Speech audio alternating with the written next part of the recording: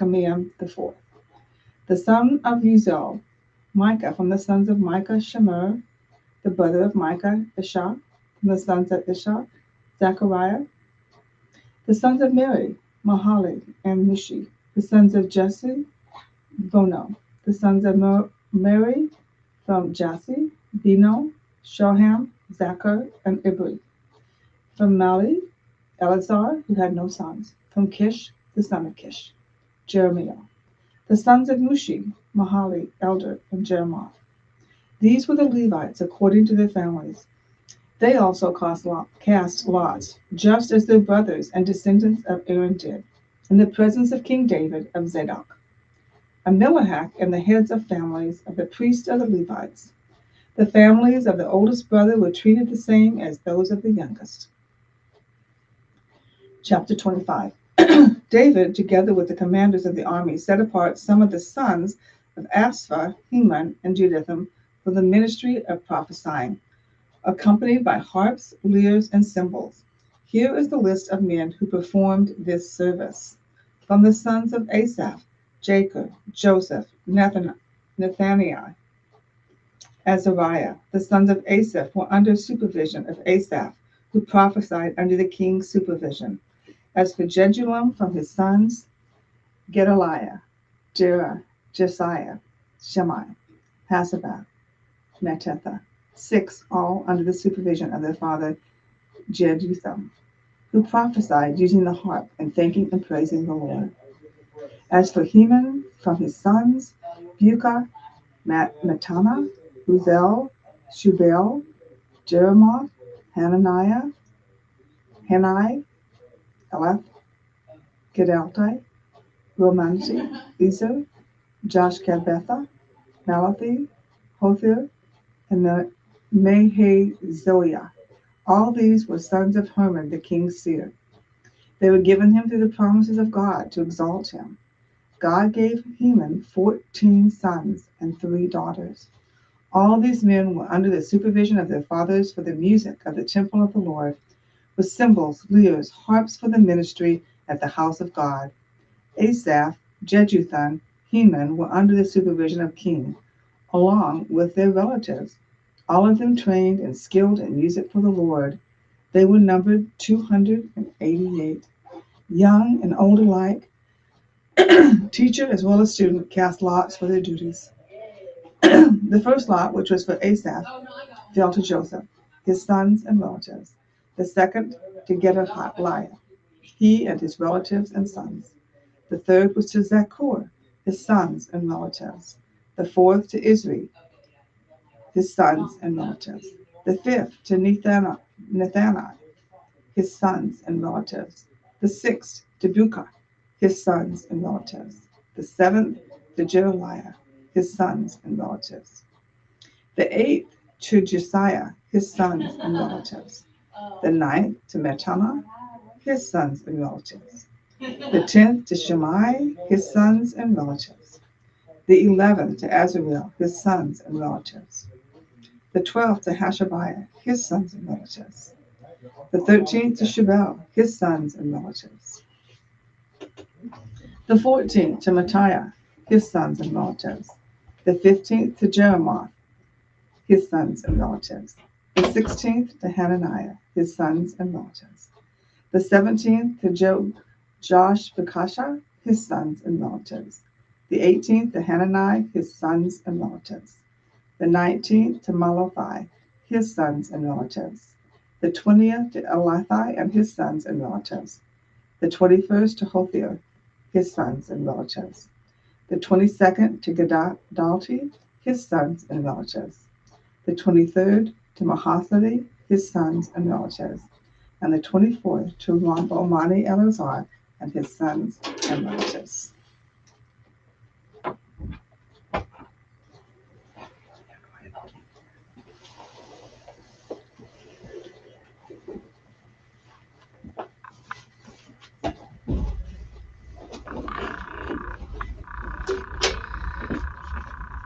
From the Korites, Mesibian, son of Kor, one of the sons of Asrid, Misali had sons, Zechariah the firstborn, Jerel the second, Zebadiah the third, Jethaniel the fourth, Elam the fifth, Joram the sixth, and Elon the seventh.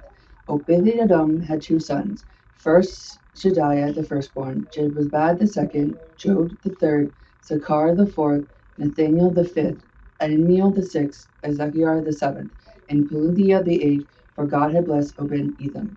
His son Shemaiah had two sons who were leaders in their father's family.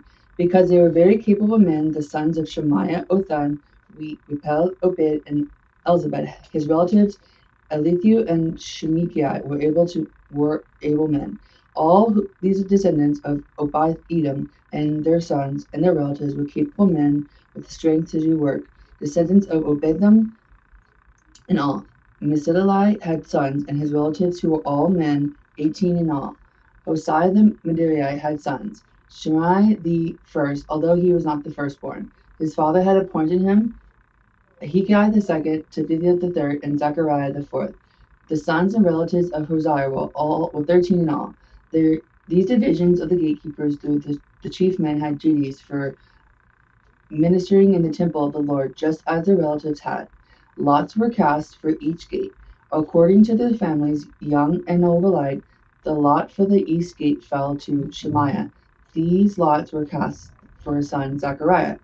A wise counselor, and the lot to the north gate fell to him. The lot for the south gate fell to Obed-Edom, and lots to the storehouse fell to her sons. The lots for the west gate and the Shigala gate on the upper road fell to Shebulun and Hosea. Guard was alongside of guard. There were 6 Levites a day on the east, 4 on the month, 4 a day on the south, and 2 at a time at the storehouse. As for the court to the west, there were 4, and the road and the 2 to the court itself. There were divisions of the gatekeepers who were descendants of Korai and Methiah. Their fellow Levites were in charge of the treasures of the house of God and the treasuries for the dedicated things. The descendants of Laden, who were Jeshimites through Laden, and those who were heads of the families belonged to Laden. The Jerusalemite were Jeilah, the sons of Jeilah, Zilham, and his brother Joel. They were in charge of the treasuries of the temple of the Lord. From the Ankmarites, the Israelites, the Hebronites, and the Uzzielites. Shabal, a descendant of Jusam, son of Moses, was the official officer in charge of the treasuries. His relatives, though Eliezer, Rebekah, his son Jeriah, his son Joram, his son Zagri, his son and Shelemiah, his son Shelomoth, and his relatives were in charge of the treasuries. For the things dedicated by King David by his heads of families, who were the commanders of thousands and commanders of hundreds by the other commander armies. Some of the plunder taken in battle they dedicated for the repair of the temple of the Lord. And everything Saul, son of Kun, Abner, son of Nin, and Jim, son of Zariah, and all the other dedicated things were in the care of Shulman and his relatives. From the Azarites, Kenaniah and his sons were assigned duties from the temple as officials and judges over Israel. From the Hebronites, Habashiah and his relatives, 1,700 able men were responsible in Israel west of the Jordan for all the work of the Lord and for his king's service. As for the Hebronites, Jeriah was the chief according to the genealogical records of their family. In their 14th year of David's reign, a search was made in the records, and capable men among the Hebronites were found at Jeriah in Gilead. Jeriah had 2,700 relatives who were able men, heads of family, and King David put them in charge of these Reubenites, the Gileadites in the tribe of Messiah, for mature pertaining to God and for the affairs of the king. This is the list of the Israelites, heads of families, commanders of thousands, and commanders of hundreds of their fiercest who served the king. In the concern that the army divisions that they were on duty for month by month through the year, each division consisted of 24,000 men. In charge of the first division for the first month were Jehosham, son of Zabdiel. There were 24,000 men in the division, and he was a son of Perez and chief of all the army officers in the first month. In charge of the division for the second month was Johanan the Ohiyat. Magalath was the leader of his division. There were 2,400 men in his division. The army commander for the third month was Bina, son of Jediah, the priest. He was chief, and there was 24,000 men in his division. This was Benaiah, who was a mighty man among the 30, and was over the 30. His son Amaziah was in charge of the division. For the fourth month was Abiziel, the brother of Job. His son Zebediah was his successor. There were 24,000 men in his division. For the fifth month, there were Commander Sheminith the Israelite. There were 24,000 men in his division. For the sixth month was in Uriah, the son of Achish the Ticreite. There were 24,000 men in his division. For the seventh month was Helez the Pelonite and Ephraimite. There were 24,000 men in his division. For the eighth month was Shebekiah the Hushionite, a Zarahite. There was 24,000 men in his division. For the ninth month was Abizer the Antherite, a Benjamite. There were 24,000 men in his division. For the tenth month was Masari the Nympharite, a Zarahite. There were 24,000 men in his division. For the 11th month was Bea the Pathonite and Ammonite. There were 24,000 men in his division. For the 12th month was Heldi the Zovonite for the family of Othniel. There were 24,000 men in his division. Of the officers over the tribes of Israel, over the Reubenites, Eleazar son of Zikri; over the Simeonites, Sephiah son of Makkah; over Levi, Habashi son of Chemiel; over Aaron and Zadok; over Judah, Ether, a brother of David; over Zakah, Omar son of Michael; over Zablam, Ishmaiah son of Obadiah; over Naphtali, Jermoth son of Azriel; over the Ephraimites, Hosea son of Aziel; over the tribe of Manasseh, Joel son of Pedaiah; over the tribe of Messiah in the Galilee, Iddo son of Zechariah; over Benjamin, Jesiel son of Abner; over Dan, Azriel son of Joham. These were the officers over the tribes of Israel. David did not take the number of the men 20 years old or less, because the Lord had promised to make Israel a number as the stars. Joab, son of Zediah, began to count the men, but did not finish. Wrath came on Israel on account for this numbering, and the number was not entered in the book of the annals of King David. Ozaviah, son of Adiah, was in charge of the royal storehouses.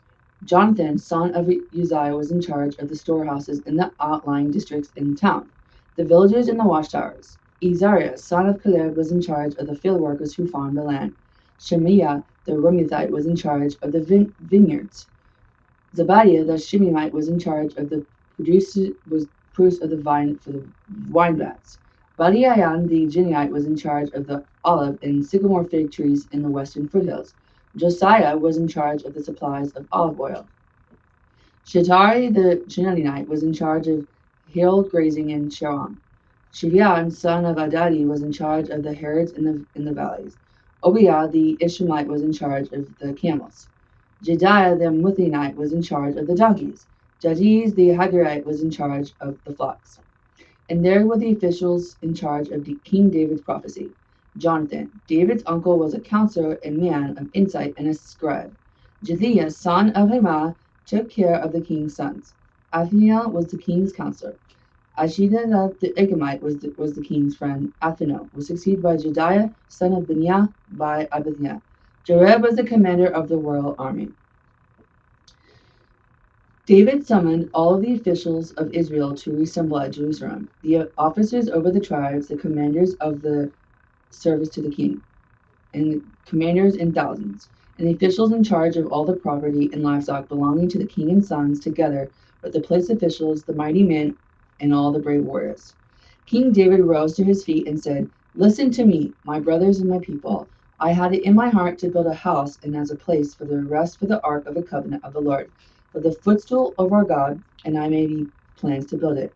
But God said to me, you are not to build a house for my name because you are a warrior and have shed blood. Yet the Lord, the God of Israel, chose me from my whole family to be king over Israel forever. He chose Jediah as leader, and from the house of Judea he chose my family, and from my father's sons he was pleased to make me king of Israel. For all of my sons, and the Lord has given me so many, he has chosen my son Solomon to sit on the throne of the kingdom of the Lord over Israel. He said to me, Solomon, your son is the only one who will build my house and my courts, for I have chosen him to be son, and I will be his father. I will establish his kingdom forever if he is unanswering in carrying out my commands and laws as it is done at this time. So now I charge you in the sight of all Israel and the assembly of the Lord and in the hearing of our God, be careful to follow in all commands of the Lord your God, that ye may possess this good land, and as it passes on inheritance to your descendants forever. And to you, my son Solomon, acknowledge the God of your father, and serve him with wholehearted devotion and with all willing mind. For the Lord searches every heart and understands every motive behind the thoughts. If you seek him, he will be found, but if you forsake him, he will reject you forever. Consider now, for the Lord has chosen you to build a temple as a sanctuary. Be strong and do the work. Then David gave his son Solomon the plans for the portico of the temple, its buildings, its storage room, its upper parts, its inner rooms, and the place of atonement. He gave him the plans for that the Spirit had put in his mind from the courts of the temple of the Lord and the surroundings for the treasuries of the temple of God and for the treasuries of for the dedicated things. He gave him instructions for the divisions of the priests and Levites, and all for the work of serving in the temple of the Lord, and as well for all the articles to be used in its service. He designated the weight of gold for all gold articles to be used in various kinds of service, and the weight for silver, all the silver articles to be used in various kinds of service. The weight of gold for the gold lampstands with their lamps, with the weight for each lampstand and its lampstand, and the weight for each silver lampstand and its lamps, according to each lampstand, the weight of gold of silver for the silver tables, the weight of pure gold for the forks, sparkling bowls and pitchers, the weight of gold for each dish, the weight of each silver dish, and the weight of the refined gold for the altar of incense. He also gave him the plan for the chariot, this the cherub of gold, that spread their wings and shelter the ark of the covenant. All this David said, I have in writing, for the hand of the Lord upon me, and he gave me understanding. In the details of my plan, David also said to his son, be strong and courageous, and do work. Do not be afraid or discouraged, for the God my God is with you. He will not fail you or forsake you until all the work for the service of the temple of the Lord is finished. The divisions of the priests and Levites are ready for all the work on the temple of God, and every willing man in every craft will help you in all the work. The officials and people will obey your every command. Then King David said to his whole assembly, my son is Solomon, the one whom God has chosen, is young and inexperienced. The task is great because this spiritual structure is not for man, but for the Lord God. With all my resources I have provided for the temple of my God, gold for the gold work, silver for the silver bronze, for the bronze iron, for the iron and wood for the wood, as well as the onyx for the settings, turquoise stones of various colors and all kinds of fine stone, and marble, all of these in large quantities. Besides, in my devotion of the temple of my God, I gave you my personal treasures of God and silver for the temple of my God, over and above everything. I have provided for this holy temple 3,000 talents of gold of Ophir, and 7,000 talents of refined silver, for the overlaying work of these walls of the buildings, for the gold and the silver, and for the work to be done by the craftsmen. Now who is willing to concentrate himself to the Lord? The leaders of families, the officers of the tribes of Israel, the commanders of thousands and commanders of hundreds, and the officials in charge of the king's work gave willingly.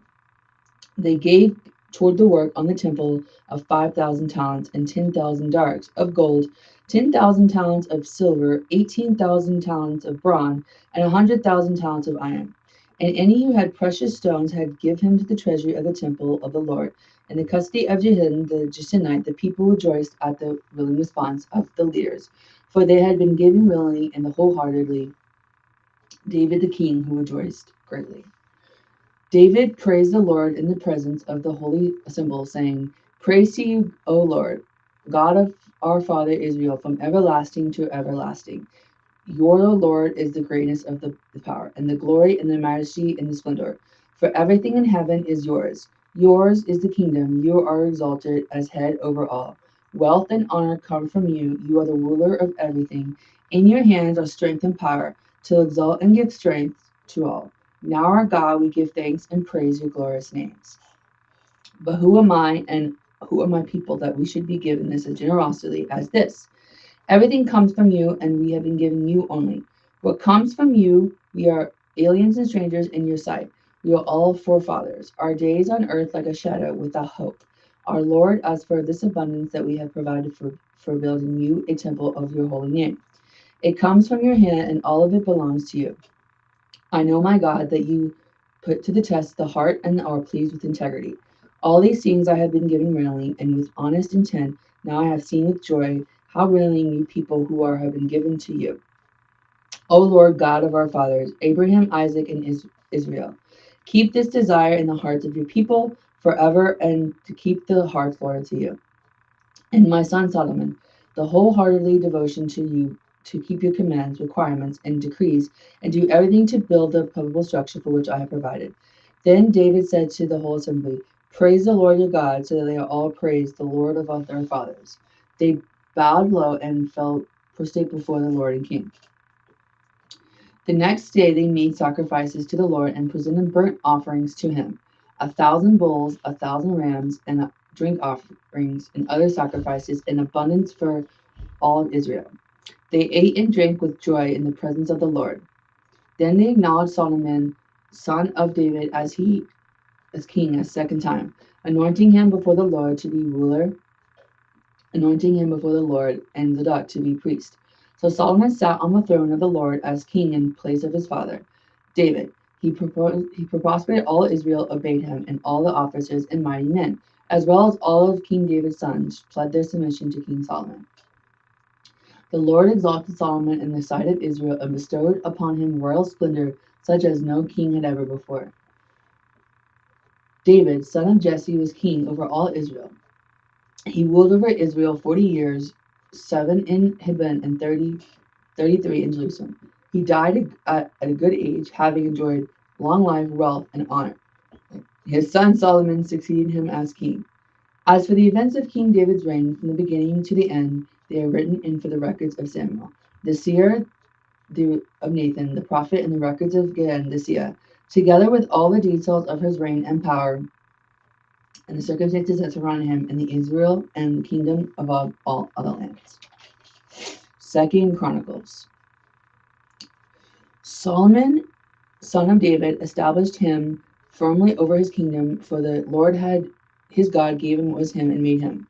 Then Solomon spoke to all of Israel, to the hundreds, to the judges, and to all the leaders in Israel.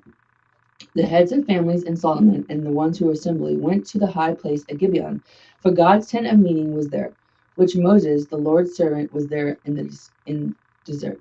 Now David had brought up the ark of God from Kiriath-Jearim to the place he had prepared for it, but he had pitched a tent for it in Jerusalem. But the bronze altar that the son of Uriah, the son of Hur, had made was in Gibeon, in front of the tabernacle of the Lord. So Solomon and the assembly inquired of him. Solomon went up to the bronze altar before the Lord of meeting and offered 1,000 burnt offerings on it. That night God approached to Solomon and said to him, whatever you want me to give you. Solomon answered, God, you have shown me great kindness to David my father, and made me king in his place. Now, God, let your promise to my father David be confirmed, for you have made me king over a people who are given as numerous the dust of the earth. Give me the wisdom and knowledge that I may lead this people, for who is able to govern to the great people of yours. God said to Solomon, since this is your heart's desire, and you have not asked for wealth, riches, or honor, nor for the death of your enemies, and since you have not asked for a long time, but for wisdom and knowledge to govern people whom I have made you king, therefore wisdom and knowledge will be given to you. And I will also give you wealth, riches, and honor, such as no king as you had before. Then Solomon went to Jerusalem after the place of Gibeon before the tent of meeting, and he reigned over Israel. Solomon accumulated chariots and horses. He had 1,400 chariots and 12,000 horses, which he kept in the chariot cities, and was also with him in Jerusalem. The king made silver and gold as common in Jerusalem as stones, and cedar as plentiful as sycamore fig trees in the foothills. Solomon's horses were imported from Egypt and from the Kuhu. The royal merchants purchased from Kuhu. They imported a chariot from Egypt for 600 scales of silver and a horse for 150. They also exported them to all the kings of the Hittites and of the Amorites. Solomon gave order to build a temple for the name of God and a royal palace for himself. He conscripted 70,000 men as carriers and 80,000 sand as structures in the hills and 3,600 as foremen over. Solomon said this message to him, Send me cedar logs, as for you, my father David, when you send him cedar to build a place to live in. Now I am the Lord my God, and to dedicate it to you for burning fragment incense before setting out on the concentrated bread regularly and for making burnt offerings every morning and evening, then approach the feast of the Lord our God. This is a lasting ordinance for Israel. The temple I am going to build will be great because our God is greater than all gods. But who is able to build a temple for him? Even the heavens, even the highest heavens cannot contain him. Who am I to build a temple for him, except as a place to burn sacrifices before him? Send me, therefore, a man skilled to work in silver and bronze and iron and in purple, crimson, and blue yarn, and experienced in the art of engraving to work in Judea and Jerusalem. But my craftsmen, whom my father then David provided. Send me also cedar and pine and algum, logs from Lebanon, for I know that your men will be skilled in cutting timber be there. My men will work with yours to provide with plenty of lumber, because the temple I build will be large and magnificent. I will give you your servants the woodsmen who cut 20,000 cores of ground wheat, 20,000 of cores barley, 20,000 baths of wine, and 20,000 baths of olive oil. Hiram, king of Tyre, replied to Solomon, Because the Lord loves his people, he has made you their king. And Hiram added, Praise to be the God of Israel, who made heaven and earth. He has given King David a wise son, endowed with intelligence and discernment, who will build a temple for the Lord and a place for himself. I am sending you Habin-Nabai, a man of great skill, whose mother was from Dan and whose father was from Tyre. He is trained to work in gold and bronze and silver and iron, stirred in wood, and yet with purple and blue crimson. He is experienced in all kinds of engraving and can execute any design given to him. He will work with you craftsmen with those of my lord, David your father. Now let my lord see his servants, the wheat and barley and the oils, all the logs from Lebanon that you need and will float on the rafts by the sea down to Jerusalem. You can take them up to Jerusalem. Solomon took a census of all these aliens who were in Israel and all the census his father David had taken, and then they found to be 153,600. He assigned 70,000 of them to be carriers and 80,000 to be stonecutters in the hills, of 3,600 foremen over to the people working. Then Solomon began to build the temple of the Lord in Jerusalem. On Mount Mosiah, the Lord had approached to his father David. It was the threshing floor of Uriah the Jebusite, that place provided by David. He began building on the second day of the second month, in the 4th year of his reign. The foundation Solomon laid for building the temple of God was 60 cubits long and 20 cubits wide. The portico at the front of the temple was 20 cubits long across the width of the building and 20 cubits high. He overlaid the inside with pure gold. He paneled the main hall with pine and covered it with fine gold and decorated it with palm trees and chair designs. He adorned the temple with precious stone, and the gold he used was gold of Purman. He overlaid the ceilings, door-framed walls, and doors of the temple with gold, and he carved cherubim on the walls. He built the most holy place, its length corresponding to the width of the temple, 20 cubits long and 20 cubits wide. He overlaid the inside with 600 talents of fine gold. The gold nails weighed 50 shekels. He was overlaid the upper parts with gold. In the most holy place, he made a pair of sculpted cherubim and overlaid them with gold. The total wingspan of the cherubim was 20 cubits. One wing of the first cherubim was 5 cubits long and touched the temple wall, while its other wing, also 5 cubits, touched the wing of the other cherubim. Similarly, one wing of the cherubim was 5 cubits long and touched the other temple, and its other wing, also 5 cubits, touched the wing of the first cherubim. The wings of these cherubim extended 20 cubits. They stood on their feet, facing the main hall. He made the curtain of blue, purple, and crimson yarn and fine linen with cherubim worked into it. In the front of the temple he made 2 pillars, which together was 25 cubits long with the capital on into serving cubits. He made interwoven chairs and put them on top of pillars. He also made 100 pomegranates and attached them each to the chairs. He erected the pillars in front of the temple, one to the south and one to the north. The one to the south he named Jachin, and one then he named Boaz. He made a bronze altar with 20 cubits long, 20 cubits wide, and 10 cubits high. He made the sea of cast metal, circling from measuring 10 cubits from rim to rim and 5 cubits high. It took a line of 30 cubits to measure around it. Below the rim, among the figures of bowls, encircled it 10 to a cubit. The bowls were cast into 2 rows, one piece with the sea. The sea stood on 12 bowls, these factoring north, 3 factoring west, 3 factoring south, and 3 facing east. The sea rested on top of them, and the head and the hindquarters were toward the center.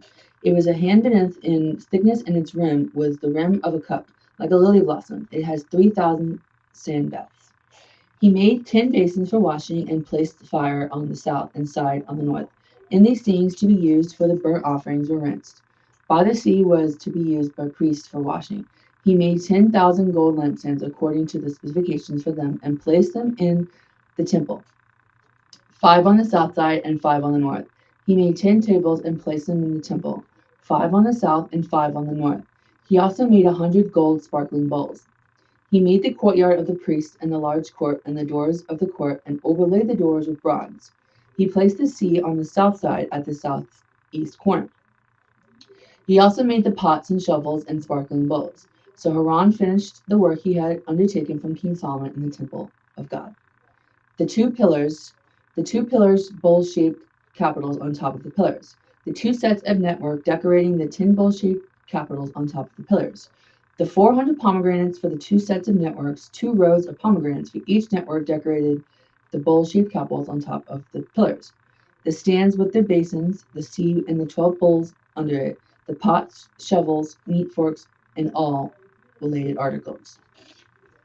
At the objects that Hammon-Habed made for King Solomon for the temple of the Lord were all of polished bronze. The king had them cast in clay molds in the plain of the Jordan between Sukkot and Zaran. All these things that Solomon made amounted to so much that the weight of the bronze was not determined. Solomon also made all the furnishings that were in God's temple: the golden altar, the tables on which the bread of the presence, the lampstands of pure gold heart with their lamps to burn in front of the inner sanctuary as prescribed. The gold floor work with lamps and tongues and were solid gold. The pure gold wick trimmers, sparkling dishes, and censers, and the gold doors of the temple, the inner doors to the holy place, and the doors of the main hall. With all the work Solomon had done for the temple, the Lord had finished. He brought in his things his father David had dedicated, the silver and the gold, all the furnishings, and he had placed them in the treasuries of God's temple. Then Solomon summoned to Jerusalem the elders of Israel, all heads of tribes, and the chiefs of the Israelites, families, to bring up the ark of the Lord's covenant from Zion, the city of David. And all the men of Israel came together to the king at the time of the festival in the 7th month. When all the elders of Israel had arrived, the Levites took up the ark. They brought up all that were the sacred furnishings in it. The priests who were Levites carried them up, and King Solomon and the entire assembly of Israel that had gathered about him were before the ark, sacrificing so many sheep and cattle that they could not be recorded or counted. The priests had brought the ark of the Lord's covenant to its place in the inner sanctuary of the temple, the most holy place, and it's beneath of the wings. The cherubim spread the wings over the place of the ark and covered the ark and its carrying poles. These poles were so long and extended from the ark that they could not be seen in front of the inner sanctuary, but not from the holy place, and they were still today. There was nothing in the ark except 2 tablets that Moses had placed in on it Horeb, where the Lord had made a covenant with the Israelites before they came out of Egypt. The priests then withdrew from the holy place. All the priests who were there had land consecrated themselves. Regardless of their divisions, all the Levites who had them must come. Assyrian, Hermon, Jerun, and their sons and their relatives stood on the east of the altar, dressed in fine linen and played cymbals and lathe and lays. They were accomplished by 120 priests surrounding trumpets. The trumpets and singers joined in unity. Thanks to the Lord, accomplished by trumps, cymbals, and other instruments, they raised their hands, their voices, and praised the Lord and said, He is good, his love endures forever.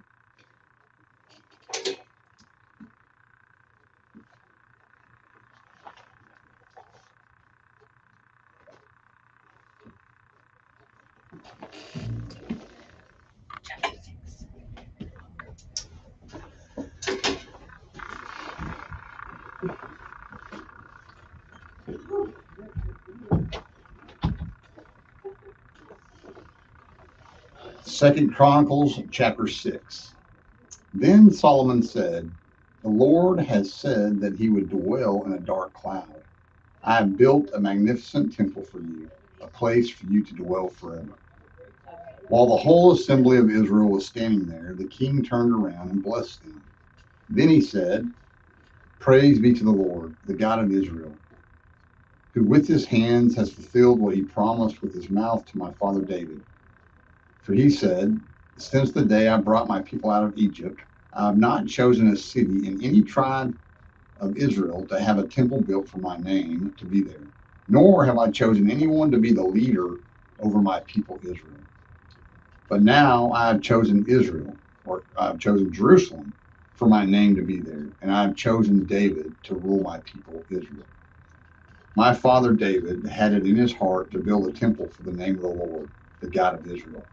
But the Lord said to my father David, because it was in your heart to build a temple for my name, you did well to have this in your heart. Nevertheless, you are not the one to build the temple, but your son, who is your own flesh and blood, he is the one who will build the temple for my name. The Lord has kept the promise he made. I have succeeded David my father, and now I sit on the throne of Israel, just as the Lord promised, and I have built the temple for the name of the Lord, the God of Israel. There I have placed the ark, in which is the covenant of the Lord that he made with the people of Israel." Then Solomon stood before the altar of the Lord in front of the whole assembly of Israel and spread out his hands. Now he had made a bronze platform, 5 cubits long, 5 cubits wide, and 3 cubits high, and had placed it in the center of the outer court. He stood on the platform and then knelt down before the whole assembly of Israel and spread out his hands toward heaven. He said, "O Lord, God of Israel, there is no God like you in heaven or on earth. You who keep your covenant of love with your servants, who continue wholeheartedly in your way. You have kept your promise to your servant David, my father. With your mouth you have promised, and with your hand you have fulfilled it, as it is today. Now, Lord, God of Israel, keep for your servant David, my father, the promises you made to him when you said, 'You shall never fail to have a man to sit before me on the throne of Israel. If only your sons are careful in all they do to walk before me according to my law, as you have done. And now, O Lord, God of Israel, let your word that you promised your servant David come true.' But will God really dwell on earth with men?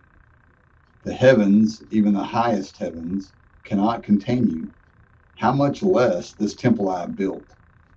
Yet give attention to your servant's prayer and his plea for mercy, O Lord my God. Hear the cry and the prayer that your servant is praying in your presence. May your eyes be open toward this temple day and night, this place of which you said you would put your name there. May you hear the prayer your servants praise toward this place. Hear the supplications of your servant and of your people Israel when they pray toward this place. Hear from heaven, your dwelling place, and when you hear, forgive. When a man wrongs his neighbor and is required to take an oath, and he comes and swears the oath before your altar in this temple, then hear from heaven and act. Judge between your servants, repaying the guilty by bringing down on his own head what he has done. Declare the innocent not guilty, and so established his innocence. When your people Israel have been defeated by an enemy because they have sinned against you, and when they turn back and confess your name, praying and making supplication before you in this temple, then hear from heaven and forgive the sin of your people Israel, and bring them back to the land you gave to them and their fathers. When the heavens are shut up and there is no rain because your people have sinned against you, and when they pray toward this place and confess your name and turn from their sin because you have afflicted them, then hear from heaven and forgive the sin of your servants, your people Israel. Teach them the right way to live, and send rain on the land you gave your people for an inheritance. When famine or plague comes to the land, or blight or mildew, locusts or grasshoppers, or when enemies besiege them in any of their cities, whatever disaster or disease may come, and when a prayer or plea is made by any of your people Israel, each one aware of his afflictions and pains, and spreading out his hands toward this temple, then hear from heaven, your dwelling place. Forgive and deal with each man according to all he does, since you know his heart, for you alone know the hearts of men, so that they will fear you and walk in your ways all the time they live in the land you gave our fathers. As for the foreigner who does not belong to your people Israel, but has come from a distant land because of your great name and your mighty hand and your outstretched arm, when he comes and prays toward this temple, then hear from heaven your dwelling place, and do whatever the foreigner asks of you, so that all the peoples of the earth may know your name and fear you, as do your own people Israel, and may know that this house I have built bears your name. When your people go to war against their enemies, wherever you send them, and when they pray to you toward this city you have chosen and the temple I have built for your name, then hear from heaven their prayer and their plea, and uphold their cause. When they sin against you, for there is no one who does not sin, and you become angry with them and give them over to the enemy, who takes them captive to a land far away or near, and if they have a change of heart in the land where they are held captive, and repent and plead with you in the land of their captivity, and say, we have sinned, we have done wrong and acted wickedly, and if they turn back to you with all their heart and soul in the land of their captivity where they were taken, and pray toward the land you gave their fathers, toward the city you have chosen and toward the temple I have built for your name, then from heaven, your dwelling place, hear their prayer and their pleas, and uphold their cause, and forgive your people who have sinned against you. Now, my God, may your eyes be open and your ears attentive to the prayers offered in this place. Now arise, O Lord God, and come to your resting place, you and the ark of your might. May your priests, O Lord God, be clothed with salvation. May your saints rejoice in your goodness. O Lord God, do not reject your anointed one. Remember the great love promised to David, your servant. 2 Chronicles chapter 7. When Solomon finished praying, fire came down from heaven and consumed the burnt offering and the sacrifices, and the glory of the Lord filled the temple. The priests could not enter the temple of the Lord because the glory of the Lord filled it. When all the Israelites saw the fire coming down and the glory of the Lord above the temple, they knelt on the pavement with their faces to the ground, and they worshiped and gave thanks to the Lord, saying, He is good. His love endures forever. Then the king and all the people offered sacrifices before the Lord. And King Solomon offered a sacrifice of 22,000 head of cattle and 120,000 sheep and goats. So the king and all the people dedicated the temple of God. The priests took their positions, as did the Levites, with the Lord's musical instruments, which King David had made for praising the Lord, and which were used when he gave thanks, saying, His love endures forever. Opposite the Levites, the priests blew their trumpets, and all the Israelites were standing. Solomon consecrated the middle part of the courtyard in front of the temple of the Lord, and there he offered burnt offerings and the fat of the fellowship offerings, because the bronze altar he had made could not hold the burnt offerings, the grain offerings, and the fat portions. So Solomon observed the festival at that time for 7 days, and all Israel with him, a vast assembly, people from Lebo, Hamath, to the Wadi of Egypt. On the 8th day they held an assembly, for they had celebrated the dedication of the altar for 7 days, and the festival for 7 days more. On the 23rd day of the 7th month, he sent the people to their homes, joyful and glad in heart for the good things the Lord had done for David and Solomon and for his people Israel. When Solomon had finished the temple of the Lord and the royal palace, and had succeeded in carrying out all he had in mind to do in the temple of the Lord and in his own palace, the Lord appeared to him at night and said, I have heard your prayer and have chosen this place for myself as a temple for sacrifices. When I shut up the heavens so that there is no rain, or command locusts to devour the land, or send a plague among my people, if my people who are called by my name will humble themselves and pray and seek my face and turn from their wicked ways, then will I hear from heaven and will forgive their sin and will heal their land. Now my eyes will be opened and my ears attentive to the prayers offered in this place. I have chosen and consecrated this temple so that my name may be there forever. My eyes and my heart will always be there. As for you, if you walk before me as David your father did, and do all I command, and observe my decrees and laws, I will establish your royal throne as I covenanted with David your father when I said, you shall never fail to have a man to rule over Israel. But if you turn away and forsake the decrees and commands I have given you, and go off to serve other gods and worship them, then I will uproot Israel from my land, which I have given them, and will reject this temple I have consecrated for my name. I will make it a byword and an object of ridicule among all peoples. And though this temple is now so imposing, all who pass by will be appalled and say, why has the Lord done such a thing to this land and to this temple? People will answer, because they have forsaken the Lord, the God of their fathers, who brought them out of Egypt, and have embraced other gods, worshiping and serving them. That is why he brought all this disaster on them.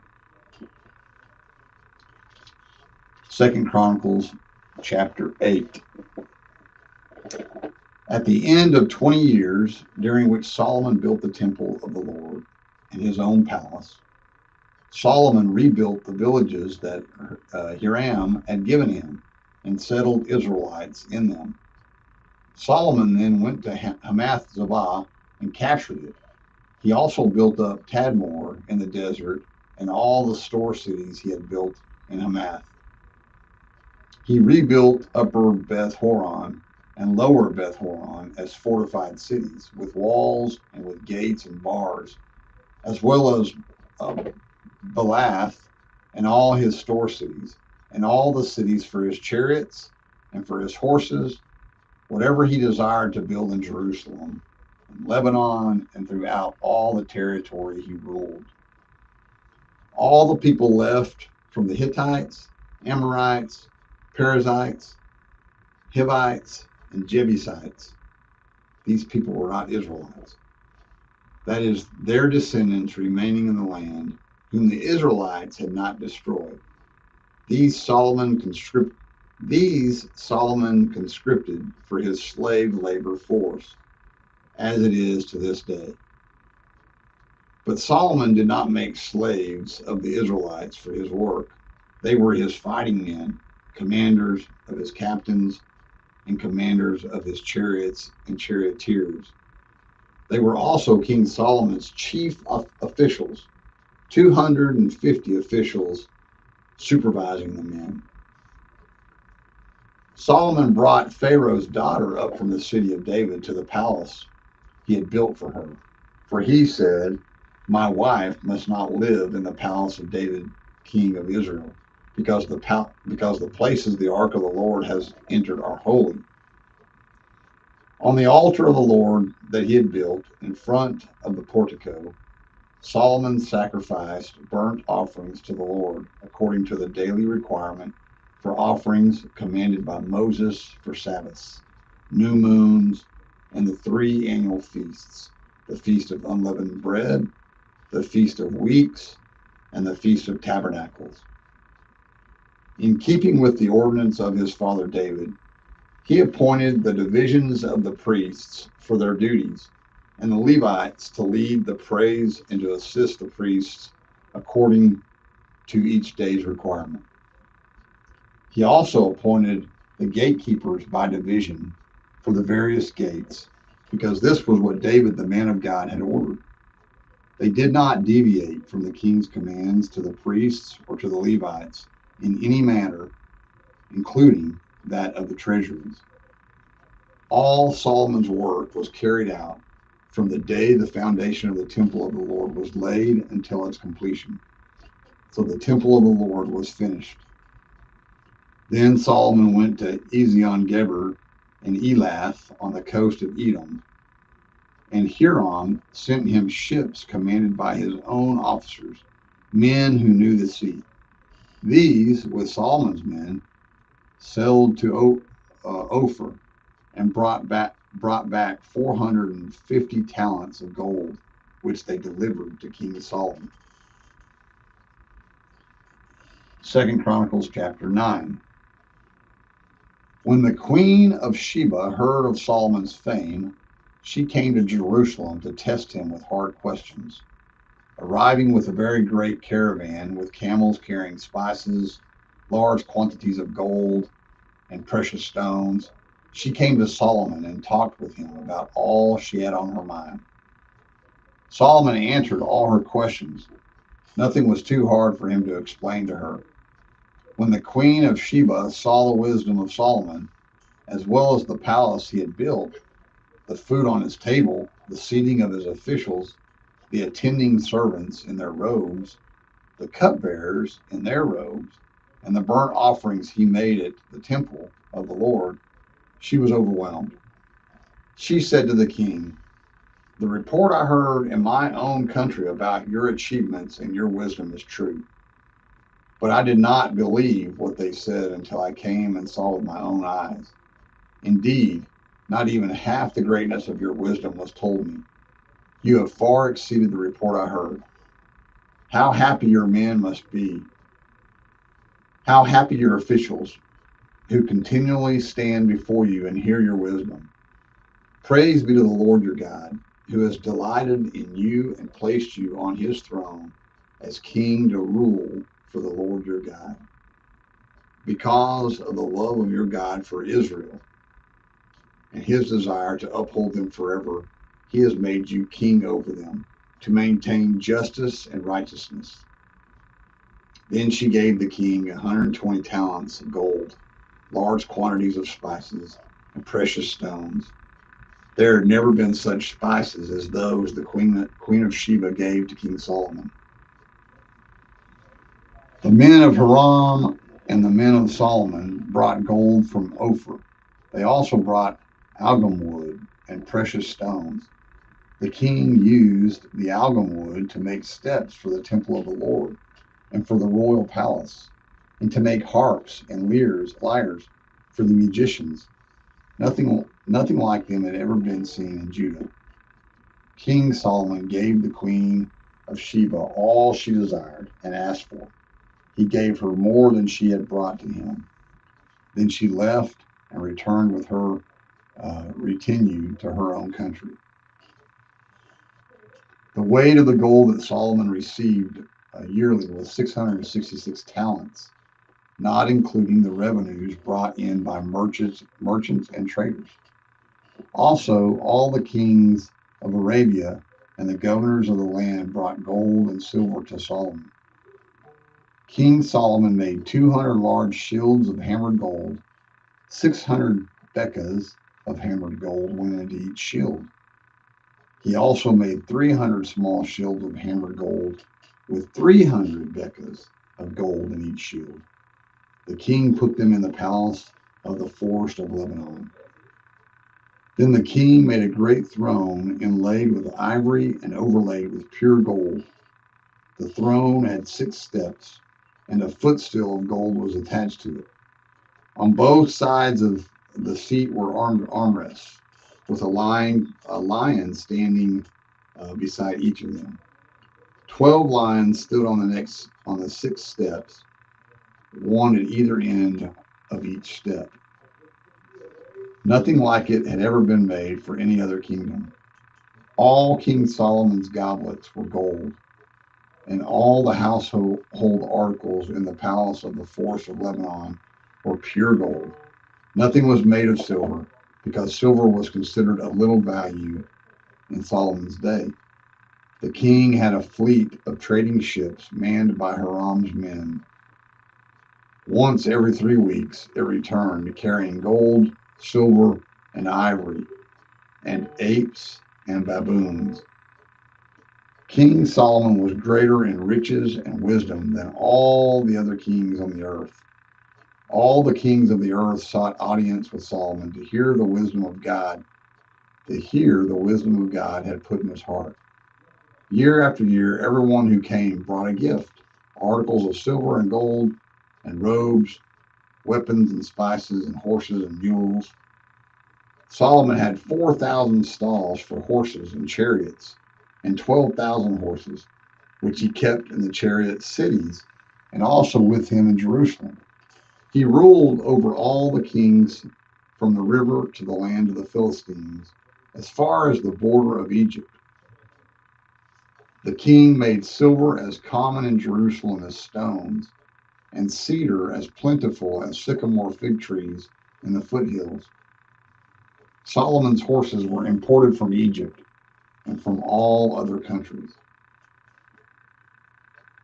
As for the other events of Solomon's reign from beginning to end, are they not written in the records of Nathan the prophet, in the prophecy of Ahijah the Shilonite, and in the visions of Iddo the seer concerning Jeroboam son of Nebat?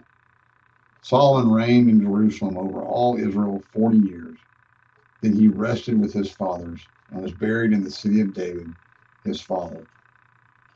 And Rehoboam, his son, succeeded him as king. 2 Chronicles chapter 10. Rehoboam went to Shechem, for all the Israelites had gone there to make him king. When Jeroboam, son of Nebat, heard this, he was in Egypt where he had fled from King Solomon.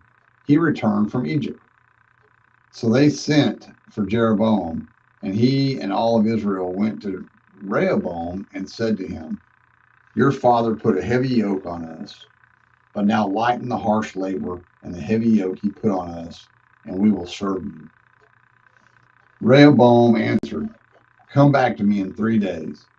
So the people went away. Then King Rehoboam consulted the elders who had served his father Solomon during his lifetime.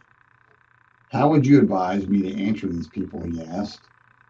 They replied, "If you will be kind to these people and please them and give them a favorable answer, they will always be your servants."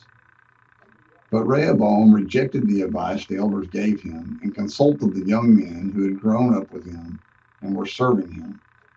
He asked them, "What is your advice?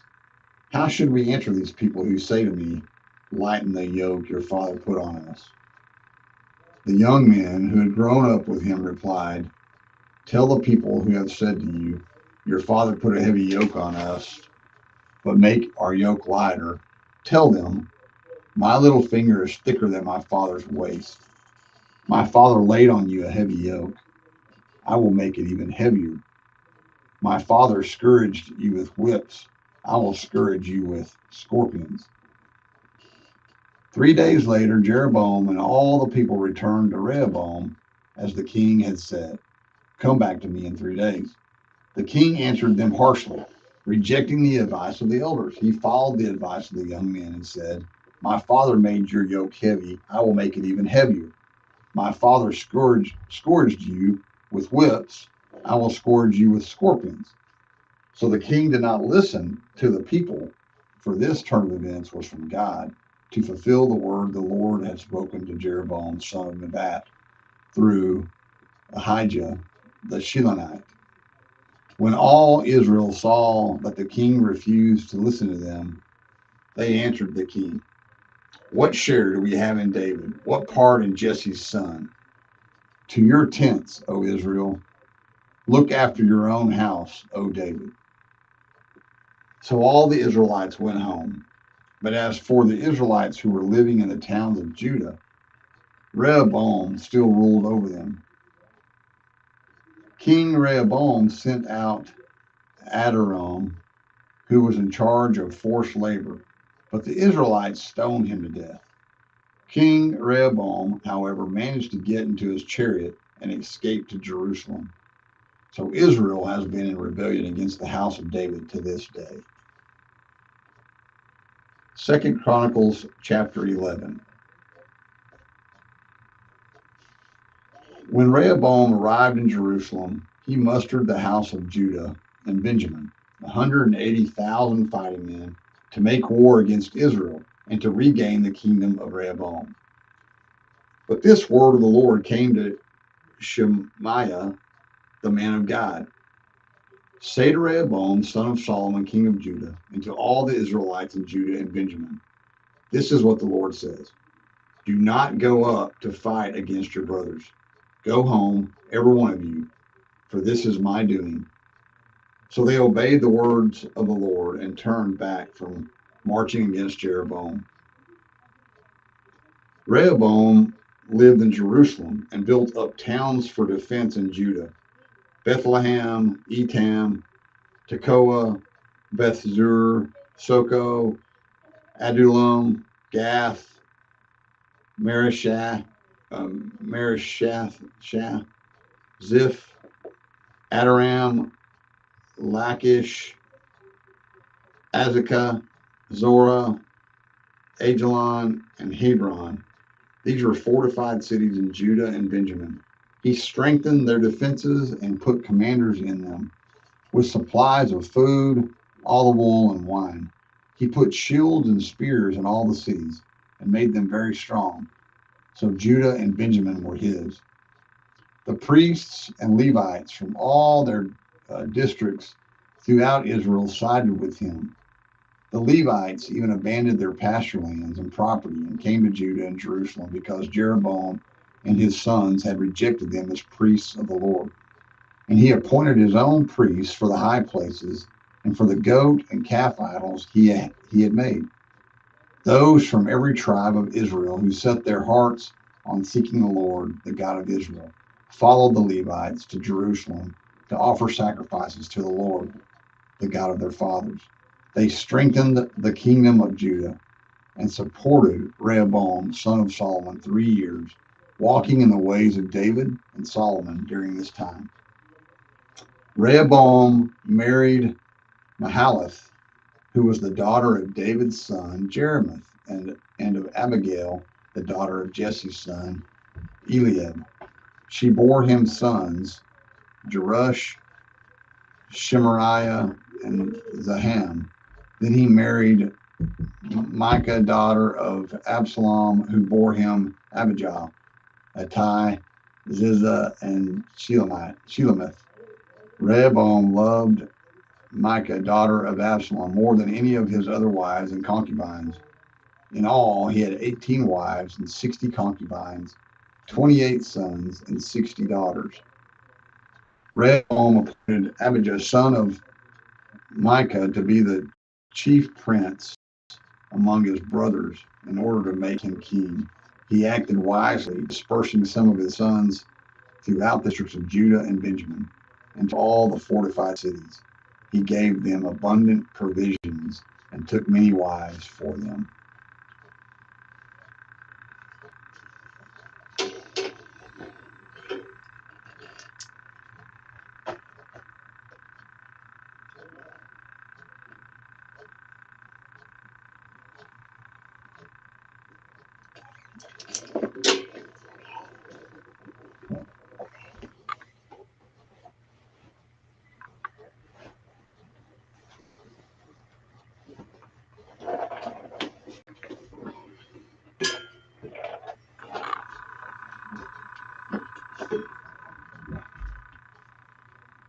After Rehoboam's position as king was established and he had become strong, he and all Israel with him abandoned the law of the Lord. Because they had been unfaithful to the Lord, Shishak, king of Egypt, attacked Jerusalem in the 5th year of King Rehoboam. With 1,200 chariots and 60,000 horsemen, and the innumerable troops of Libyans, Succarites, Cushites that came with him from Egypt, he captured the fortified cities of Judah and came as far as Jerusalem. Then the prophet Shemaiah came to Rehoboam and to the leaders of Judah who had assembled in Jerusalem for fear of Shishak. And he said to them, "This is what the Lord says. You have abandoned me. Therefore, I now abandon you to Shishak." The leaders of Israel and the king humbled themselves and said, "The Lord is just." When the Lord saw that they humbled themselves, this word of the Lord came to Shemaiah: "Since they have humbled themselves, I will not destroy them, but will soon give them deliverance. My wrath will not be poured out on Jerusalem through Shishak. They will, however, become subject to him, so that they may learn the difference between serving me and serving the kings of other lands." When Shishak, king of Egypt, attacked Jerusalem, he carried off the treasures of the temple of the Lord and the treasures of the royal palace. He took everything, including the gold shields Solomon had made. So King Rehoboam made bronze shields to replace them and assigned these to the commanders of the guard on duty at the entrance to the royal palace. Whenever the king went to the Lord's temple, the guards went with him, bearing the shields, and afterward they returned them to the guard room. Because Rehoboam humbled himself, the Lord's anger turned from him, and he was not totally destroyed. Indeed, there was some good in Judah. King Rehoboam established himself firmly in Jerusalem and continued as king.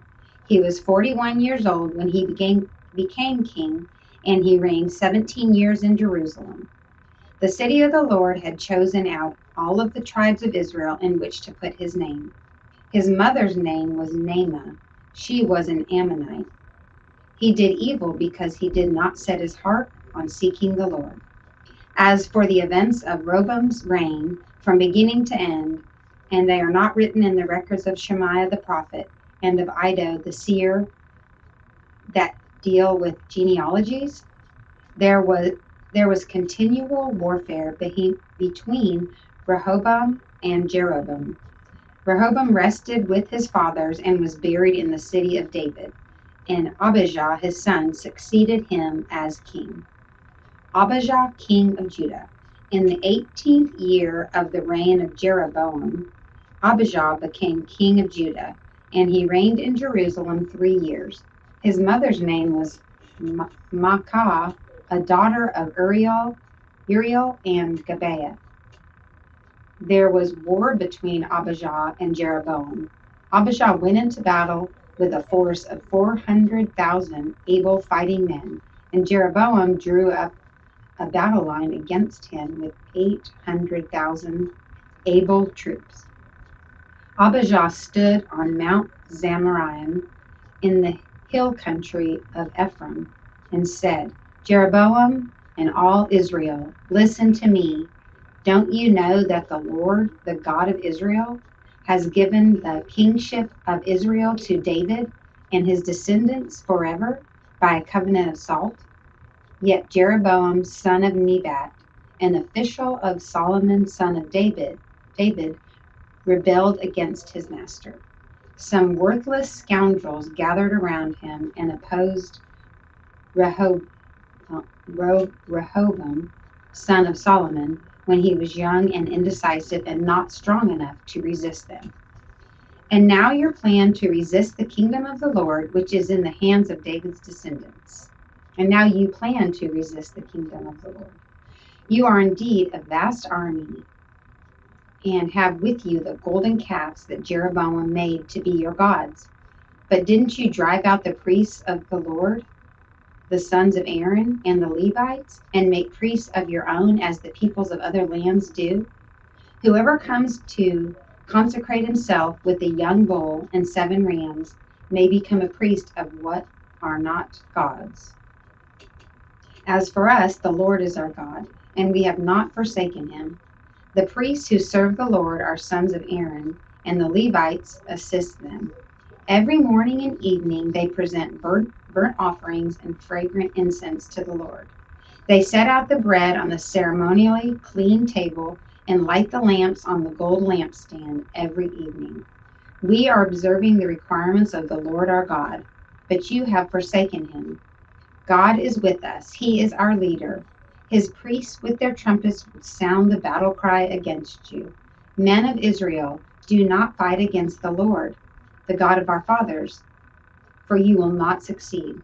Now Jeroboam had sent troops around to the rear, so that while he was in front of Judah, the ambush was behind them. Judah turned and saw that they were being attacked at both front and rear. Then they cried out to the Lord. The priests blew their trumpets, and the men of Judah raised the battle cry. At the sound of their battle cry, God routed Jeroboam and all of Israel before Abijah and Judah. The Israelites fled before Judah, and God delivered them into their hands. Abijah and his men inflicted heavy losses on them, so that there were 500,000 casualties among Israel's able men. The men of Israel were subdued on that occasion, and the men of Judah were victorious because they relied on the Lord, the God of their fathers. Abijah pursued Jeroboam and took from him the towns of Bethel, Jeshanah, and Ephraim, and their surrounding villages. Jeroboam did not regain power during the time of Abijah, and the Lord struck him down, and he died. But Abijah grew in strength. He married 14 wives and had 22 sons and 16 daughters. The other events of Abijah's reign, what he did and what he said, are written in the annotations of the prophet Iddo. And Abijah rested with his fathers and was buried in the city of David. Asa, his son, succeeded him as king, and in his days the country was at peace for 10 years. Asa, king of Judah. Asa did what was good and right in the eyes of the Lord his God. He removed the foreign altars and the high places, smashed the sacred stones, and cut down the Asherah poles. He commanded Judah to seek the Lord, the God of their fathers, and to obey his laws and commands. He removed the high places and incense altars in every town in Judah, and the kingdom was at peace under him. He built up the fortified cities of Judah, since the land was at peace. No one was at war with him during those years, for the Lord gave him rest. Let us build up these towns, he said to Judah, and put walls around them, with towers, gates, and bars. The land is still ours because we have sought the Lord our God. We sought him, and he has given us rest on every side. So they built and prospered. Asa had an army of 300,000 men from Judah, equipped with large shields and with spears, and 280,000 from Benjamin, armed with small shields and with bows. All these were brave fighting men. Zerah and Cushite marched out against them with a vast army and 300 chariots, and came as far as Mareshah. Asa went out to meet him, and they took up battle positions in the valley of Zephathah near Mareshah. Then Asa called to the Lord his God and said, Lord, there is no one like you to help the powerless against the mighty. Help us, O Lord our God, for we rely on you, and in your name we have come against this vast army. O Lord, you are our God. Do not let man prevail against you. The Lord struck down the Cushites before Asa and Judah. The Cushites fled, and Asa and his army pursued them as far as Gerar. Such a great number of Cushites fell that they could not recover. They were crushed before the Lord and his forces. The men of Judah carried off a large amount of plunder. They destroyed all the villages around Gerar, for the terror of the Lord had fallen upon them. They plundered all these villages, since there was so much booty there. They also attacked the camps of the herdsmen and carried off droves of sheep and goats and camels. Then they returned to Jerusalem. The Spirit of God came upon Azariah, son of Oded. He went out to meet Asa and said to him, Listen to me, Asa and all Judah and Benjamin. The Lord is with you, and you are with him. If you seek him, he will be found. But if you forsake him, he will forsake you. For a long time, Israel was without the true God, without a priest to teach, and without the law. But in their distress, they turned to the Lord, the God of Israel, and sought him, and he was found by them. In those days, it was not safe to travel about, for all the inhabitants of the lands were in great turmoil. Our nation was being crushed by another, and one other city by another, because God was troubling them with every kind of distress. But as for you, be strong and do not give up, for your work will be rewarded. When Asa heard these words and the prophecy of Azariah, son of Oded the prophet, he took courage. He removed the detestable idols from the whole land of Judah and Benjamin, and from the towns he had captured in the hills of Ephraim. He repaired the altar of the Lord that was in front of the portico of the Lord's temple.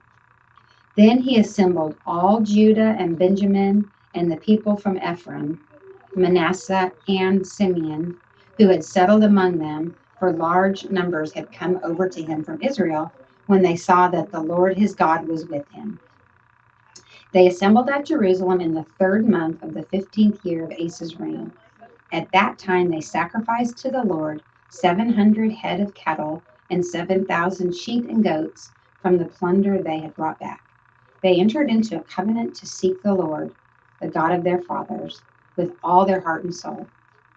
All who would not seek the Lord, the God of Israel, were to be put to death, whether small or great, man or woman.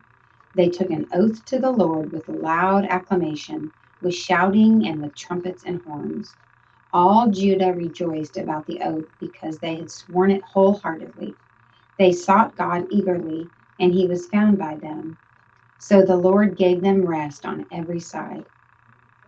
King Asa also deposed his grandmother Maacah from her position as queen mother because she had made a repulsive Asherah pole. Asa cut the pole down, broke it up, and burned it in the Kidron Valley. Although he did not remove the high places from Israel, Asa's heart was fully committed to the Lord all his life. He brought into the temple of God the silver and gold and the articles that he and his father had dedicated. There was no more war until the 35th year of Asa's reign. Asa's last years. In the 36th year of Asa's reign, Baasha, king of Israel, went up against Judah and fortified Ramah to prevent anyone from leaving or entering the territory of Asa, king of Judah. Asa then took the silver and gold out of the treasuries of the Lord's temple and of his own palace and sent it to Ben-Hadad, king of Aram, who was ruling in Damascus. Let there be a treaty between me and you, he said, as there was between my father and your father. See, I am sending you silver and gold. Now break your treaty with Baasha, king of Israel, so he will withdraw from me. Ben-Hadad agreed with King Asa and sent the commanders of his forces against the towns of Israel. They conquered Ijon, Dan, Abel, Maim, and all the store cities of Naphtali. When Baasha heard this, he stopped building Ramah and abandoned his work. Then King Asa brought all the men of Judah, and they carried away from Ramah the stones and timber Baasha had been using. With them they built up Gebal and Mizpah. At that time, Hanani the seer came to Asa, king of Judah, and said to him, "Because you relied on the king of Aram and not on the Lord your God, the army of the king of Aram has escaped from your hand. Were not the Cushites and Libyans a mighty army with great numbers of chariots and horsemen? Yet when you relied on the Lord, he delivered them into your hand. For the eyes of the Lord range throughout the earth to strengthen those whose hearts are fully committed to him. You have done a foolish thing, and from now on you will be at war." Asa was angry with the seer because of this. He was so enraged that he put him in prison. At the same time, Asa brutally oppressed some of the people. The events of Asa's reign from beginning to end are written in the book of the kings of Judah and Israel. In the 39th year of his reign, Asa was afflicted with a disease in his feet. Though his disease was severe, even in his illness, he did not seek help from the Lord, but only from the physicians. Then, in the 41st year of his reign, Asa died and rested with his fathers. They buried him in the tomb that he had cut out for himself in the city of David. They laid him on a bier covered with spices and various blended perfumes, and then they made a huge fire in his honor. Jehoshaphat, his son, succeeded him as king and strengthened himself against Israel. He stationed troops in all of the fortified cities of Judah and put garrisons in Judah and in the towns of Ephraim that his father Asa had captured. The Lord was with Jehoshaphat because in his early years he walked in the ways his father David had followed. He did not consult the Baals but sought the God of his fathers and followed his commands rather than the practices of Israel. The Lord established the kingdom under his control, and all Judah brought gifts to Jehoshaphat, so that he had great wealth and honor. His heart was devoted to the ways of the Lord. Furthermore, he removed the high places and the Asherah poles from Judah. In the 3rd year of his reign, he sent his officials Ben-Hail, Obadiah, Zechariah, Nathaniel, Micaiah, to teach in the towns of Judah. With them were certain Levites, Shemaiah, Nethaniah, Zebediah, Ashel, Sheromah, Jehonath, Adonijah, Tobijah, and Tob-Adonijah, and the priests Elishama and Jehoram. They taught throughout Judah, taking with them the book of the law of the Lord. They went around to all the towns of Judah and taught the people. The fear of the Lord fell on all the kingdoms of the lands surrounding Judah, so they did not make war with Jehoshaphat. Some Philistines brought Jehoshaphat gifts and silver as tribute, and the Arabs brought him flocks, 7,700 rams and 7,700 goats. Jehoshaphat became more and more powerful. He built forts and stores and cities in Judah, and he had large supplies in the towns of Judah. He also kept experienced fighting men in Jerusalem. Their enrollment by families was as follows. From Judah, commanders of units of 1,000. Adnah the commander with 300,000 fighting men.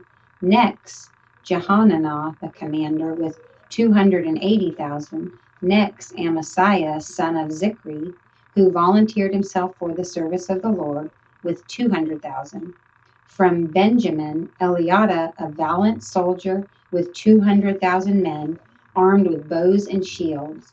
Next, Jehozabad, with 180,000 men armed for battle. These were the men who served the king, besides those he stationed in the fortified cities throughout Judah. Micaiah prophecies against Ahab.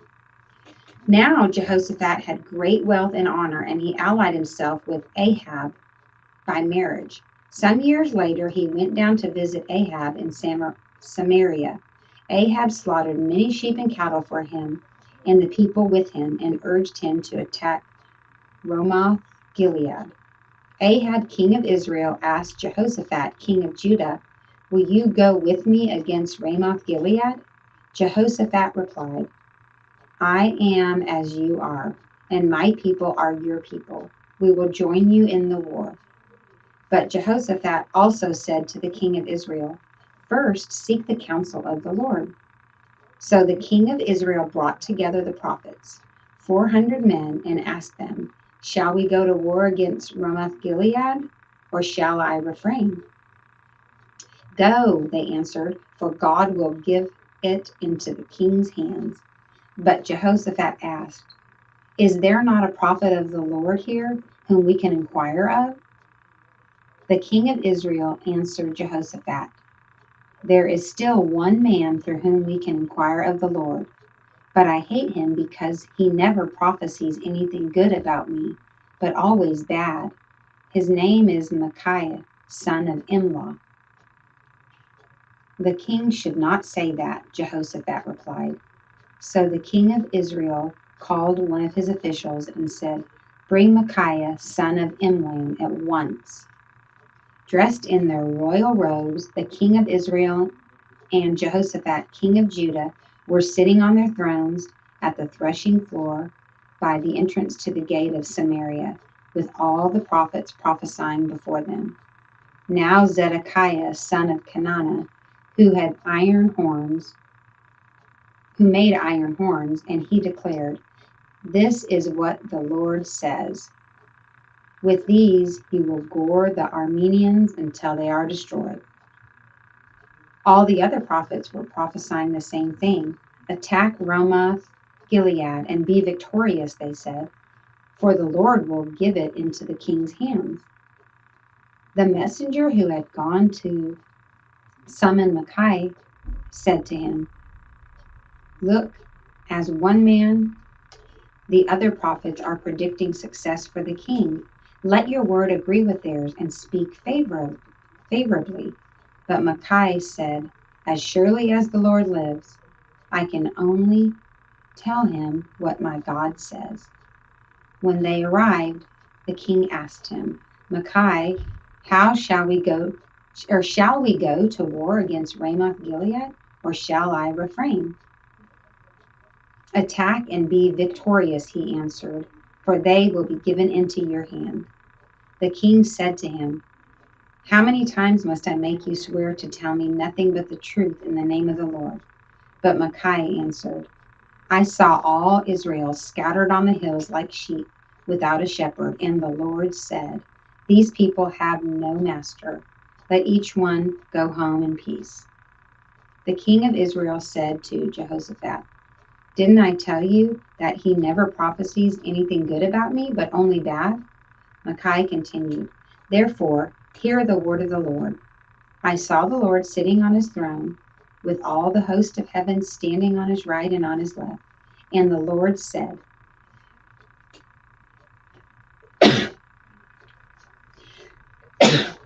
'Who will entice Ahab, king of Israel, into attacking Ramoth Gilead and going to his death there?'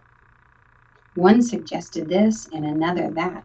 Finally, a spirit came forward, stood before the Lord, and said, 'I will entice him.' 'By what means?' the Lord asked. 'I will go and be a lying spirit in the mouths of all his prophets,' he said.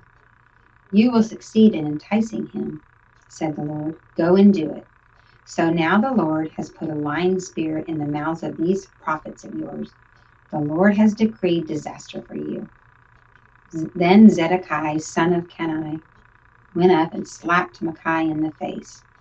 "Which way did the spirit from the Lord go when he went from me to speak to you?" he asked. Micaiah replied, "You will find out on that day.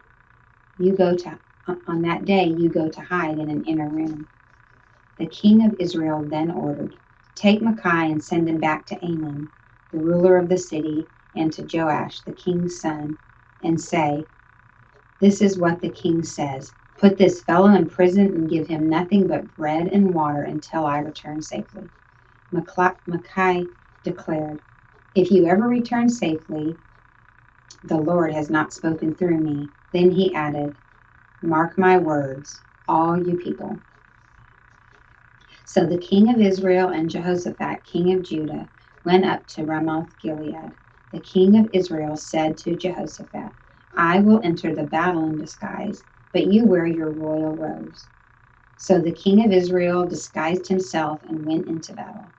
Now the king of Aram had ordered his chariot commanders, Do not fight with anyone, small or great, except the king of Israel. When the chariot commanders saw Jehoshaphat, they thought, This is the king of Israel. So they turned to attack him, but Jehoshaphat cried out, and the Lord helped him. God drew them away from him, for when the chariot commanders saw that he was not the king of Israel, they stopped pursuing him. But someone drew his bow at random and hit the king of Israel between the sections of his armor. The king told the chariot driver, Wheel around and get me out of the fighting. I've been wounded. All day long the battle raged, and the king of Israel propped himself up in his chariot facing the Arameans until evening. Then at sunset he died. When Jehoshaphat, king of Judah, returned safely to his palace in Jerusalem, Jehu the seer, the son of Hanani, went out to meet him and said to the king, Should you help the wicked and love those who hate the Lord? Because of this, the wrath of the Lord is upon you. There is, however, some good in you, for you have rid the land of the Asherah poles and have set your heart on seeking God. Jehoshaphat lived in Jerusalem, and he went out again among the people from Beersheba to the hill country of Ephraim and turned them back to the Lord, the God of their fathers. He appointed judges in the land in each of the fortified cities of Judah. He told them, Consider carefully what you do, because you are not judging for men, but for the Lord, who is with you wherever you give a verdict. Now let the fear of the Lord be upon you. Judge carefully, for with the Lord our God there is no injustice or partiality or bribery. In Jerusalem also Jehoshaphat appointed some of the Levites, priests, and heads of Israelites' families to administer the law of the Lord and to settle disputes. And they lived in Jerusalem. He gave them these orders. You must faithfully and wholeheartedly in the fear of the Lord. You must serve faithfully and wholeheartedly in the fear of the Lord. In every case that comes before you from your fellow countrymen who live in the cities, whether bloodshed or other concerns of the law, commands, decrees, or ordinances, you are to warn them not to sin against the Lord. Otherwise, his wrath will come on you and your brothers. Do this, and you will not sin. Amariah, the chief priest, will be over you in any matter concerning the Lord, and Zebediah, son of Ishmael, the leader of the tribe of Judah, will be over you in any matter concerning the king. And the Levites will serve as officials before you. Act with courage, and may the Lord be with those who do well. After this, the Moabites and Ammonites, with some of the Mennonites, came to make war on Jehoshaphat. Some men came and told Jehoshaphat, A vast army is coming against you from Edom, from the other side of the sea. It is already in Hazan Tamar. Alarmed, Jehoshaphat resolved to inquire of the Lord, and he proclaimed a fast for all Judah. The people of Judah came together to seek help from the Lord. Indeed, they came from every town in Judah to seek him. Then Jehoshaphat stood up in the assembly of Judah and Jerusalem at the temple of the Lord in front of the new courtyard and said, O Lord, God of our fathers, are you not the God who is in heaven? You rule over all the kingdoms of the nation. Power and might are in your hand, and no one can withstand you.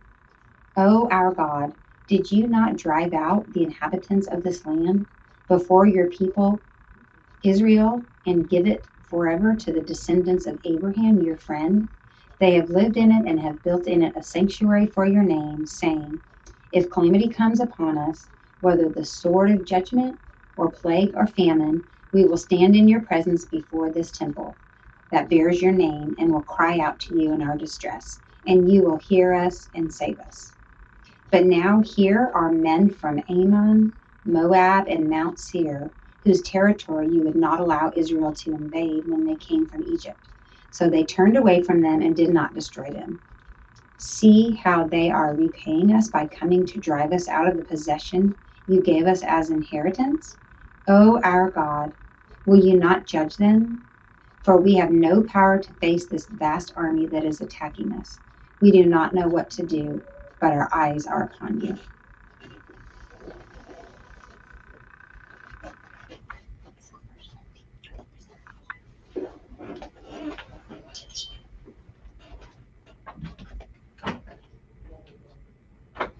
Second Chronicles 20, verse 13. All the men of Judah with their wives and children and little ones stood there before the Lord. Then the Spirit of the Lord came upon Jahaziel of Zechariah, the son of Zechariah, the son of Ahiah, and the son of Jel, the son of Mattan, a Levite and a descendant of Ashab, as he stood in the assembly. He said, listen, King Jehoshaphat, and all who live in Judah and Jerusalem. This is what the Lord says to you. Do not be afraid or discouraged because of this vast army, for the battle is not yours, but God's. Tomorrow, march down against them. They will be climbing up by the pass of Ziz, and you will find them at the end of the gorge in the desert of Jeruel. You will not have to fight this battle. You will not have to fight this battle. Take up your possessions, stand firm, and see the deliverance the Lord will give you, O Judah and Jerusalem. Do not be afraid. Do not be discouraged. Go out to face them tomorrow, and the Lord will be with you. Jehoshaphat bowed his face into the ground, and all the people of Judah and Jerusalem fell down and worshipped before the Lord. Then some Levites from the Korathite and Koranitites stood up and praised the Lord, the God of Israel, with a very loud voice. Early in the morning they left for the desert of Tekoa. As they stood out, Jehoshaphat stood and said, listen to me, Judah and people of Jerusalem. Have faith in the Lord your God, and you will be upheld. Have faith in his prophets, and you will be successful. After consulting the people, Jehoshaphat appointed men to sing to the Lord and to praise him for the splendor of his holiness, as they went out at the head of the army, saying, give thanks to the Lord, for his love endures forever. As they began to sing and praise, the men set ambushes against the men of Edom and Moab and Mount Seir, who were invading Judah, and they were defeated. The men of Edom and Moab rose up against the men from Mount Seir to destroy and alienate them. After they finished slaughtering the men from Seir, they helped to destroy one another. When the men of Judah came to the place that overlooks the desert and looked toward the vast army, they saw only dead bodies lying on the ground. No one had escaped. So Jehoshaphat and his men went to carry off their plunder, and they found among them a great amount of equipment and clothing, and also articles of value, much more they could take away. There was so much plunder, and it took 3 days to collect it. On the fourth day, they assembled in the valley of Berkar, where they praised the Lord. This is why it is called the Valley of Bearcart to this day. Then, led by Jezebel, all of the men of Judah and Jerusalem returned joyfully to Jerusalem, for the Lord had given them cause to rejoice over their enemies. They entered Jerusalem and went to the temple of the Lord with harps and lutes and trumpets. The fear of God came upon all the kingdoms of the countries when they heard how the Lord had fought against the enemies of Jerusalem. And the king of Jezebel and the kingdom of Jezebel was at peace, for his God had given him rest on every side. So Jezebel reigned over Judah. He was 35 years old when he became the king of Judah and reigned in Jerusalem 25 years. His mother's name was Azubah, daughter of Shalai. He walked in the ways of his father Asa, and did not stray from them. He did what was right in the eyes of the Lord. The high places, however, were not removed, and the people still had not set their hearts on the God of their fathers. The other events of Jezebel's reign from the beginning to the end are written in annals of Jehu, son of Hannah, which are recorded in the book of Kings of Israel. Later, Jezebel, king of Judah, made an alliance with Ahaziah, king of Israel, who was guilty of wickedness. He agreed with him to construct a fleet of trading ships. After these were built at Ezron Geber, Eliezer, son of Jehovanu of Marshia, prophesied against Jephthah, saying, "Because you have made an alliance with Amnesia, the Lord will destroy what you have made." These ships were wrecked, and they were not able to sail to trade. 2 Chronicles 21. Then Jezebel rested with his fathers, and was buried with them in the city of David. And Jehoram his son succeeded him as king. Joram's brothers, the son of Jezebel, were Azariah, Jerel, Zechariah, Azariah, Michael, and Shephatiah. All were the sons of Jezebel, the king of Israel. Their father had given them many gifts of silver and gold and articles of value, as well as fortified cities in Judah. But he had given them the kingdom to Joram because he was his firstborn son. When Joram established himself firmly over his father's kingdom, he had put all his brothers to the sword, along with some of the princes of Israel. Joram was 32 years old when he became king, and reigned in Jerusalem 8 years. He walked in the ways of the kings of Israel, as the house of Ahab had done. For he had married the daughter of Ahab. He did evil in the eyes of the Lord. Nevertheless, because of the covenant the Lord had made with David, the Lord was not willing to destroy the house of David. He had promised to maintain a lamp for him and his descendants forever. In the time of Joram, Edmon rebelled against Judah and set up his own king. So Joram went there with his officers and on all his chariots. the Edomites surrounded him and his chariot commanders. He rose up against and broke through by night. To this day, Edom had been and rebelled. To this day, Edom has been in rebellion against Judea. Libahan revolted at the same time because Jeroboam had forsaken the Lord, the God of his fathers. He had also built high places on the hills of Judea, and had caused the people of Jerusalem to prostitute themselves and had led Judea astray.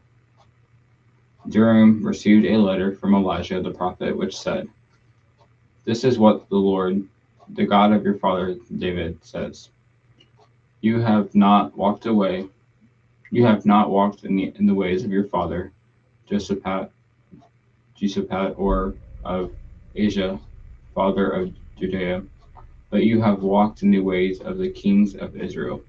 You have led Judea and the people of Jerusalem to prostitute themselves, just as the house of Ahab did.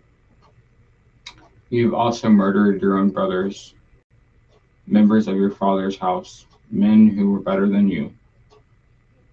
So now the Lord is about to strike your people, your sons, your wives, and everything that is yours with a heavy blow. You yourself will be very ill with lingering disease of the bowels, until the disease causes your bowels to come out." The Lord arose again. The Lord aroused against Jeroboam the hostility of the Pelethites and of the Arabs who lived near the Cushanites.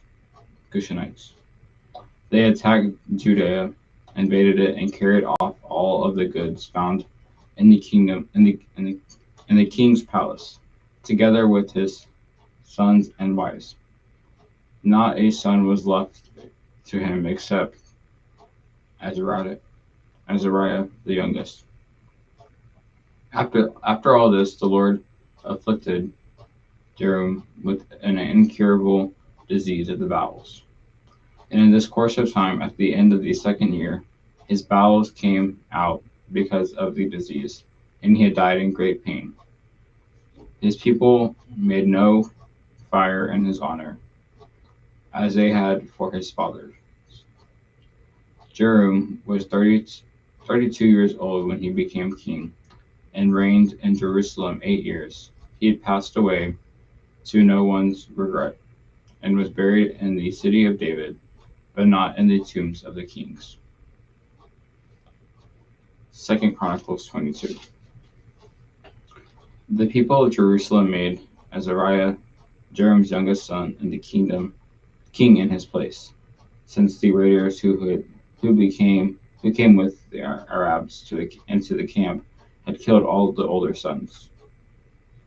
So Azariah, son of Jeroboam, king of Judea, began to reign.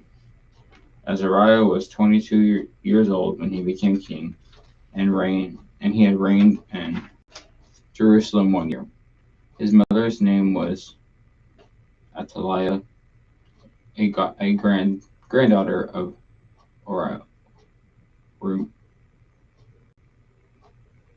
Omri. He too walked in the ways of his house of Ahab, for his mother encouraged him in doing wrong. He did evil in the eyes of the Lord, as the house of Ahab had done. For after his father's death, they became advisers to his undoing. He had also followed their counsel when he went with Joram, son of Ahab, king of Israel, to war against Azel, king of Aram, at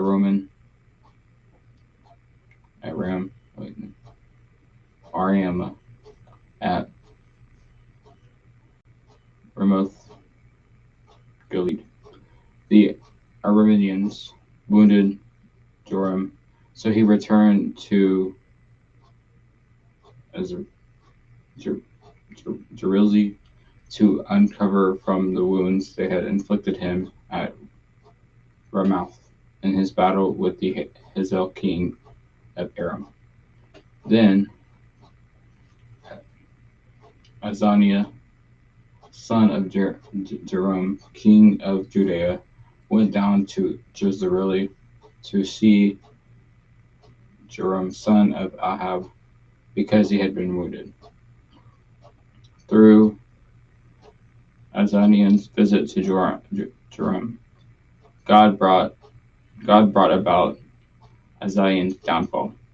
When Azaniah arrived, he went out with Joram to meet Jehu, son of Nimshi, whom the Lord had anointed to destroy the house of Ahab. While Jehu was executing judgment on the house of Ahab, he found the princess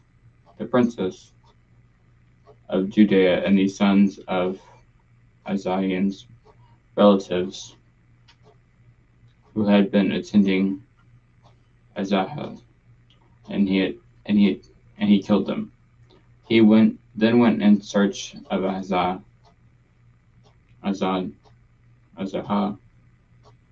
and his men captured him while he was hiding in Samaria. He was brought to Jehu and put to death. They buried him for they said he was the son of Jehoshaphat, who sought the Lord with all his heart. So there was no one in the house of Azahah powerful enough to retain the kingdom. When Atalahah, the mother of Azahah, saw that her son was dead, she proceeded to destroy the whole royal family of the house of Judea.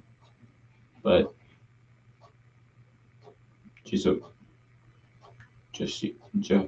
Jehosheba, the daughter of King Jehoram, took Josiah, son of Azahah, and stole him away from among the royal princes who were about to be murdered, and put him and his nurse in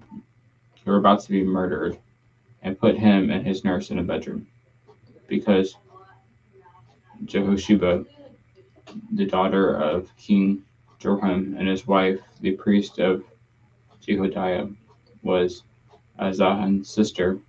She hid the child from Atalahah so that she could not kill him. He remained hidden with them at the temple of God for 6 years when Atalahah ruled the land.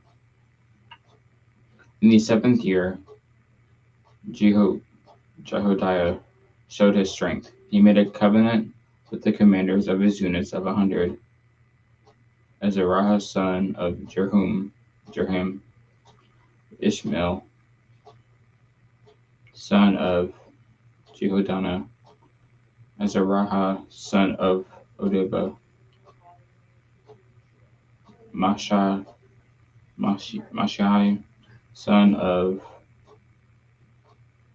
Zahah, and Elishaphat son of Zechariah.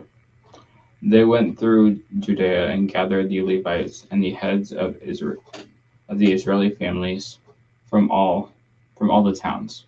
When they came to Jerusalem, the whole assembly made a covenant with the king at the temple of God. Jehodiah said to them, "The king's son shall reign, as the Lord promised concerning the descendants of David. Now this is what you are to do. A third of you priests and Levites who are going on duty on the Sabbath are to keep watch at the doors. A third of you at the royal palace, and a third at the foundation gate. And all of the other men are to be in the courtyards of the temple of the Lord. No one is to enter the temple of the Lord except the priests and the Levites on duty. They may enter because they are consecrated, but all the other men are to guard what the Lord has assigned to them. The Levites are to station themselves around the king, each man with his weapon in his hand. Anyone who enters the kingdom must be put to death. Stay close to the king wherever he goes. The Levites and all his men of Judea did just as Jehoiada the priest ordered. Each one of his men, those who were going on the duty on the Sabbath and those who were off duty, for Jehoiada the priest had not released any of the divisions. Then he gave the commanders of units of 100 the spears and the large and small shields that had belonged to King David that were in the temple of God. He stationed all of the men, each with his weapon in his hand, around the king, near the altar and the temple, from the south side to the north side of the temple. Jehoiada and his sons brought out the king's son and put the crown on him. They presented him with a copy of the covenant and proclaimed him king. They anointed him and shouted, "Long live the king." When Atalahah heard the noise of the people running and cheering the king, she went out to the temple of the Lord. She looked, and there was the king, standing by his pillar at the entrance. The officers and the trumpeters were beside the king, and all of the people of the land were rejoicing and blowing trumpets, and singers with their musical instruments were leading the praises. Then Atalahah tore her robes and shouted, "Treason! Treason!" Jehoiada the priest sent out the commands of the units of 100, who were in charge of the troops, and said to them, Bring her out between the ranks, and put the sword to anyone who follows her." For the priest had said, "Do not put to death at the temple of the Lord."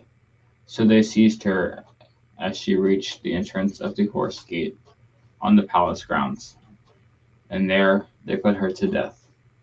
Jehoiada then made a covenant that he and the people and the king would be the Lord's people. All the people went to the temple of Baal and tore it down. They smashed the altars and the idols and killed Matan, the priest of Baal, in front of the altars. Then Jehoiada placed the oversight of the temple of the Lord in the hands of the priests who were Levites, to whom David had made assignments in the temple to present the burnt offerings of the Lord as written in the law of Moses, with rejoicing and singing, as David had ordered. He also stationed doorkeepers at the gates of the Lord's temple, so that no one who was in any way unclean might enter.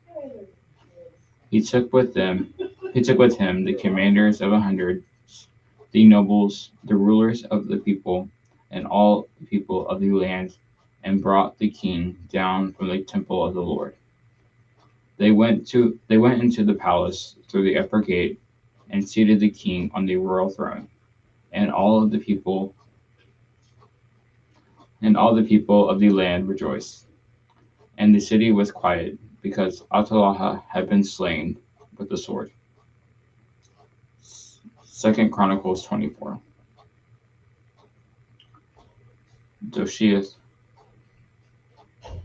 Joash was 7 years old when he became king, and he had reigned in Jerusalem 40 years. His mother's name was Zebethiah. She was from Beersheba. Joash did what was right in the eyes of the Lord in all the years of Jehoiada the priest. Jehoiada chose 2 wives for him, and he had sons and daughters. Sometime later, Joash declared to restore the temple of the Lord. He had called together the priests and the Levites and said to them, "Go into the towns of Judea, and collect the money due annually from all Israel to repair the temple of your God. Do it now." But the Levites did not act at once. Therefore the king summoned Jehoiada the chief priest and said to him, "Why haven't you required the Levites to bring in from Judea and Jerusalem the tax imposed by Moses, the servant of the Lord, and by the assembly of Israel for the tent of the testimony?" Now the sons of that wicked woman, Athaliah, had broken into the temple of God and had used even its sacred objects for the Baals. At the king's command, a chest was made and placed outside at the gate of the temple of the Lord. A proclamation was then issued in Judea and Jerusalem that they should bring to the Lord the tax that Moses, the servant of God, had required of Jerusalem in the desert. All of the officials and all of the people brought their contributions gladly, dropping them into the chest until it was full. Whenever the chest was brought in by the Levites to the king's officials, and they saw that there was a great large amount of money, the royal secretary and the officer of the chief priest would come and empty the chest and carry it back to its place. They did this regularly and collected a great amount of money. The king and Jehoiada gave it to the men who carried out the work required for the temple of the Lord. They hired masons and carpenters to restore the Lord's temple, and also workers in iron and bronze to repair the temple. The men in charge of the work were diligent, and the repairs progressed under them. They rebuilt the temple of God according to its original design and reinforced it. When they had finished, they brought the rest of the money to the king and Jehoiada, and with it were articles made from, and with it were made from, and with it were made articles for the Lord's temple, articles for the service and for the burnt offerings, and also dishes and other objects of silver and gold. As long as Jehoiada lived, burnt offerings were presented continually in the temple of the Lord. Now Jehoiada was old and full of years, and he died at the age of 130. And he was buried with the kings in the city of David because of the good he had done in Israel for God and his temple. After the death of Jehoiada, the officials of Judea came and paid homage to the king, and he listened to them. They abandoned the temple of the Lord, the God of their fathers, and worshiped the Asherah poles and idols. Because of their guilt, God's anger came upon Judea and Jerusalem. Although the people sent prophets to the people to bring them back to him, they did, and though they testified against them, they would not listen. Then the Spirit of God came upon Zechariah, son of Jehoiada the priest. He had stood before the people and said, "This is what God says. Why do you disobey the Lord's commands? You will not prosper because you have forsaken the Lord, and he has forsaken you."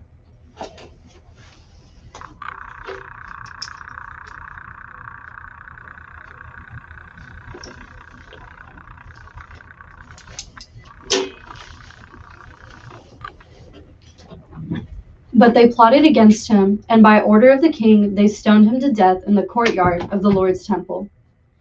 King Joash did not remember the kindness Zechariah's father Jehoiada had shown him, but killed his son, who said as he lay dying, "May the Lord see this and call you to account." At the turn of the year, the army of Aram marched against Joash and invaded Judah and Jerusalem and killed all the leaders of the people. They sent all the plunder to their king in Damascus. Although the Aramean army had come with only a few men, the Lord delivered into their hands a much larger army. Because Judah had forsaken the Lord, the God of their fathers, judgment was executed on Joash.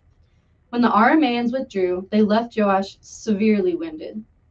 His officials conspired against him for murdering the son of Jehoiada the priest, and they killed him in his bed.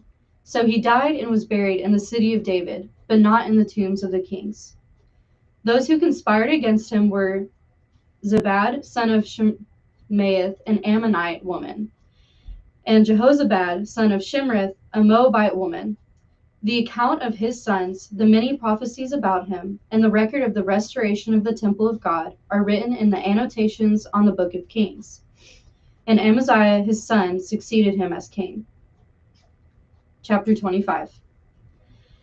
Amaziah was 25 years old when he became king, and he reigned in Jerusalem 29 years. His mother's name was Jehoaddan.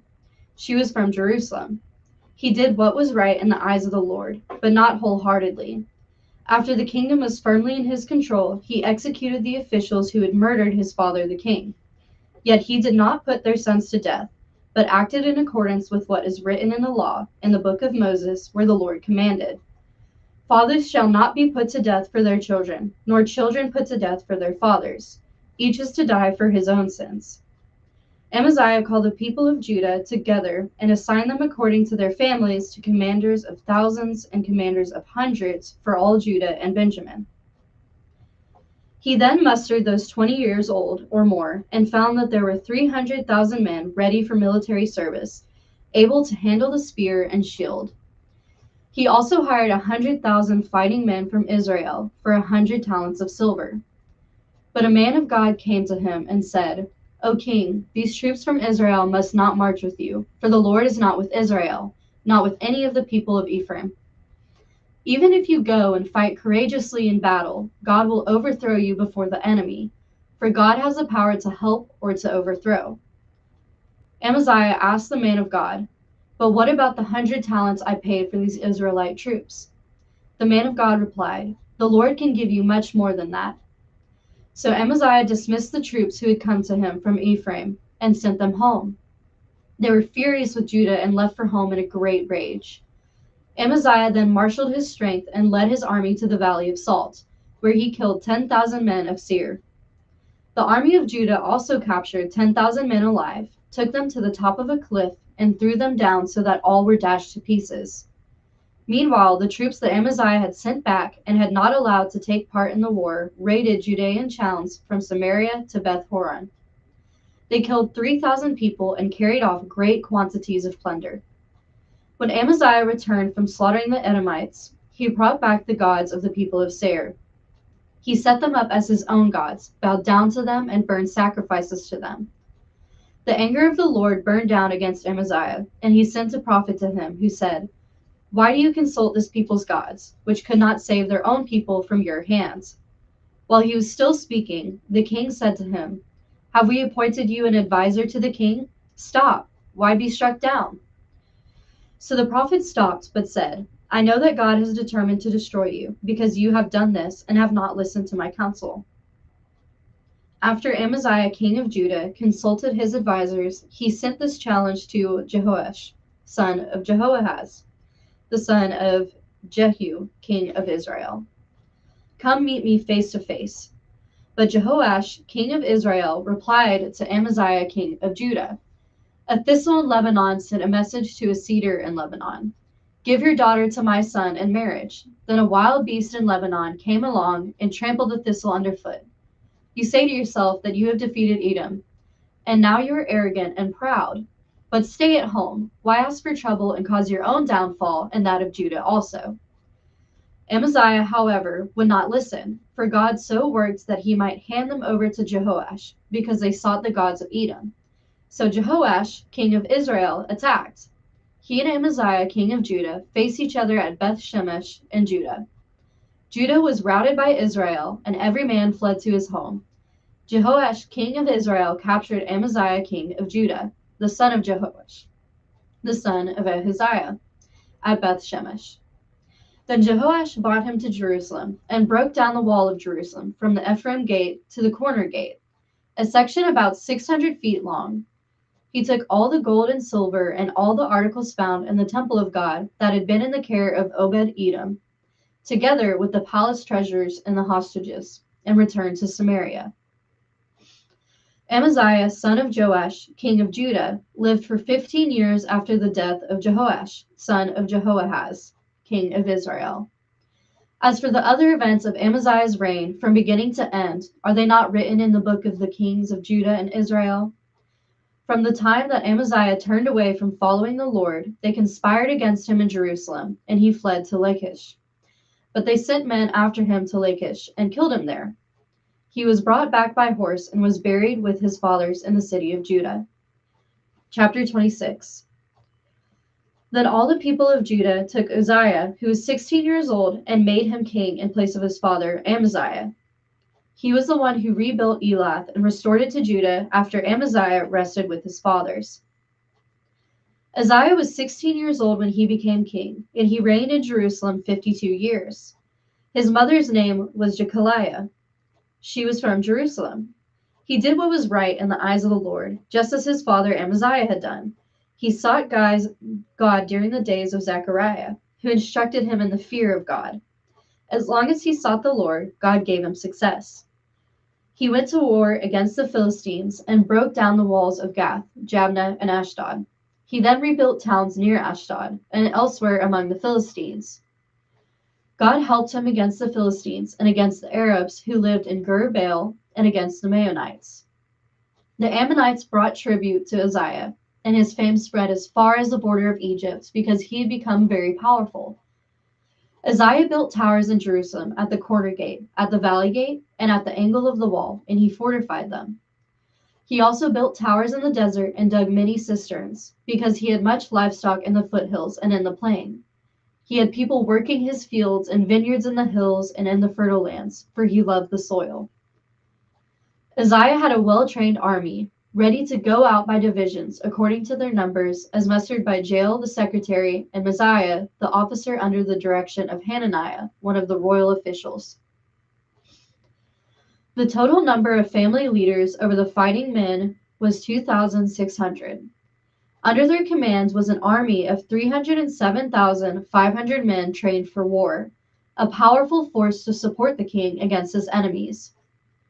Uzziah provided shields, spears, helmets, coats of armor, bows, and slingstones for the entire army. In Jerusalem, he made machines designed by skillful men for use on the towers and on the corner defenses to shoot arrows and hurl large stones. His fame spread far and wide, for he was greatly helped until he became powerful. But after Uzziah became powerful, his pride led to his downfall. He was unfaithful to the Lord his God and entered the temple of the Lord to burn incense on the altar of incense. Azariah, the priest, with 80 other courageous priests of the Lord, followed him in. They confronted him and said, "It is not right for you, Uzziah, to burn incense to the Lord. That is for the priests, the descendants of Aaron, who have been consecrated to burn incense. Leave the sanctuary, for you have been unfaithful, and you will not be honored by the Lord God." Uzziah, who had a censer in his hand ready to burn incense, became angry. While he was raging at the priests in their presence before the incense altar in the Lord's temple, leprosy broke out on his forehead. When Azariah, the chief priest, and all the other priests looked at him, they saw that he had leprosy on his forehead, so they hurried him out. Indeed, he himself was eager to leave, because the Lord had afflicted him. King Uzziah had leprosy until the day he died. He lived in a separate house, leprous, and excluded from the temple of the Lord. Jotham, his son, had charge of the palace and governed the people of the land. The other events of Uzziah's reign, from beginning to end, are recorded by the prophet Isaiah, son of Amos. Uzziah rested with his fathers and was buried near them in a field for burial that belonged to the kings. For people said he had leprosy, and Jotham his son succeeded him as king. Chapter 27. Jotham was 25 years old when he became king, and he reigned in Jerusalem 16 years. His mother's name was Jerusha, son of Zadok. He did what was right in the eyes of the Lord, just as his father Uzziah had done. But unlike him, he did not enter the temple of the Lord. The people, however, continued their corrupt practices. Jotham rebuilt the upper gate of the temple of the Lord and did extensive work on the wall at the hill of Ophel. He built towns in the Judean hills and forts and towers in the wooded areas. Jotham made war on the king of Ammonites and conquered them. That year the Ammonites paid him 100 talents of silver, 10,000 cores of wheat, and 10,000 cores of barley. The Ammonites brought him the same amount also in the second and third years. Jotham grew powerful because he walked steadfastly before the Lord his God. The other events in Jotham's reign, including all his wars and the other things he did, are written in the book of Kings of Israel and Judah. He was 25 years old when he became king, and he reigned in Jerusalem 16 years. Jotham rested with his fathers and was buried in the city of David, and Ahaz, his son, succeeded him as king. Chapter 28. Ahaz was 20 years old when he became king, and he reigned in Jerusalem 16 years. Unlike David, his father, he did not do what was right in the eyes of the Lord. He walked in the ways of the kings of Israel and also made cast idols for worshipping the Baals. He burned sacrifices in the valley of Ben Hinnom and sacrificed his sons in the fire, following the detestable ways of the nations the Lord had driven out before the Israelites. He offered sacrifices and burned incense at the high places, on the hilltops, and under every spreading tree. Therefore the Lord his God handed him over to the king of Aram. The Arameans defeated him and took many of his people as prisoners and brought them to Damascus. He was also given into the hands of the king of Israel, who inflicted heavy casualties on him. And one day Pekah, son of Remaliah, killed 120,000 soldiers in Judah, because Judah had forsaken the Lord, the God of their fathers. Zikri, an Ephraimite warrior, killed Mizaiah and the king's son, Azrikam, the officer in charge of the palace, and Elkanah, second to the king. The Israelites took captive from their kinsmen 200,000 wives, sons, and daughters. They also took a great deal of plunder, which they carried back to Samaria. But a prophet of the Lord named Oded was there, and he went out to meet the army when it returned to Samaria. He said to them, "Because the Lord, the God of your fathers, was angry with Judah, he gave them into your hand. But you have slaughtered them in a rage that reaches to heaven, and now you intend to make the men and women of Judah and Jerusalem your slaves. But aren't you also guilty of sins against the Lord your God? Now listen to me. Send back your fellow countrymen you have taken as prisoners, for the Lord's fierce anger rests on you." Then some of the leaders in Ephraim, Azariah son of Jehohanan, Berechiah son of Meshillemoth, Jezekiah son of Shalem, and Amasa son of Hadlai, confronted those who were arriving from the war. "You must not bring those prisoners here," they said, "or we will be guilty before the Lord. Do you intend to add our sin and guilt? For our guilt is already great, and his fierce anger rests on Israel." So the soldiers gave up the prisoners and plunder in the presence of the officials and all the assembly. The men designated by name took the prisoners, and from the plunder they clothed all who were naked. They provided them with clothes and sandals, food and drink, and healing balm. All those who were weak they put on donkeys, so they took them back to their fellow countrymen at Jericho, the city of palms, and returned to Samaria. At that time, King Ahaz sent to the king of Assyria for help. The Edomites had come again and attacked Judah and had carried away the prisoners, while the Philistines had raided towns in the foothills and in the Negev of Judah.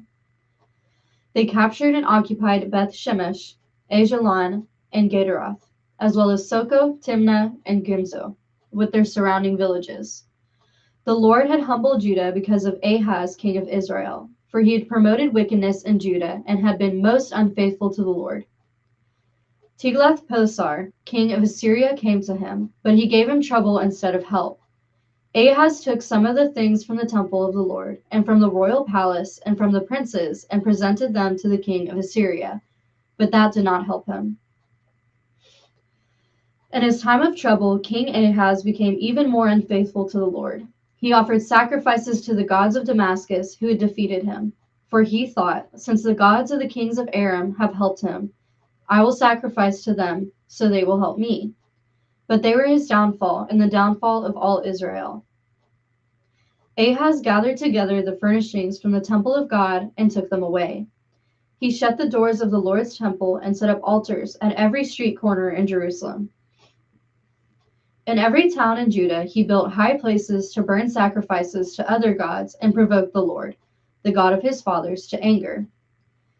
The other events of his reign and all his ways, from beginning to end, are written in the book of the kings of Judah and Israel. Ahaz rested with his fathers and was buried in the city of Jerusalem, but he was not placed in the tombs of the kings of Israel. And Hezekiah, his son, succeeded him as king. 2 Chronicles chapter 29. Hezekiah was 25 years old when he became king, and he reigned in Jerusalem 29 years. His mother's name was Abijah, daughter of Zechariah. He did what was right in the eyes of the Lord, just as his father David had done. In the first month of the first year of his reign, he opened the doors of the temple of the Lord and repaired them. He brought in the priests and the Levites, assembled them in the square on the east side, and said, Listen to me, Levites. Consecrate yourselves now and consecrate the temple of the Lord, the God of your fathers. Remove all defilement from the sanctuary. Our fathers were unfaithful. They did evil in the eyes of the Lord our God and forsook him. They turned their faces away from the Lord's dwelling place and turned their backs on him. They also shut the doors of the portico and put out the lamps. They did not burn incense or present any burnt offerings at the sanctuary to the God of Israel. Therefore, the anger of the Lord has fallen on Judah and Jerusalem. He has made them an object of dread and horror and scorn, as you can see with your own eyes. This is why our fathers have fallen by the sword, and why our sons and daughters and our wives are in captivity. Now I intend to make a covenant with the Lord, the God of Israel, so that his fierce anger will turn away from us. My sons, do not be negligent now, for the Lord has chosen you to stand before him and serve him, to minister before him, and to burn incense. Then these Levites set to work. From the Kohathites, Mahath son of Amasai and Joel son of Azariah. From the Merarites, Kish son of Abdi and Azariah son of Jehalel. From the Gershonites, Joah son of Zimmah and Eden son of Joah.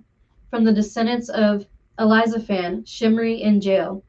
From the descendants of Asaph, Zechariah and Mattaniah. From the descendants of Heman, Jehiel and Shimei. From the descendants of Jeduthun, Shemaiah and Azel.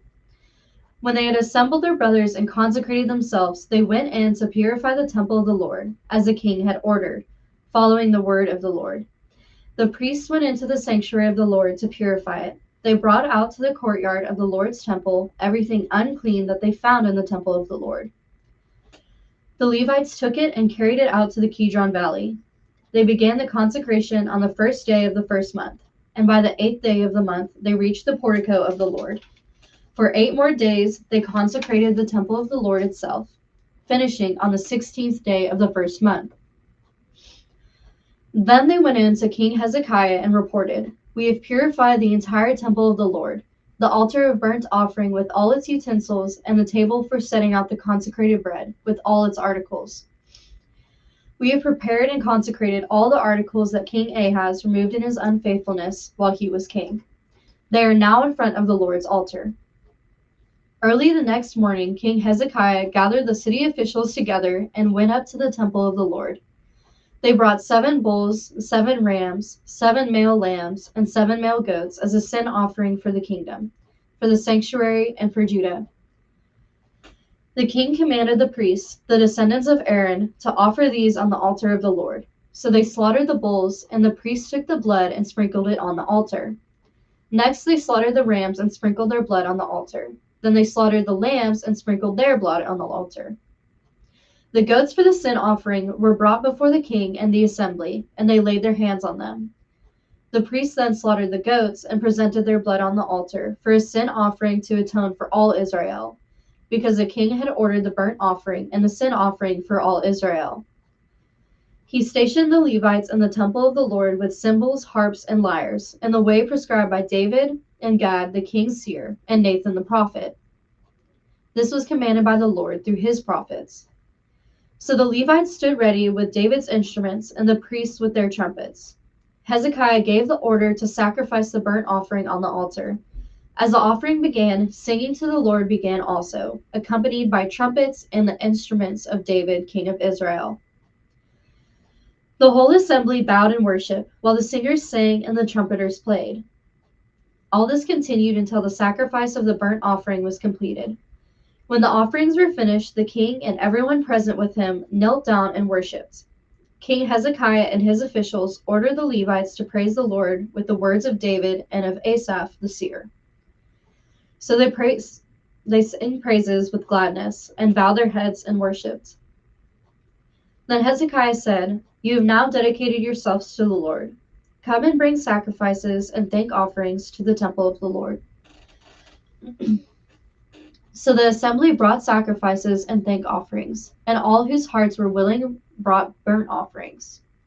The number of burnt offerings the assembly brought was 70 bulls, 100 rams, and 200 male lambs, all of them for burnt offerings to the Lord. The animals consecrated as sacrifices amounted to 600 bulls and 3,000 sheep and goats.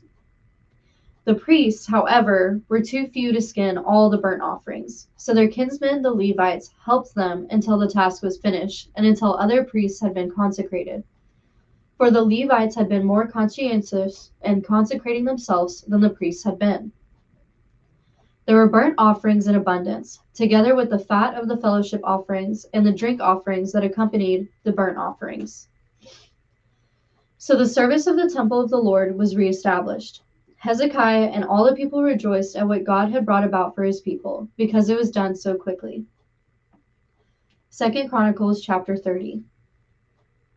Hezekiah sent word to all Israel and Judah, and also wrote letters to Ephraim and Manasseh, inviting them to come to the temple of the Lord in Jerusalem and celebrate the Passover to the Lord. The king and his officials and the whole assembly in Jerusalem decided to celebrate the Passover in the second month.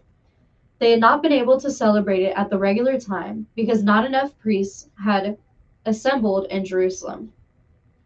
The plan seemed right both to the king and to the whole assembly. They decided to send a proclamation throughout Israel from Beersheba to Dan, calling the people to come to Jerusalem and celebrate the Passover to the Lord, the God of Israel. It had not been celebrated in large numbers according to what was written. At the king's command, couriers went throughout Israel and Judah with letters from the king and from his officials, which read, "People of Israel, return to the Lord, the God of Abraham, Isaac, and Israel, that he may return to you who are left, who have escaped from the hand of the kings of Assyria. Do not be like your fathers and brothers who were unfaithful to the Lord, the God of their fathers, so that he made them an object of horror, as you see. Do not be stiff-necked, as your fathers were. Submit to the Lord. Come to the sanctuary which he has consecrated forever. Serve the Lord your God, so that his fierce anger will turn away from you. If you return to the Lord, then your brothers and your children will be shown compassion by their captors and will come back to this land. For the Lord your God is gracious and compassionate. He will not turn his face from you if you return to him." The couriers went from town to town in Ephraim and Manasseh, as far as Zebulun, but the people scorned and ridiculed them. Nevertheless, some men of Asher, Manasseh, and Zebulun humbled themselves and went to Jerusalem. Also in Judah, the hand of God was on the people to give them unity of mind to carry out what the king and his officials had ordered, following the word of the Lord. A very large crowd of people assembled in Jerusalem to celebrate the Feast of Unleavened Bread in the second month. They removed the altars in Jerusalem and cleared away the incense altars and threw them into the Kidron Valley. They slaughtered the Passover lamb on the 14th day of the second month.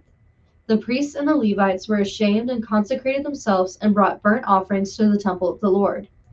Then they took up their regular positions as prescribed in the law of Moses, the man of God.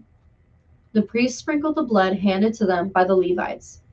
Since many in the crowd had not consecrated themselves, the Levites had to kill the Passover lambs for all those who were not ceremonially clean and could not consecrate their lambs to the Lord. Although most of the many people who came from Ephraim, Manasseh, Issachar, and Zebulun had not purified themselves, yet they ate the Passover, contrary to what was written. But Hezekiah prayed for them, saying, May the Lord, who is good, pardon everyone who sets his heart on seeking God, the Lord, the God of his fathers, even if he is not clean according to the rules of the sanctuary. And the Lord heard Hezekiah and healed the people. The Israelites who were present in Jerusalem celebrated the Feast of Unleavened Bread for 7 days with great rejoicing, while the Levites and priests sang to the Lord every day, accompanied by the Lord's instruments of praise. Hezekiah spoke encouragingly to all the Levites, who showed good understanding of the service of the Lord. For the 7 days they ate their assigned portion and offered fellowship offerings and praised the Lord, the God of their fathers. The whole assembly then agreed to celebrate the festival 7 more days. So for another 7 days they celebrated joyfully. Hezekiah, king of Judah, provided 1,000 bulls and 7,000 sheep and goats for the assembly, and the officials provided them with 1,000 bulls and 10,000 sheep and goats. A great number of priests consecrated themselves. The entire assembly of Judah rejoiced, along with the priests and the Levites, and all who had assembled from Israel, including the aliens who had come from Israel and those who lived in Judah. There was great joy in Jerusalem, for since the days of Solomon, son of David, king of Israel, there had been nothing like this in Jerusalem. The priests and the Levites stood to bless the people, and God heard them, for their prayer reached heaven, his holy dwelling place. 2 Chronicles chapter 31. When all this had ended, the Israelites who were there went out to the towns of Judah, smashed the sacred stones, and cut down the Asherah poles. They destroyed the high places and the altars throughout Judah and Benjamin and Ephraim and Manasseh. After they had destroyed all of them, the Israelites returned to their own towns and to all their own property. Hezekiah assigned the priests and Levites to divisions, each of them according to their duties as priests or Levites, to offer burnt offerings and fellowship offerings, to minister, to give thanks, and to sing praises at the gates of the Lord's dwelling. The king contributed from his own possessions for the morning and evening burnt offerings, and for the burnt offerings on the Sabbaths, new moons, and appointed feasts as written in the law of the Lord. He ordered the people living in Jerusalem to give the portion due to priests and Levites so that they could devote themselves to the law of the Lord. As soon as the order went out, the Israelites generously gave the first fruits of their grain, new wine, oil, and honey, and all that the fields produced. They brought a great amount, a tithe of everything. The men of Israel and Judah, who lived in the towns of Judah, also brought a tithe of their herds and flocks and a tithe of the holy things dedicated to the Lord their God, and they piled them in heaps. They began doing this in the 3rd month and finished in the 7th month. When Hezekiah and his officials came and saw the heaps, they praised the Lord and blessed his people, Israel. Hezekiah asked the priests and Levites about the heaps, and Azariah, the chief priest from the family of Zadok, answered, Since the people began to bring their contributions to the temple of the Lord, we've had enough to eat and plenty to spare, because the Lord has blessed his people, and this great amount is left over. Hezekiah gave orders to prepare storerooms in the temple of the Lord, and this was done. Then they faithfully brought in the contributions, tithes, and dedicated gifts. Conaniah, a Levite, was in charge of these things, and his brother Shimei was next in rank. Jehiel, Azaziah, Nahath, Asahel, Jeremoth, Jozabad, Eliel, Ismachiah, Mahath, and Benaniah were supervisors under Conaniah and Shimei his brother, by appointment of King Hezekiah and Azariah, the official in charge of the temple of God.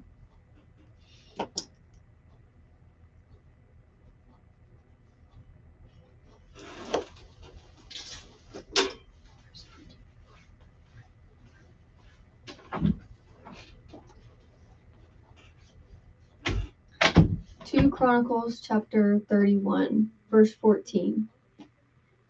Kor, son of Imnah the Levite, the keeper of the east gate, was in charge of the free will offerings given to God, distributing the contributions made to the Lord, and also the consecrated gifts, Eden, Miniamin, Jeshua, Shemua, Amara, and Shechaniah assisted him faithfully in the towns of the priests, distributing to their fellow priests according to their divisions, old and young alike. In addition, they distributed to the males 3 years old or more whose names were in the genealogical records, all who would enter the temple of the Lord to perform the daily duties of their various tasks, according to their responsibilities and their divisions, and they distributed to the priests enrolled by their families in the genealogical records, and likewise to the Levites 20 years old or more. According to their responsibilities and their divisions, they included all the little ones, the wives, and the sons and the daughters of the whole community listed in these genealogical records. For they were faithful in consecrating themselves. As for the priests, the descendants of Aaron, who lived on the farmlands around their towns or in any other towns, men were designated by name to distribute portions to every male among them, and to all who were recorded in the genealogies of the Levites. This is what Hezekiah did throughout Judah, doing what was good and right and faithful before the Lord his God.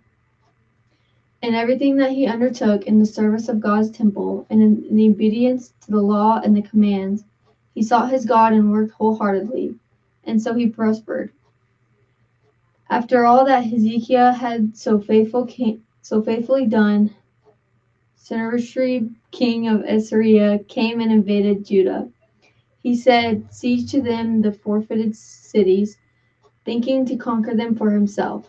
When Hezekiah saw that Sennacherib had come and that he intended to make war on Jerusalem, he consulted with his officials and military staff about blocking off the water from the springs outside the city, and they helped him. A large force of men assembled, and they blocked all the springs in the stream that flowed through the land. Why should the kings of Assyria come and find plenty of water? They said. Then he worked hard repairing all the broken sections of the wall and building towers on it. He built another wall outside that one and reinforced the supporting terraces of the city of David. He also made large numbers of weapons and shields. He appointed military officers over the people and assembled them before him in the square at the city gate and encouraged them with these words: Be strong and courageous. Do not be afraid or discouraged because of the king of Assyria and the vast army with him. So there is a greater power with us than him. With him is only the arm of flesh, but with us is the Lord our God to help us and to fight our battles. And the people gained confidence from what Hezekiah the king of Judah said. Later, when Sennacherib, king of Assyria, and all of his forces were laying siege to Laish, he sent his offers to Jerusalem with a message from Hezekiah, king of Judah, and for all the people of Judah who were there. This is what Sennacherib, king of Assyria, says: On what are you basing your confidence, that you remain in Jerusalem under siege? When Hezekiah says, The Lord our God will save us from the hand of the king of Assyria, he has misleading you to let die of hunger and thirst. Do not Hezekiah himself remove this God's high places and altars, saying to Judah and Jerusalem, You must worship before one altar and burn sacrifices on it. Do you not know what I and my fathers have done to all the peoples of the other lands? Were the gods of those nations ever able to deliver their land from my hand? Who all of the gods of these nations that my fathers destroyed has been able to save his people from me? How then can your God deliver you from my hand? Now do not let Hezekiah deceive you and mislead you like this. Do not believe him, for no God of any nation or kingdom has been able to deliver his people from my hand or the hand of my fathers. How much less will your God deliver from my hand? Sennacherib's officers spoke further against the Lord God and against his servant Hezekiah. The king also wrote letters insulting the Lord, the God of Israel, and saying this against him: Just as the gods of the people of the other lands did not rescue their people from my hand, so the God of Hezekiah will not rescue his people from my hand. Then they called out in Hebrew to the people of Jerusalem, who were on the wall, to terrify them and make them afraid in order to capture the city. They spoke about the gods of Jerusalem, and as they did about the gods of other peoples of the world, the work of men's hands. King Hezekiah and the prophet Isaiah, son of Amos, cried out in prayer to heaven about this.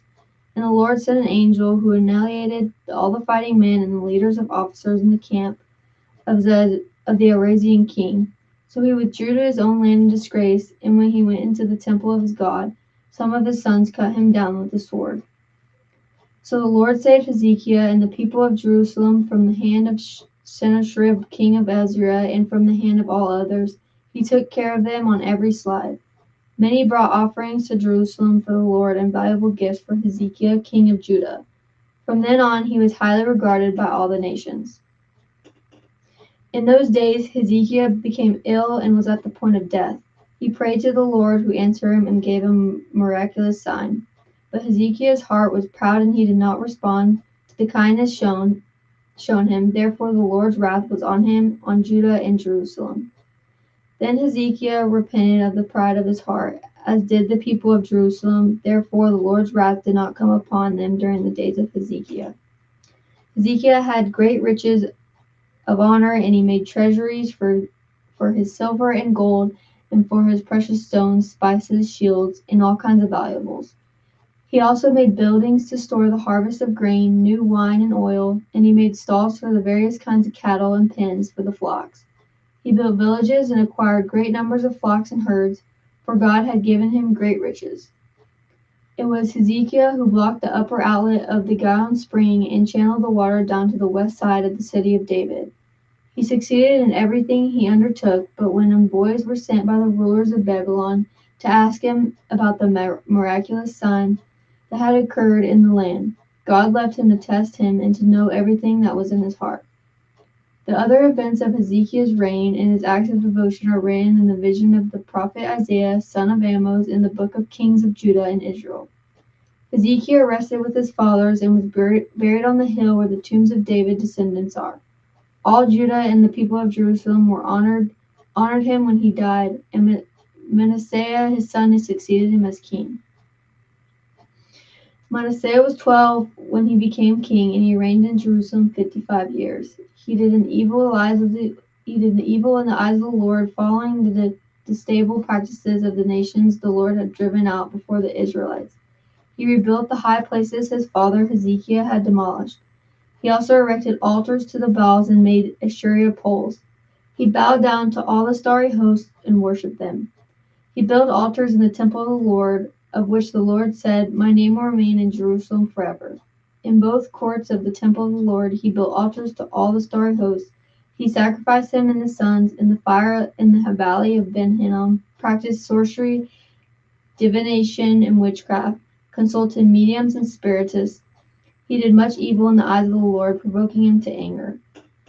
He took the carved image he made and put it in God's temple, of which God had said to David and to his son Solomon, "In his temple in Jerusalem, which I have chosen out of the tribes of Israel, I will put my name forever. I will not again make the feet of Israelites leave the land. I assigned to your forefathers, if they would be careful to do everything I commanded them concerning all the laws, decrees, and ordinances given through Moses." But Manasseh led Judah and the people of Jerusalem astray, so that the Lord did more evil than the nations the Lord had destroyed before the Israelites. The Lord spoke to Manasseh and his people, but they paid no attention. So the Lord brought against them the army commanders of the king of Assyria, who took Manasseh prisoner, put a hook in his nose, bound him with bronze shackles, and took him to Babylon. In his distress, he sought the favor of the Lord his God and humbled himself greatly before the God of his fathers. And when he prayed to him, the Lord was moved by his entreaty and listened to his plea. So he brought him back to Jerusalem and to his kingdom. Then Manasseh knew that the Lord is God. Afterward, he rebuilt the outer wall of the city of David, west of the Gihon spring in the valley, as far as the entrance of the fish gate, and encircling the hill of Ophel. He also made it much higher. He stationed military commanders in all the fortified cities in the Judah. He got rid of foreign gods and removed the image from the temple of the Lord, as well as all the altars he had built on the temple hill and in Jerusalem. And he threw them out of the city. Then he restored the altar of the Lord and sacrificed fellowship offerings and thank offerings on it, and told Judah to serve the Lord, the God of Israel. The people, however, continued to sacrifice at the high places, but only to the Lord their God. The other events of Manasseh's reign, including his prayer to his God and the words the seer spoke to him in the name of the Lord, the God of Israel, was written in the annals of the kings of Israel. His prayer and how God was moved by his entreaty, as well as all of his sins and unfaithfulness, and the sites where he built high places and set up Azariah poles and idols before he humbled himself. All are written in the records of seers. Manasseh rested with his fathers and was buried in his palace, and Amon his son succeeded him as king. Amon was 22 years old when he became king, and he reigned in Jerusalem 2 years. He did evil in the eyes of the Lord, as his father Manasseh had done. Amon worshipped and offered sacrifices to all the idols Manasseh had made. But unlike his father Manasseh, he did not humble himself before the Lord. Amon increased his guilt. Amon's officials conspired against him and assassinated him in his palace. Then the people of the land killed all who had plotted against King Amon, and they made Josiah his son king in his palace. Josiah was 8 years old when he became king, and he reigned in Jerusalem 31 years. He did what was right in the eyes of the Lord, and walked in the ways of his father David, not turning aside to the right or to the left. In in the 8th year of his reign, while he was still young, he began to seek the God of his father David. In his 12th year, he began to purge Judah and Jerusalem of high places, Asherah poles, carved idols, and cast images. Under his direction of the altars of the Baals were torn down. He cut to pieces the incense altars that were above them, and smashed the Asherah poles, the idols, and the images. These he broke to pieces and scattered over the graves of those who had sacrificed to them. He burned the bones of the priests on their altars, and so he purged Judah and Jerusalem. In the towns of Manasseh, Ephraim, and Simeon, as far as Naphtali, and in the ruins around them, he tore down the altars and the Asherah poles, and crushed the idols to powder, and cut to pieces all the incense altars through Israel.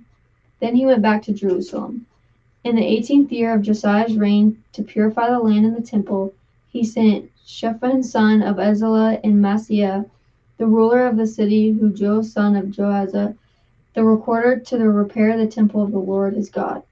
They went to Hilkiah the high priest, and gave him the money that had been brought into the temple of God, which the Levites, who were the doorkeepers, had collected, the people of Manasseh, Ephraim, and the entire remnant of Israel, and from all the people of Judah and Benjamin, and then the inhabitants of Jerusalem. Then they entrusted it to the men appointed to supervise the work on the Lord's temple. These men paid the workers who repaired and restored the temple. They also gave money to the carpenters and builders to purchase dressed stone and timber for joists and beams for the buildings that the kings of Judah had allowed to fall into ruin.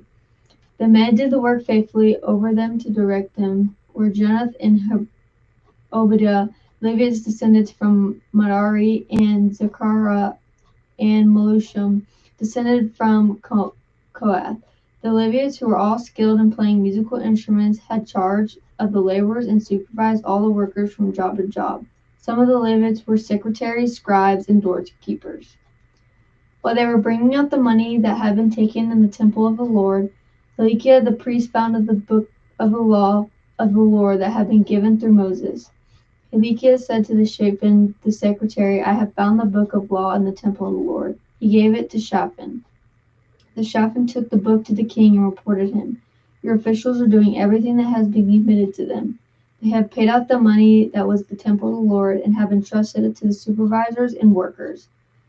Then Shaphan the secretary informed the king, Hilkiah the priest has given me a book, and Shaphan read it in the presence of the king. When the king heard the words of the law, he tore his robes. He gave orders to Hilkiah, Ahikam son of Shaphan, Abidan son of Micah, Shaphan the secretary, and Uzziah the king's attendant. Go and inquire of the Lord for me and for the remnant in Israel and Judah about what is written in this book that has been found. Great is the Lord's anger that is poured out on us, because our fathers have not kept the word of the Lord. They have not acted in accordance with all that is written in his book. Hilkiah knows the king that has sent with him went to speak to the prophets Huldah, who was the wife of Shalom, son of Tokath, the son of Hashra, keeper of the wardrobe. She lived in Jerusalem in the 2nd district. She said to them, "This is what the Lord, the God of Israel, says. Tell the man who sent you to me, this is what the Lord says. I am going to bring disaster on this place and its people. All the curses written in the book that has been read in the presence of the king of Judah. Because they have forsaken me and burned incense to other gods and provoked me to anger by all that their hands have made. My anger will be poured out on this place and will not be quenched. Tell the king of Judah who sent you to inquire of the Lord. This is what the Lord, the God of Israel, says concerning the words you've heard. Because your heart was responsive and you humbled yourself before God when you heard what he spoke against the place and its people. And because you humbled yourself before me and tore your robes and wept in my presence, I have heard you, declares the Lord. Now I will gather to your fathers, and you will be buried in peace. Your eyes will not see all the disaster I'm going to bring on this place and those who live here." So they took her answer back to the king. Then the king called together and the elders of Judah and Jerusalem. He went up to the temple of the Lord with the men of Judah, the people of Jerusalem, the priests and the Levites, of all the people from the least to the greatest. He read in their hearing all the words of the book of covenant, which have been found in the temple of the Lord. The king stood by his pillar and renewed the covenant in the presence of the Lord, to follow the Lord and keep his commands, regulations, and decrees with all of his heart and all of his soul, and to obey the words of the covenant written in this book. Then he had everyone in Jerusalem and Benjamin pledge themselves to it.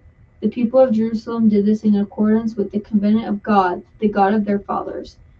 Josiah removed all the detestable idols from all the territory belonging to the Israelites, and he had all who were present in Israel serve the Lord their God. As long as he lived, they did not fail to follow the Lord, the God of their fathers. Josiah celebrated the Passover to the Lord in Jerusalem, and the Passover lamb was slaughtered on the 14th day of the first month. He appointed the priests to their duties and encouraged them in the service of the Lord's temple. He said to the Levites, who instructed all Israel and who had been consecrated to the Lord, "Put the sacred ark in the temple that Solomon son of David, king of Israel, built. It is not to be carried about on your shoulders. Now serve the Lord your God and his people Israel. Prepare yourselves by families in your divisions according to the directions written by David, king of Israel, and by his son Solomon. Stand in the holy place within a group of Levites for each subdivision of the families of your fellow countrymen, the lay people. Slaughter the Passover lambs, consecrate yourselves, and prepare the lambs for your fellow countrymen, doing what the Lord commanded through Moses." Josiah provided all the lay people who were there a total of 30,000 sheep and goats for the Passover offerings, and also 3,000 cattle, all from the king's own possessions. His officials also contributed voluntarily to the people, and the priests and the Levites Hilkiah, Zechariah, and Jehiel, the administrators of God's temple, gave the priests 2,600 Passover offerings and 300 cattle. Also Coniah, along with Shemaiah and Nathaniel, his brothers, and Hashabiah, Jeiel, and Jozabad, the leaders of the Levites, provide 5,000 Passover offerings and 500 head of cattle for the Levites. The service was arranged, and the priests stood in their places with the Levites in their divisions as the king had ordered. The Passover lambs were slaughtered, and the priests sprinkled the blood handed to them, while the Levites skinned the animals. They set aside the burning offerings to give them to the subdivisions of the families of the people to offer the Lord, as is written in the book of Moses. They did the same with the cattle. They roasted the Passover animals over the fire as prescribed, and boiled the holy offerings in pots, cauldrons, and pans, and served them quickly to all the people. After this, they made preparations for themselves and for the priests, because the priests, the descendants of Aaron, were sacrificing the burnt offerings and the fat portions until nightfall. So the Levites made preparations for themselves and for the Aaronic priests. The musicians, the descendants of Asaph, were in the places described by David, Asaph, Heman, and Jeduthun, the king's seer. The gatekeepers at each gate did not need to leave their posts because their fellow Levites made the preparations for them. So at what time the entire service of the Lord was carried out, the celebration of the Passover and the offering of burnt offerings on the altar of the Lord, as King Josiah had ordered. The Israelites who were present celebrated the Passover at the time and observed the feast of unleavened bread for 7 days. The Passover had not been observed like this in Israel since the days of the prophet Samuel, and none of the kings of Israel had ever celebrated such a Passover as did Josiah with the priests, the Levites, and the Judah and Israel who were there with the people of Jerusalem. This Passover was celebrated in the 18th year of Josiah's reign. After all this, when Josiah had set the temple in order, Necho, king of Egypt, went up to fight at Cherchemish on the Euphrates, and Josiah marched out to meet him in the battle. But Necho sent messengers to him, saying, "What quarrel is there between you and me, O king of Judah? It is not you I am attacking at this time, but the house with which I am at war. God has told me to hurry, to stop opposing God, who is with me, or he will destroy you."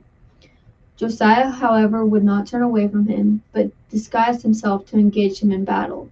He would not listen to what Necho had said at God's command, but went to fight him on the plain of Megiddo. Archers shot King Josiah, and he told his officers, "Take me away.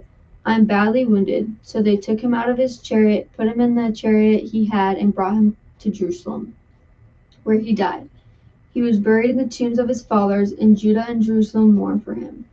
Jeremiah composed laments for Josiah, and to this day of all men and women, singers commemorate Josiah and the laments. These became a tradition in Israel and are written in the laments. The other events of Josiah's reign and his acts of the devotion, according to what is written in the law of the Lord, of all the events from beginning to end, are written in the book of Kings in Israel and Judah. And the people of the land took Jehoahaz the son of Josiah, made him king in Jerusalem in the place of his father. Jehoahaz was 23 years old when he became king, and he reigned in Jerusalem 3 months. The king of Egypt dethroned him in Jerusalem and imposed on Judah a levy of 100 talents of silver and talent of gold. The king of Egypt made Eliakim, a brother of Jehoahaz, king over Judah and Jerusalem, and changed Eliakim's name to Jehoiakim. But Necho took Eliakim's brother Jehoahaz and carried him off to Egypt. Jehoiakim was 25 years old when he became king, and he reigned in Jerusalem 11 years. He did the evil in the eyes of the Lord his God.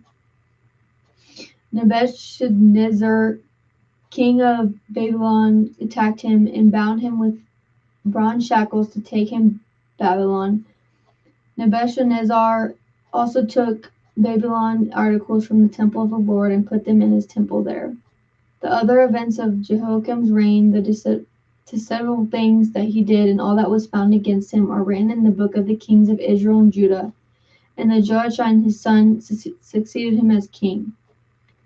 Joachim was 18 years old when he became king, and he reigned in Jerusalem 3 months and 10 days. He did evil in the eyes of the Lord, and the spring king Nebuchadnezzar sent for him and bring him to Babylon, together with the articles of the value of the temple of the Lord, and he made Joachim's uncle, Zedekiah, king over Judah and Jerusalem.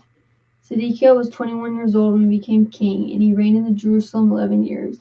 He did evil in the eye of the Lord his God, and did not humble himself before Jeremiah the prophet, who spoke the word of the Lord.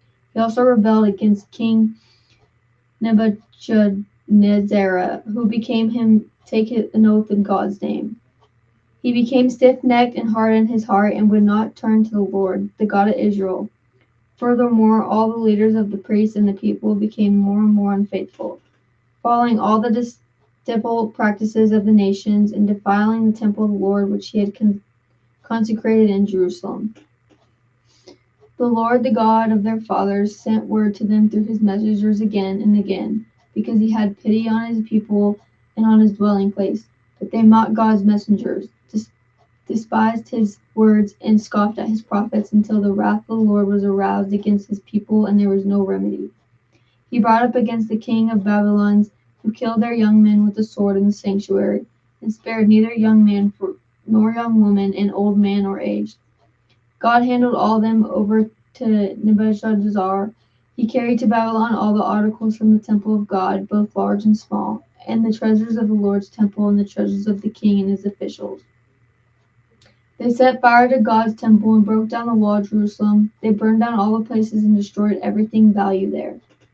He carried into exile to Babylon the remnant who escaped from the sword, and they became servants to him and his sons until the kingdom of Persia came to power. The land enjoyed his Sabbath rest. All the time of its desolation it rested, until the 70 years were completed in fulfillment of the word of the Lord spoken by Jeremiah. In the first year of the Cyrus king of Persia, in order to fulfill the word of the Lord spoken by Jeremiah, the Lord moved the heart of Cyrus king of Persia to make a proclamation throughout his realm and to put it in writing. This is what Cyrus king of Persia says. The Lord, the God of heaven, has given me all the kingdoms of the earth, and he has appointed me to build a temple for him at Jerusalem and Judah. Any one of his people among you, may the Lord his God be with him, and let him go up. Ezra chapter 1. In the first year of the Cyrus king of Persia, in order to fulfill the word of the Lord spoken by Jeremiah, the Lord moved the heart of the Cyrus king of Persia to make a proclamation throughout his realm and put it in writing. This is what Cyrus king of Persia says. The Lord, the God of heaven, has given me all the kingdoms of the earth, and he has appointed me to build a temple for him at Jerusalem and Judah. Any one of his people among you, may his God be with him, and let him go up to Jerusalem and Judah, and build the temple of the Lord, the God of Israel, the God who is in Jerusalem. And the people of any place where survivors may now be living are to provide him with silver and gold, with goods and livestock, and with freewill offerings for the temple of God in Jerusalem. Then the family heads of Judah and Benjamin, and the priests and the Levites, everyone whose heart God had moved, prepared to go up and build the house of the Lord in Jerusalem. All their neighbors assisted with them with articles of silver and gold, with goods and livestock, and with valuable gifts, in addition to all the freewill offerings. Moreover, King Cyrus brought the articles belonging to the temple of the Lord, which Nebuchadnezzar had carried away from the Jerusalem and had placed in the temple of his God. Cyrus king of Persia had brought them by Mithredath the treasurer, who counted them out to Sheshbazzar the prince of Judah. This was the inventory: 30 gold dishes, 1,000 silver dishes, 29 silver pans, 30 gold bowls, 410 matching silver bowls, and 1,000 other articles. In all, there were 5,400 articles of gold and silver. Sheshbazzar brought all these along with the exiles came up from Babylon to Jerusalem. Now these are the people of the province who came up from the captivity of the exiles, whom Nebuchadnezzar, king of Babylon, had taken captive to Babylon, turned to Jerusalem and Judah, each to his town, in company with Zerubbabel, Joshua, Nehemiah, Sariah, Reliah, Mordecai, Bilshan, Mispar, Bigvai, Rehum, and Banah. The list of men of the people of Israel, the descendants of Parash, 2,172, of Shah, 372, of Harah.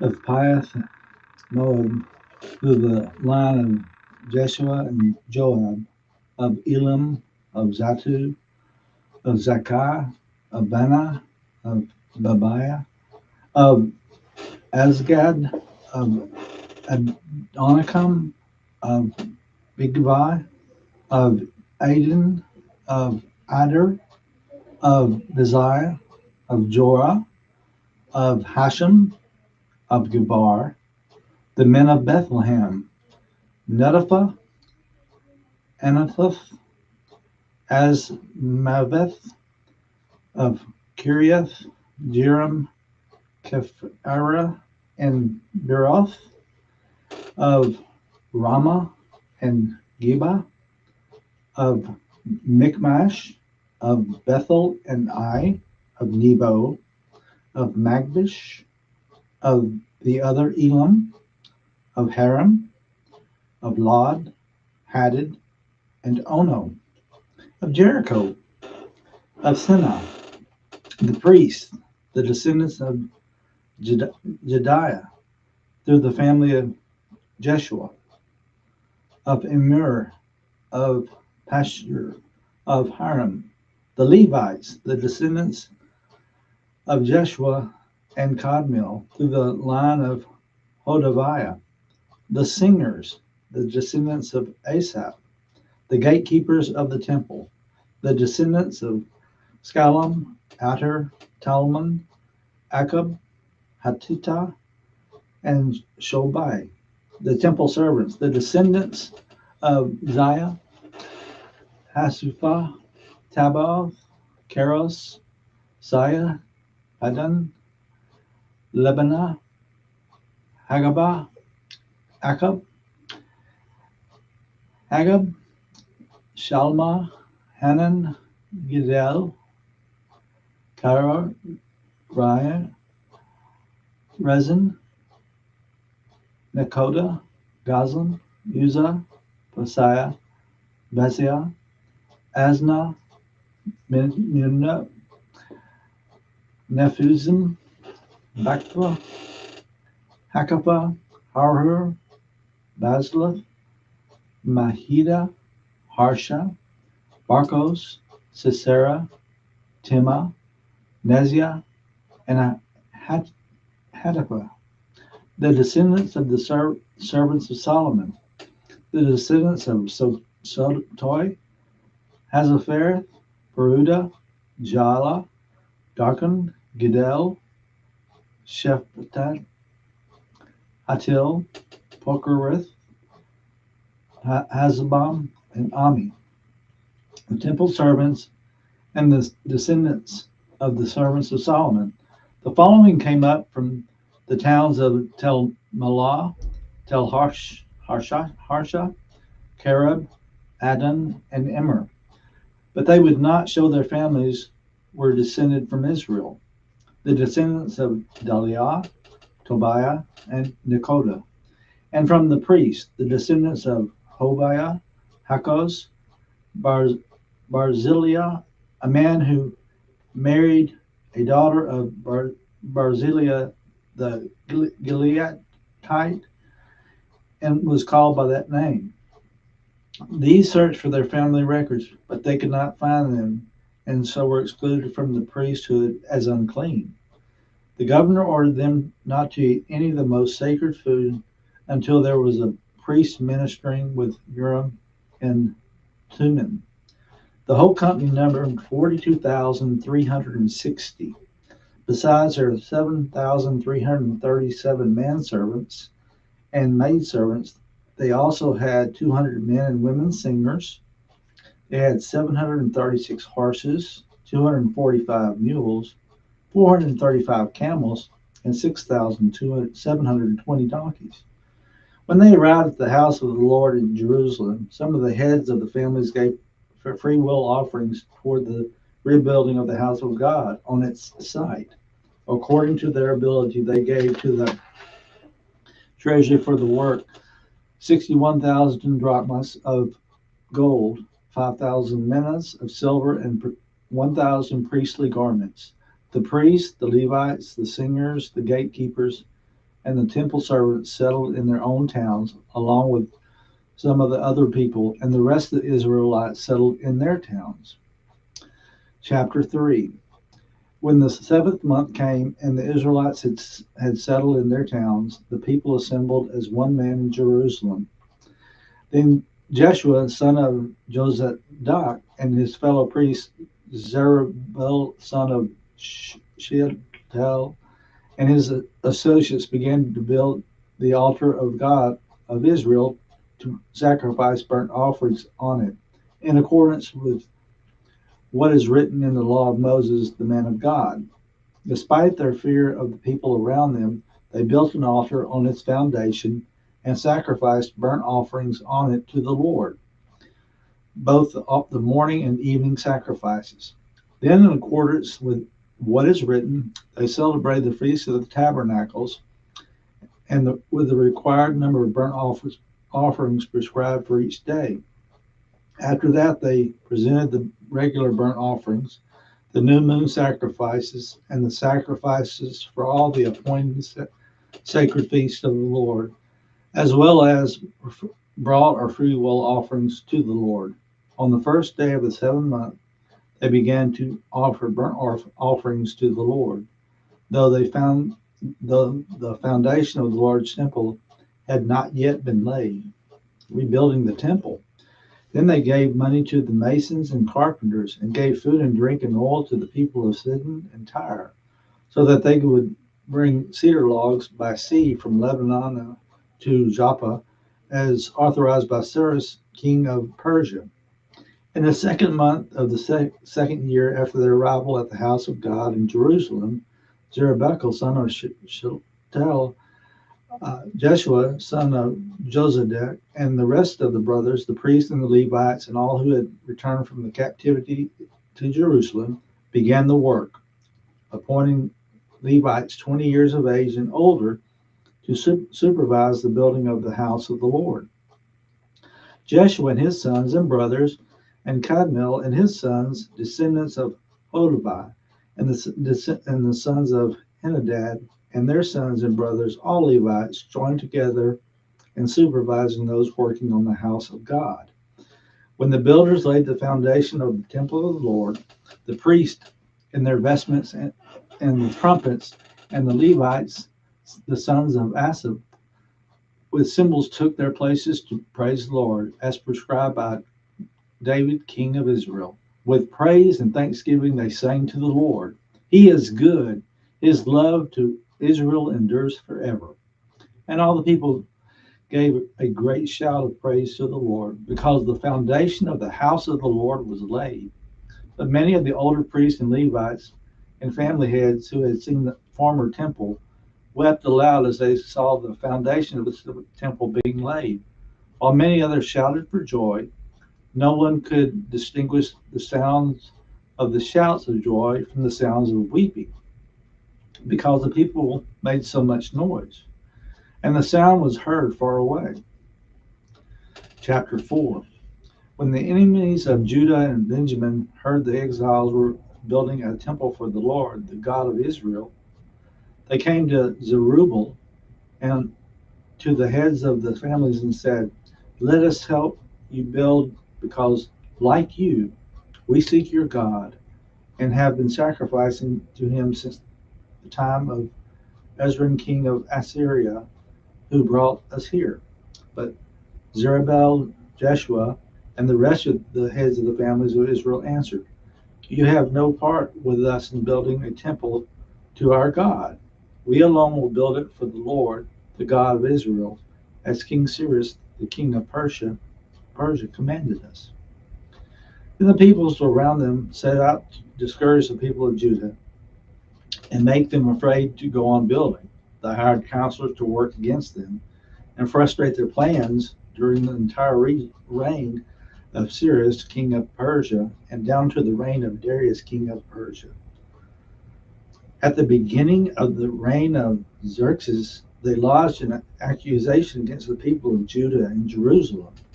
In the days Artaxerxes, king of Persia, Bishlam, Mithridates, Bill, and the rest of his associates wrote a letter to Artaxerxes. The letter was written in Aramaic script and in the Aramaic language.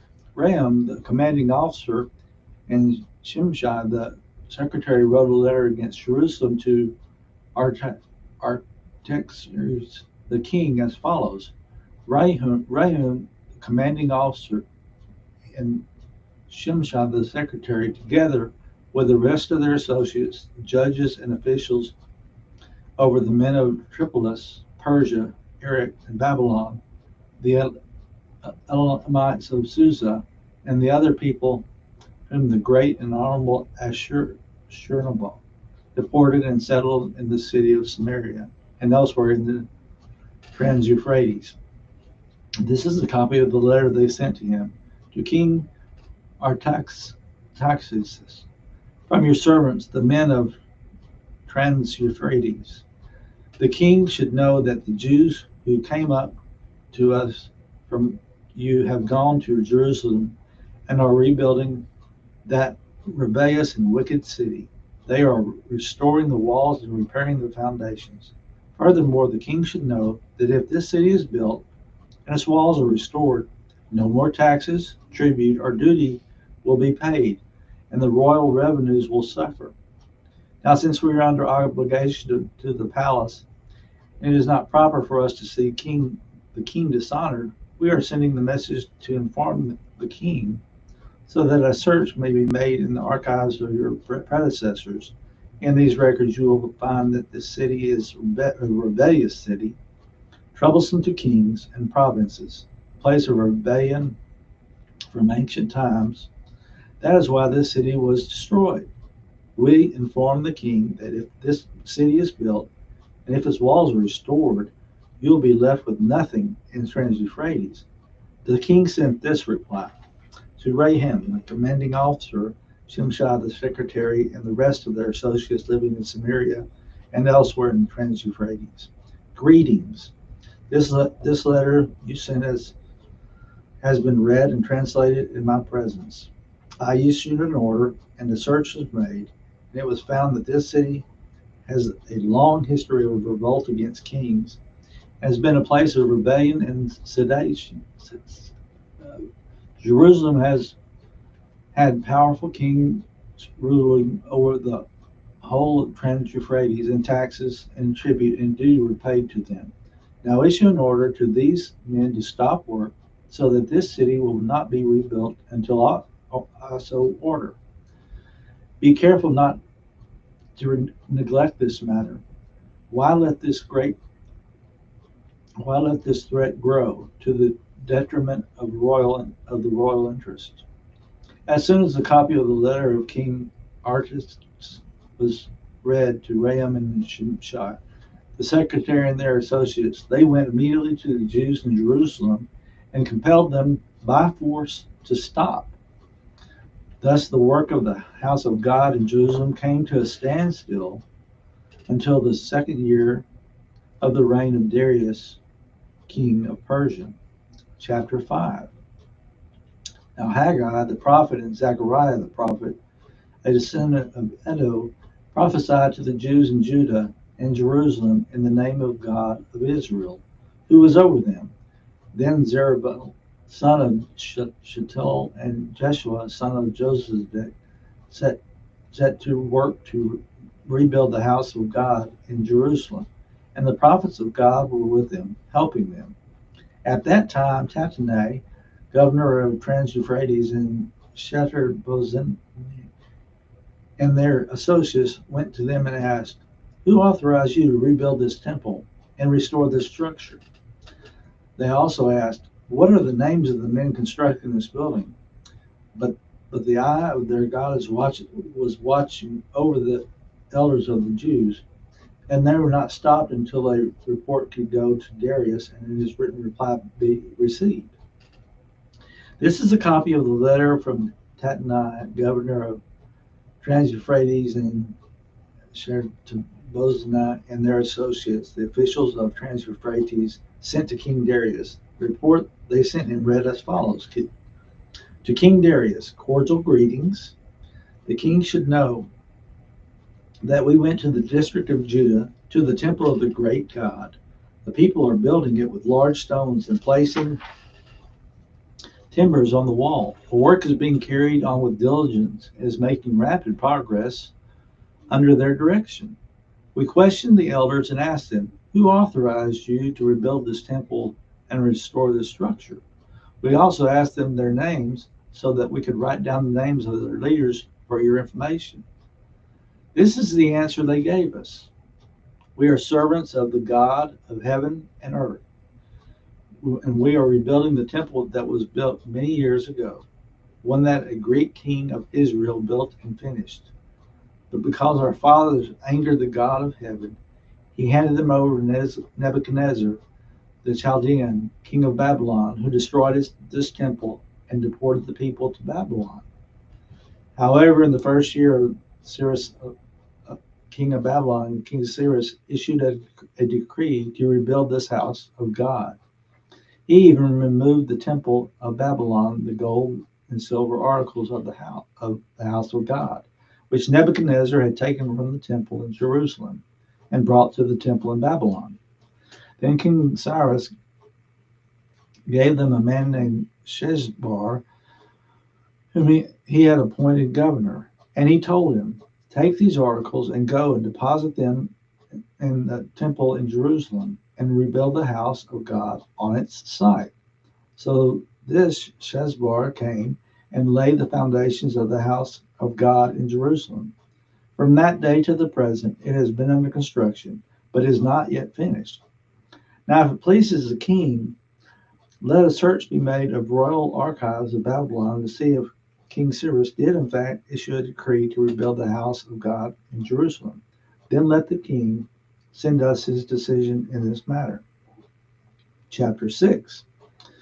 King Darius then issued an order, and they searched it in the archives stored in the treasury of Babylon. A scroll was found in the city of Ecbatana in the province of Media, and this was written on it. Memorandum. In the first King Darius, the king issued a decree concerning the temple of God in Jerusalem. Let the temple be rebuilt as a place to present sacrifices, and let its foundations be laid. It is to be 90 feet high, 90 feet wide, with 3 courses of large stones and 1 of timbers. The costs are to be paid by royal treasury. Also, the gold and silver articles of the house of God, which Nebuchadnezzar took from the temple in Jerusalem and brought to Babylon, are to be replaced, to be returned to their places in the temple in Jerusalem.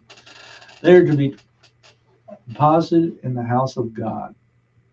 Now then, Tattenai, governor of Trans-Euphrates, and Shadar-Boznai, and you, their fellow officials of that province, stay away from there. Do not interfere with the work of the temple of God. Let the governor of the Jews and the Jewish elders rebuild this house of God on its site. Moreover, I hereby decree that you are to do for these elders of the Jews in the construction of the house of God.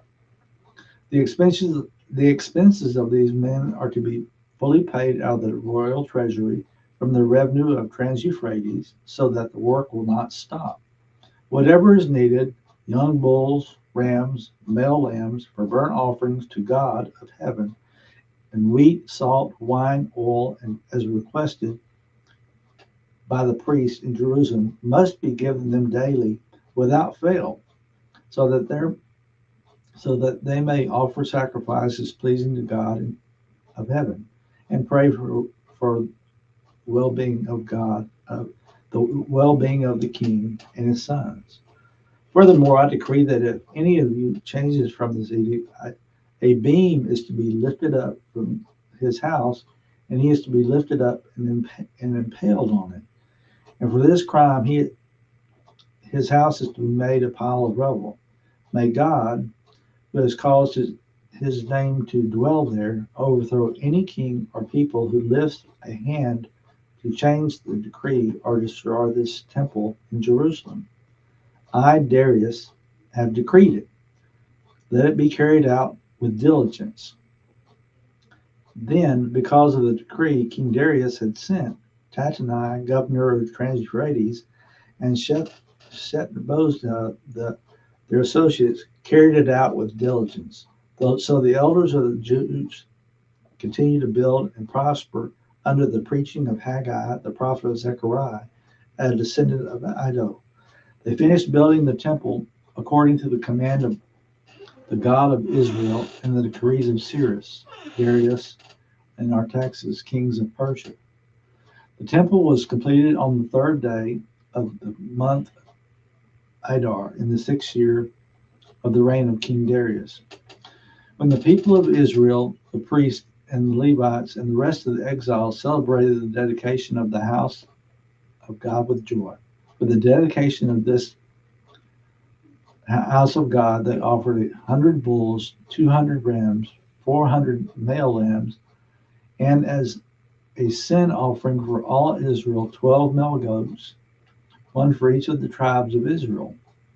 And they all installed the priests in their divisions and the Levites in their groups for the service of God at Jerusalem, according to what is written in the book of Moses.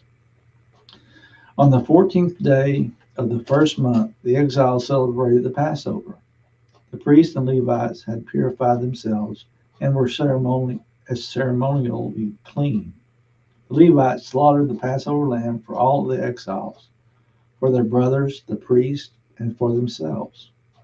So the Israelites who had returned from the exile ate it, together with all who had separated themselves from unclean practices of their Gentile neighbors, in order to seek the Lord, the God of Israel.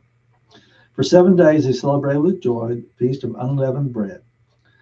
The Lord had filled them with joy by changing the attitude of the king of Assyria, so that he had assisted them in the work on the house of God, the God of Israel. Chapter 7.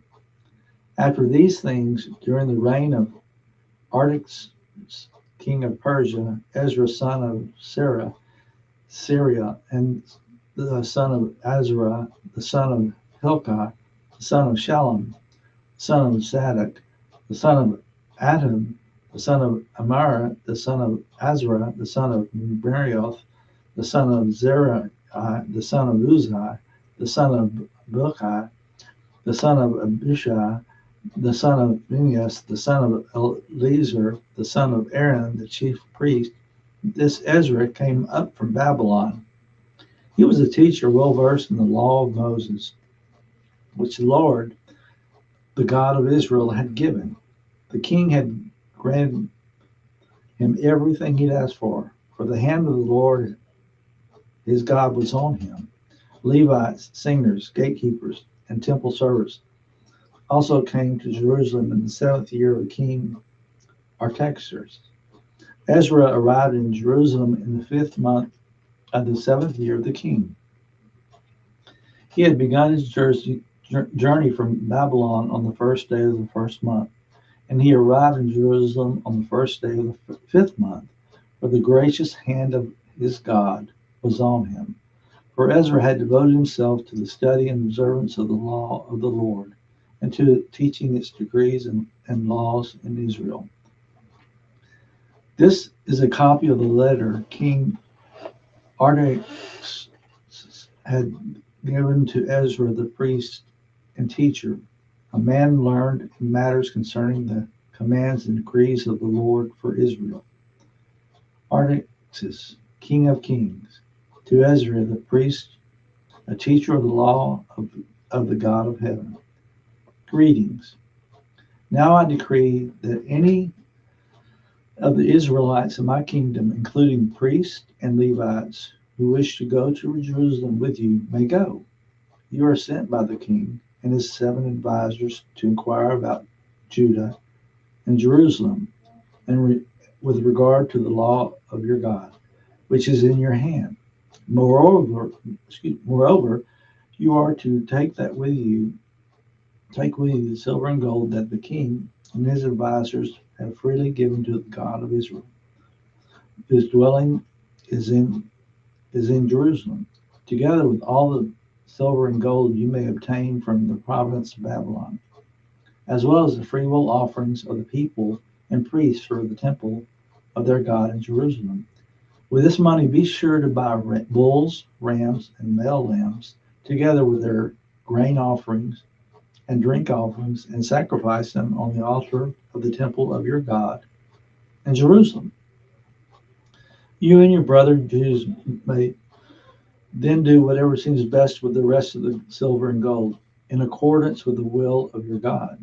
Deliver to the God of Jerusalem all the articles entrusted to you for worship in the temple of your God, and anything else needed for the temple of your God that may need, you may have occasion to supply. You may provide from the royal treasury. Now our king, Artaxerxes, our order the treasurers of Trans-Euphrates to provide with diligence whatever Ezra, the priest, a teacher of the law of God of heaven, may ask of you, up to 100 talents of silver, 100 cors of wheat, 100 baths of wine, 100 baths of olive oil, and salt without limit.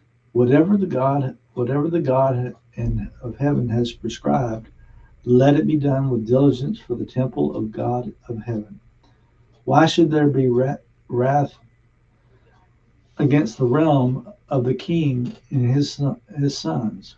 You are also to know that you have no authority to impose taxes, tribute, or duty on any of the priests, Levites, singers, gatekeepers, temple servants, or other workers at this house of God.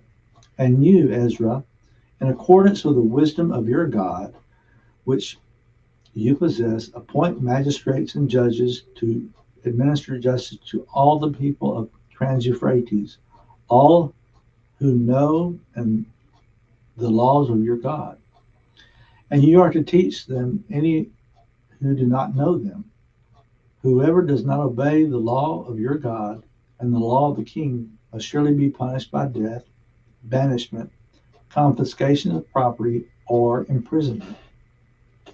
Praise be to the Lord, the God of our fathers, who has put it into the king's heart to bring honor to the house of the Lord in Jerusalem in this way, and who has extended his good favor to me before the king and his advisors and all the king's powerful officials.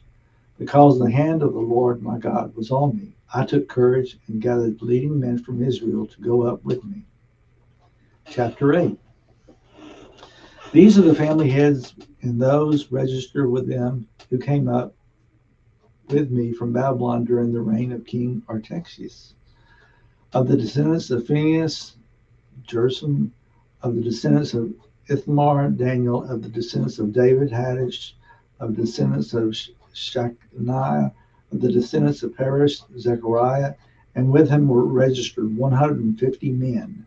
Of the descendants of Moab, Eloniah, son of Zeriah, and with him 200 men. Of the descendants of Zatu, Shekiah, son of Jezal, with him 300 men. Of the descendants of Adin, Eb and Jonathan, and with him 50 men. Of the descendants of Elam, Josiah, son of Athaliah, with him 70 men. Of the descendants of Shephatiah, Zebediah, son of Michael, and with him 80 men. Of the descendants of Joab, Obadiah, son of Jael, with him 218 men. Of the descendants of Bani, Shelomith, son of Josaphat, with him 160 men. Of the descendants of Babai, Zechariah, son of Babai, with him 28 men. Of the descendants of Azgad, Johanan, son of Hakatan, with him 110 men. Of the descendants of Adakim, the last ones whose names were Elephant, Jewel, and Shemaiah, and with them 60 men. Of the descendants of Bigvai, Uthai, and Zachar, and with them 70 men. I assembled them at the canal that flows toward Ashevah. We have camped there 3 days. When I checked among the people and the priests, I found no Levites there. So I summoned Elazar, Ariel, Shemaiah, Elonad, Jareb, Elnathan, Nathan, Zechariah, and Meshullam, who were leaders, and Jorab and Elnathan, who were men of learning. And I sent them to Iddo, the leader in Cassapha. I told them what to say to Iddo and his kinsmen, temple servants in Cassapha, so that they might bring attendance to us for the house of our God. Because the gracious hand of our God was on us, they brought us Sherebiah, a capable man, from the descendants of Mali, the son of Levi, the sons of Israel, and Shereb's sons and brothers, 18 men, and Hashabah, together with Jesiah, from the descendants of Merariah, and his brothers and nephews, 20 men. They also brought 220 of the temple servants, a body that David and the officials had established to assist the Levites. All were registered by name. Thereby, Ava Canal, I proclaimed a fast, so that we might humble ourselves before our God and ask for our safe journey for us and our children with all our possessions. I was ashamed to ask the king for soldiers and horsemen to protect us from enemies on the road, because we had told the king, the gracious hand of our God is on everyone who looks to him, but his great anger is against all who forsake him. So we fasted and petitioned our God about this, and he answered our prayer. Then I set apart 12 of the leading priests together with Sherebiah, Hashabah, and 10 of their brothers, and I weighed out to them the offering of silver and gold, and the articles that the king, his advisors, his officials, and all Israel present here had donated for the house of our God. I weighed out to them 650 talents of silver, articles weighing 100 talents, 100 talents of gold, 20 bowls of gold weighed at 1,000 darics, and 2 fine articles of polished bronze, as precious as gold. I said to them, you as well as these articles are consecrated to the Lord.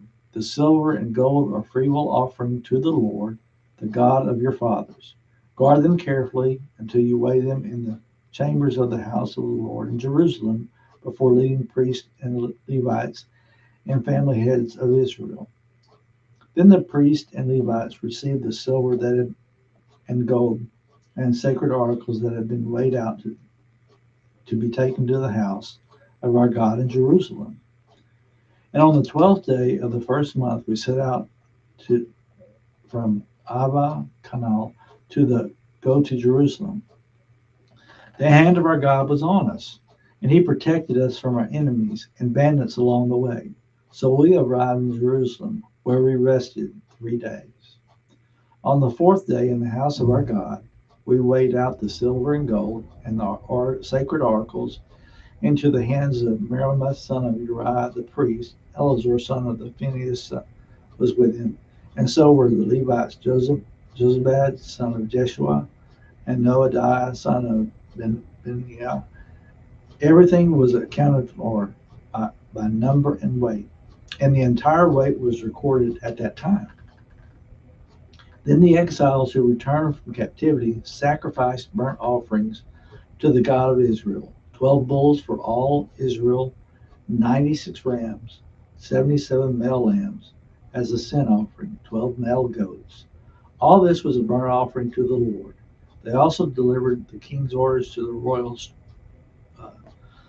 satraps and to the governor of the Trans-Euphrates, and then gave assistance to the people and to the house of God. Chapter 9. After these things had been done, the leaders came to me and said, the people of Israel, including the priests and Levites, have not kept themselves separate from the neighboring peoples of their detestable practices, like those of Canaanites, Hittites, Perizzites, Jebusites, Ammonites, Moabites, Egyptians, and Amorites. They have taken some of their daughters as wives for themselves, and their sons have mingled the holy race with the peoples around them. and the leaders and officials have led the way in this unfaithfulness. When I heard this, I tore my tunic and cloak, pulled hair away from my head and beard, and sat down appalled. Then everyone who trembled at the words of the God of Israel gathered around me because of this unfaithfulness of the exiles. And I sat there appalled until the evening sacrifice. Then at the evening sacrifice, I rose from my self abasement with my tunic and cloak torn. I fell on my knees with my hands. I spread out to the Lord my God and prayed, "Oh my God, I am too ashamed and disgraced to lift up my face to you, my God, because of our sin. Our sins are higher than our heads, and our guilt has reached to the heavens. From the days of our forefathers until now, our guilt has been great. Because of our sins, we and our kings and our priests have been subjected to the sword of captivity, to pillage and humiliation at the hand of foreign kings, as it is today. But now, for a brief moment, the Lord our God has been gracious in leaving us a remnant and giving us a firm place in his sanctuary. And so our God, light to our eyes and a little relief in our bondage. Though we are slaves, our God has not deserted us in our bondage. He has shown his kindness in the sight of the kings of Persia. He has granted us new life to rebuild the house of our God and repair its ruins. And he has given us a wall of protection in Judah and Jerusalem. But now, O our God, what can we say after this? For we have disregarded the commands you gave through your servants, the prophets, when you said, "The land you are entering to possess is a land polluted by the corruption of its peoples. By their detestable practices, they have filled it with their purity from one end to the other. Therefore, do not give your daughters in marriage to their sons, or take their daughters for your son, or for your sons. Do not seek a treaty of friendship with them at any time, that you may be strong and eat good things of the land, and leave it to your children as an everlasting inheritance." What is happening to us is a result of our evil deeds and our great guilt. And yet, our God, you have punished us less than our sins have deserved, and have given us remnants like this. Shall we again break your commands and intermarry with people who commit such detestable practices? Would you not be angry? Would you be would you not be angry enough with us to destroy us, leaving us no remnant or survivor? O Lord God of Israel, you are righteous. We are left this day as a remnant. Here we are before you in our guilt, though because of it, not one of us can stand in your presence. Chapter 10. While Ezra was praying and confessing, weeping and throwing himself down before the house of God, a large crowd of Israelites, men and women and children, gathered around him. They too wept bitterly. Then Shechadiah, son of Jael, one of the descendants of Elam, said to Ezra, "We have been unfaithful to our God by marrying foreign women from this peoples around us. But in spite of this, there is still hope for Israel.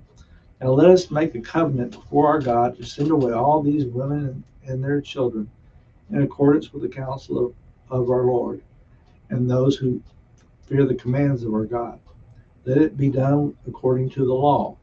Rise up, this matter is in your hands. We will support you, so take courage and do it." So Ezra rose up put the leading priests and Levites and all Israel under oath to do what had been suggested. And they took the oath. And Ezra withdrew from before the house of God and went to the room of Jehananiah, son of Elishab, while he was there. He ate no food and drank no water, because he continued to mourn over the unfaithfulness of the exiles. A proclamation was issued throughout Judah and Jerusalem for all the exiles to assemble in Jerusalem. Anyone who failed to appear within 3 days would forfeit his property in accordance with the decision of the officials and elders, and would himself be expelled from the assembly of the exiles. Within 3 days, all the men of Judah and Benjamin had gathered in Jerusalem, and on the 12th day of the 9th month, all the people were sitting in the square before the house of God, greatly distressed by the occasion. And because of the rain, then Ezra the priest stood up and said, "You have been unfaithful. You have married foreign women, adding to Israel's guilt. Now make confession to the Lord, the God of our fathers, and do his will. Separate yourselves from the peoples around you and from your foreign wives." The whole assembly responded with a loud voice, "You are right. We must do as you say. But there are so many people here, and it is a rainy season, so we cannot stand outside. Besides, this matter cannot be taken care of in a day or two, because we have sinned greatly in this thing. Let our officials act for our whole assembly. Then let everyone in our towns who has married a foreign woman come at a set time, along with the elders and judges of each town, until the fierce anger of our God in this matter is turned away from us. Only Jonathan, son of Ashel, and Jezin, son of Tikvah, and supported Meshullam and Shabbath the Levite, opposed this. So the exiles did as was proposed. Ezra the priest selected men who were family heads, one from each family division, and all of them designated by name. On the first day of the 10th month, they sat down to investigate the cases. And by the first day of the first month, they had finished dealing with all the men who had married foreign women. Among the descendants of the priests, the following had married foreign women. From the descendants of Jeshua, son of Jozadak, and his brothers Mishak, Elzar, Jared, Gedaliah, they all gave their wives and pledged to put away their hands to pledge to put away their wives for their guilt. They each presented a ram from the flock as a guilt offering. From the descendants of Immer, Hannah and Zebediah. From the descendants of Haram, Maasha, Elijah, Shema, Jela, and Uzziah. From the descendants of Pashur, Elonah, Misa, Ishmael, Nathaniel, Zobazad, Elijah. Among the Levites, Josabad, Shemaiah, Kaliah, Attai, Judah, and Lazar. From the singers, Elizabah. From the gatekeepers, Shalom, Telem, Uri.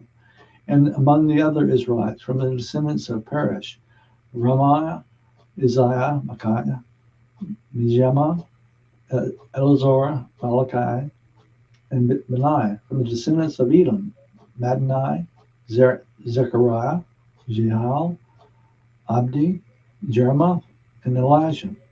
From the descendants of Zatu, Elonai, Eliab, Mattaniah, Jeremoth, Zabad, and Ziza. From the descendants of Babiah, Jehoah, Hanani, Sabiah, and Athli. From the descendants of Bana, Meshullam, Malach, Adiah, Jasban, Jil, Jeremoth. From the descendants of Path Moab, Adnah, Kilel, Benaiah, Mahes, Mattaniah, Bezalel, Benui, and Manasseh. From the descendants of Haram, Elazar, Ishkal, Malachim, Shemal, Shimeon, Benjamin, Malach, and Shemara. From the descendants of Hashem, Mattaniah, Mattata, Zabad, Eliphaz, Jerem, Manasseh, and Shemaiah. From the descendants of Banj, Madai, Amra, Yoel, Nai, Leon, Bediah, Kalua, Venya, Ramuth, Elishbab, Mataniah, and Jasu. From the descendants of Benui, Shammai, Shalomai, Nathan, Adadiah, Macnabiah, Shasha, Shariah, Azariah, Shalamiah, Shemariah, Shalom, Amariah, and Joseph.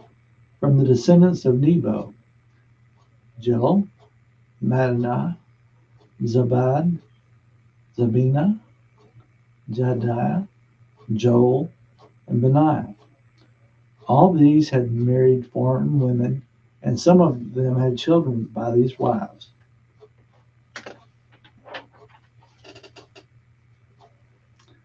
Nehemiah, chapter 1.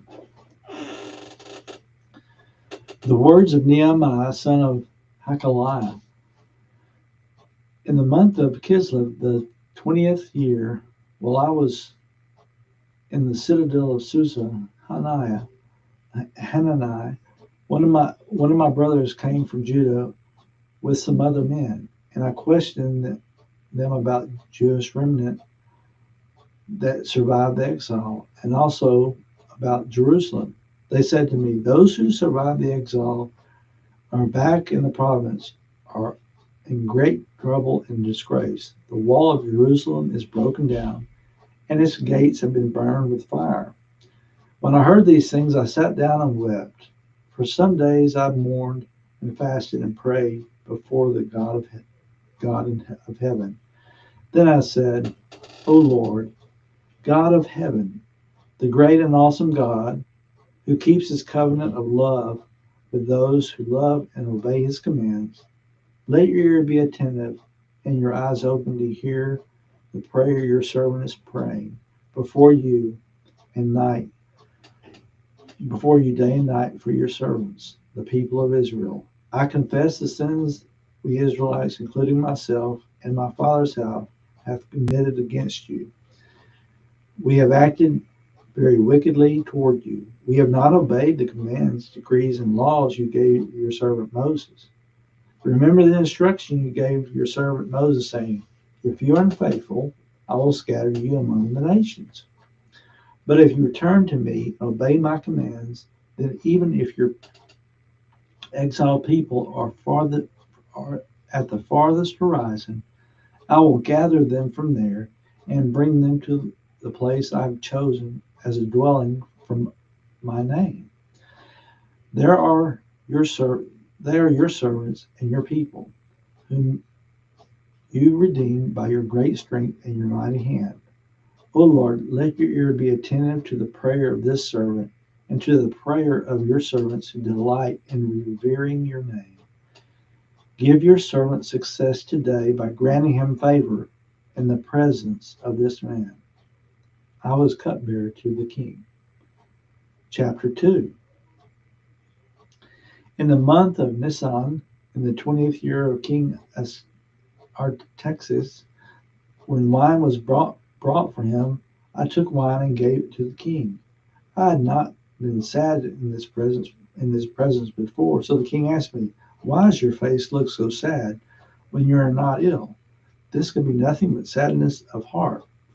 I was very much afraid, but I said to the king, "May the king live forever. Why should my face not look sad when the city where my fathers are buried lies in ruins, and its gates have been destroyed by fire?" The king said to me, "What is it you want?" Then I prayed to the God of heaven, and I answered the king, "If it pleases the king, if your servant has found favor in his sight, let him send me to the city in Judah where my fathers are buried, so that I can rebuild it." Then the king, with the queen sitting beside him, asked me, "How long will your journey take, and when will you get back?" It pleased the king to send me, so I set a time. I said to him, "If it pleases the king, may I have letters to the governors of Trans-Euphrates so that it will provide me safe conduct until I arrive in Judah?" And may I have a letter to Asaph, keeper of the king's forest, so he will give me timber to make beams for the gates of the citadel by the temple and for the city wall and for the residence I will occupy. And because the gracious hand of God was upon me, the king granted my request. So I went to the governors of Trans-Euphrates and gave them the king's letters. The king had also sent army officers and cavalry with me. When Sanballat and Horonite and Tobiah and the Ammonite official heard about this, they were very much disturbed by that someone had come to promote the welfare of the Israelites. I went to Jerusalem, and after staying there 3 days, I set out during the night with a few men. I had not told anyone what my God had put in my heart to do for Jerusalem. There were no mounts with me except the one that I was riding on. By night, I went out through the valley gate toward the Jackal Well and Dawn Gate, and examined the walls of Jerusalem, which had been broken down, and its gates, which had been destroyed by fire. Then I moved on toward Fountain Gate and the King's Pool, but there was not enough room for my mount to get through, so I went up the valley by night, examining the wall. Finally, I turned back and re-entered the valley gate. The officials did not know where I had gone, or what I was doing, because as yet I had said nothing to the Jews or the priests or nobles or officials or any others who would be doing the work. Then I said to them, "You see the trouble we are in. Jerusalem lies in ruins, and its gates have been burned with fire. Come, let us rebuild the wall of Jerusalem, and we will no longer be in disgrace." I also told them about the gracious hand of my God upon me and what the king had said to me. They replied, "Let's start rebuilding." So they began this good work. But when Sanballat and Horonite, Tobiah and Ammonite official and Geshem the Arab heard about it, they mocked and ridiculed us. "What is this you are doing?" they asked. "Are you rebelling against the king?" I answered them by saying, "The God of heaven will give us success. We, his servants, will start rebuilding. But as for you, you have no share in Jerusalem or any claim or historic right to it."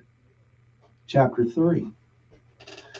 Elishab, the high priest, and his fellow priests went to work and rebuilt the sheep gate. They dedicated it and set its doors in place, building as far as the Tower of the Hundred, which they dedicated, and as far as the Tower of Hananel. The men of Jericho built the adjoining section, and Zachar, son of Imran, built next to them. The fish gate was rebuilt by the sons of Hasaniah. They laid its beams and put its doors on bolts and bars in place. Meremoth, son of Uriah, the son of Hakkoz, repaired the next section. Next to him, Michel, son of Barak, son of Meshuvel, made repairs. And next to him, Zadok, son of Mana, also made repairs. The next section was repaired by the men of Tekoa, but the nobles would not put their shoulders to the work under their supervisors. The Jesna gate was repaired by Jodiah, son of Paon, and Meshullam, son of Besodiah. They laid its beams and put its doors and bolts and bars in place. Next to them, repairs were made by men from Gibeon, Mizpath, Melapath, and of Gibeon, and Jordan of Maranoth, places under the authority of the governor of Trans-Euphrates. Uzel, son of Hariah, one of the goldsmiths, repaired the next section, and Hananiah, one of the perfume makers, made repairs next to that. They restored Jerusalem as far as the broad wall. Raphiah, the son of Hur, ruler of a half district of Jerusalem, repaired the next section. Adjoining this, Jedediah, son of Haruf, made repairs opposite his house. And Hattush, son of Hashbaniah, made repairs next to him. Malcham, son of Haram, and Hashman, son of Moab, repaired another section of the tower of the ovens. Shalom, son of Halash, ruler of the half district of Jerusalem, repaired the next section with the help of his daughters. The valley gate was repaired by Hanan, the residents of Senoi. They rebuilt it and put its doors and bolts and bars in place. They also repaired 500 yards of the wall as far as the dung gate. Dung gate was repaired by Malchiah, son of Rechab, ruler of the district of Beth Hakram. He rebuilt it and put its doors and bolts and bars in place. The fountain gate was repaired by Shalom, son of Hosea, ruler of the district of Mizpah. He rebuilt it, roofing it over and putting its doors and bolts and bars in place. He also repaired the wall of the pool of the Siloam by the king's garden, as far as steps going down from the city of David. Beyond him, Nehemiah, son of Asaph, rulers of the half district of Bethser, made repairs up to the point opposite the tomb of David, as far as the artificial pool and the house of the heroes. Next to him, the repairs were made by the Levites under Rem, son of Bani. Beside him, Hashabiah, ruler of the half district of Kaliah, carried out repairs for his district. Next to him, the repairs were made by their countrymen under Benui, son of Henadad, ruler of the other half district of Kaliah. Next to him, Ezra, son of Jeshua, ruler of Mizpah, repaired another section from a point facing the ascent to the armory as far as the angle. Next to him, Barak, son of Zabiah, zealously repaired another section from the angle to the entrance of the house of Elisha, the high priest. Next to him, Meremoth, son of Uriah, the son of Hakos, repaired another section of entrance from the entrance of Elishbab's house to the end of it. The repairs next to him were made by the priests from the surrounding region. Beyond them, Benjamin, Hashem, made repairs in the front of their house, and next to them, Azariah of Mashah, the son of Ananiah, made repairs beside his house. Next to him, Benai, son of Henadad, repaired another section from Azra's house to the angle in the corner. And Palal, son of Uzziah, worked opposite the angle and the towering projecting from the upper palace near the court of the guard. Next to him, Pedadiah, son of Perish of the temple service, living on the hill of Ophel, made repairs to the point opposite the waiter gate toward the east and the projecting tower next to them. Projecting tower. Next to them, the men of Tekoa repaired another section from the great projecting tower to the wall of Ophel. Above the horse gate, the priest made repairs, each in front of his own house. Next to them, Zadok, son of Immer, made repairs opposite his house. Next to him, Shemaiah, son of Shekiah, the guard at the east gate, made repairs. Next to him, Hananiah, son of Shelemiah, and Hanan, the sixth son of Zalaph, repaired another section. Next to them, Meshullam, son of Barak, made repairs opposite his living quarters.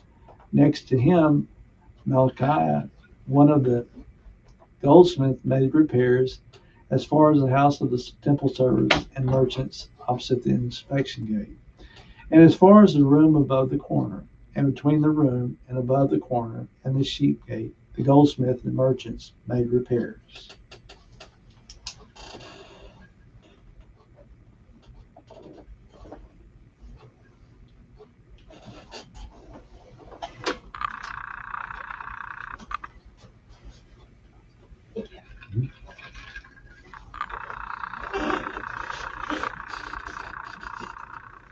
Chapter 4. When Sanballat heard that we were rebuilding the wall, he became angry and was greatly incensed.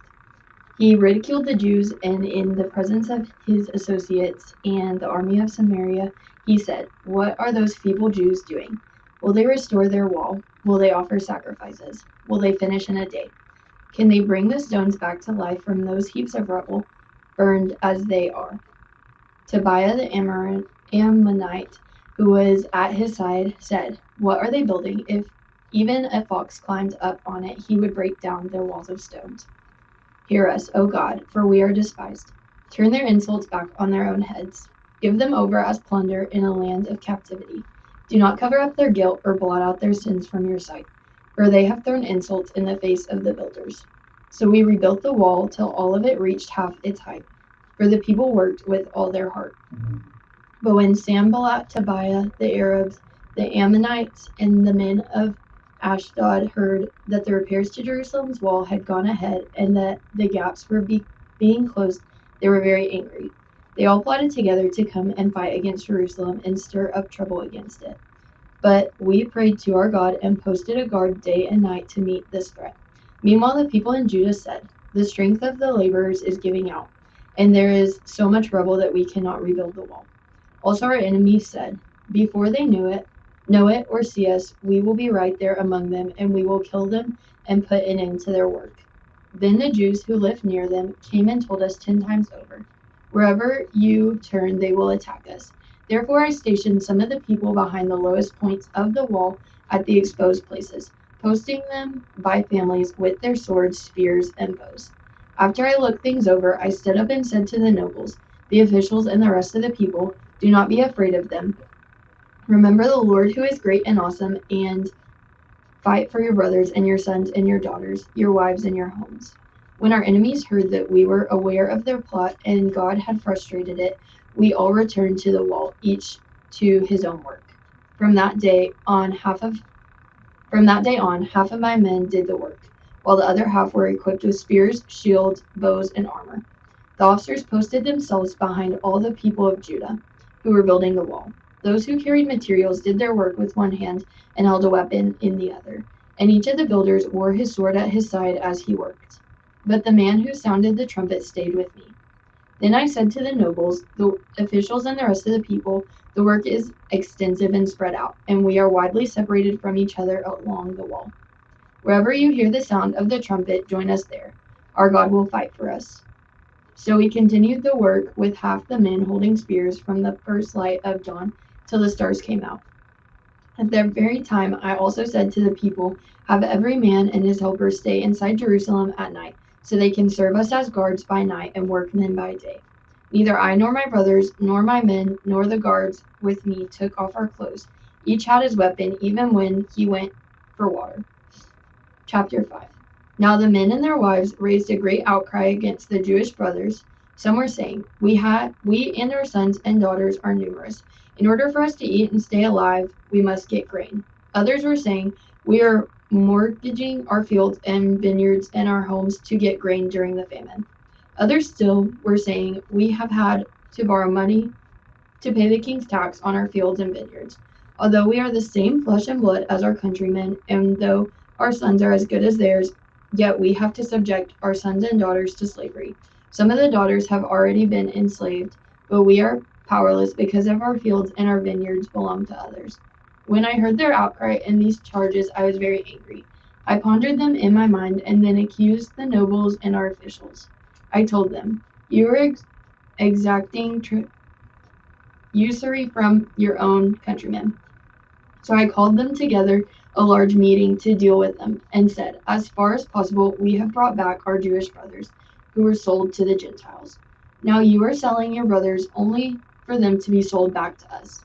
They kept quiet because they could find nothing to say. So I continued, What you are doing is not right. Shouldn't you walk in fear of our God to avoid the reproach of our Gentile enemies?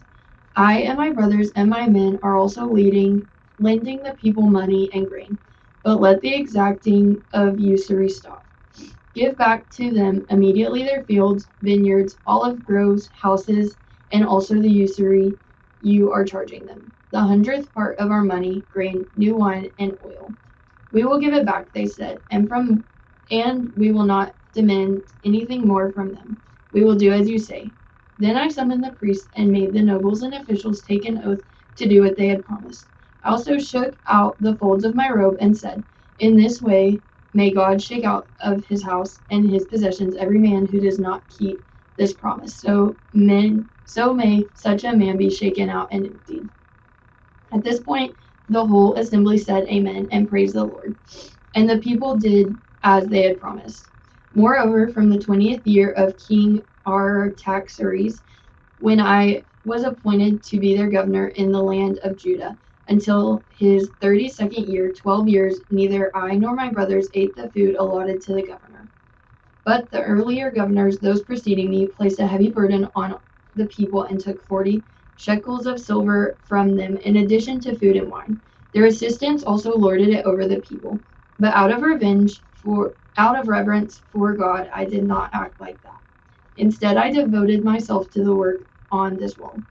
All my men were assembled there for the work. We did not acquire any land. Furthermore, 150 Jews and officials ate at my table, as well as those who came to us from the surrounding nations. Each day, 1 ox, 6 choice sheep, and some poultry were prepared for me. And every 10 days, an abundant supply of wine of all kinds. In spite of this, I never demanded the food allotted to the governor, because the demands were heavy on these people. Remember me with favor, O my God, for all I have done for these people. Chapter 6. When the word came to Sanballat, Tobiah, Geshem, and the Arab, and the rest of the enemies, that I had rebuilt the wall and had not a gap was left in it, though up to that time I had not set the doors in the gates. Sanballat and Geshem sent me this message: come, let us meet together in one of the villages on the plain of Ono. But they were scheming to harm me. So I sent messengers to them with this reply: I am carrying on a great project and cannot go down. Why should the work stop while I leave it and go down for you? 4 times they sent me the same message, and each time I sent them the same answer. Then the 5th time, Sanballat sent his aide to me with the same message, and in his hand was an unsealed letter in which was written, it is reported among the nations, and Geshem says it is true, that you and the Jews are plotting to revolt, and therefore you are building the wall. Moreover, according to these reports, you are about to become their king, and have even appointed prophets to make this proclamation about you in Jerusalem. There is a king in Judah. Now this report will get back to the king, so come let us confer together. I sent him this reply: nothing like what you are saying is happening. You are just making it up out of your head. They were trying to frighten us, thinking their hands will get too weak for the work, it will not be completed. But I prayed, now strengthen my hands. One day I went to the house of Shemaiah, down to Deliah, the son of Methabel, who was shut in at his home. He said, let us meet in the house of God, inside the temple, and let us close the temple doors because men are coming to kill you. By night they are coming to kill you. But I said, should a man like me run away, or should one like me go to the temple to save his life? I will not go. I realized that God had not sent him, but he had prophesied against me because Tobiah and Sanballat had hired him. He had been hired to intimidate me so that I would commit a sin by doing this, and then they would give me a bad name to discredit me. Remember Tobiah and Sanballat.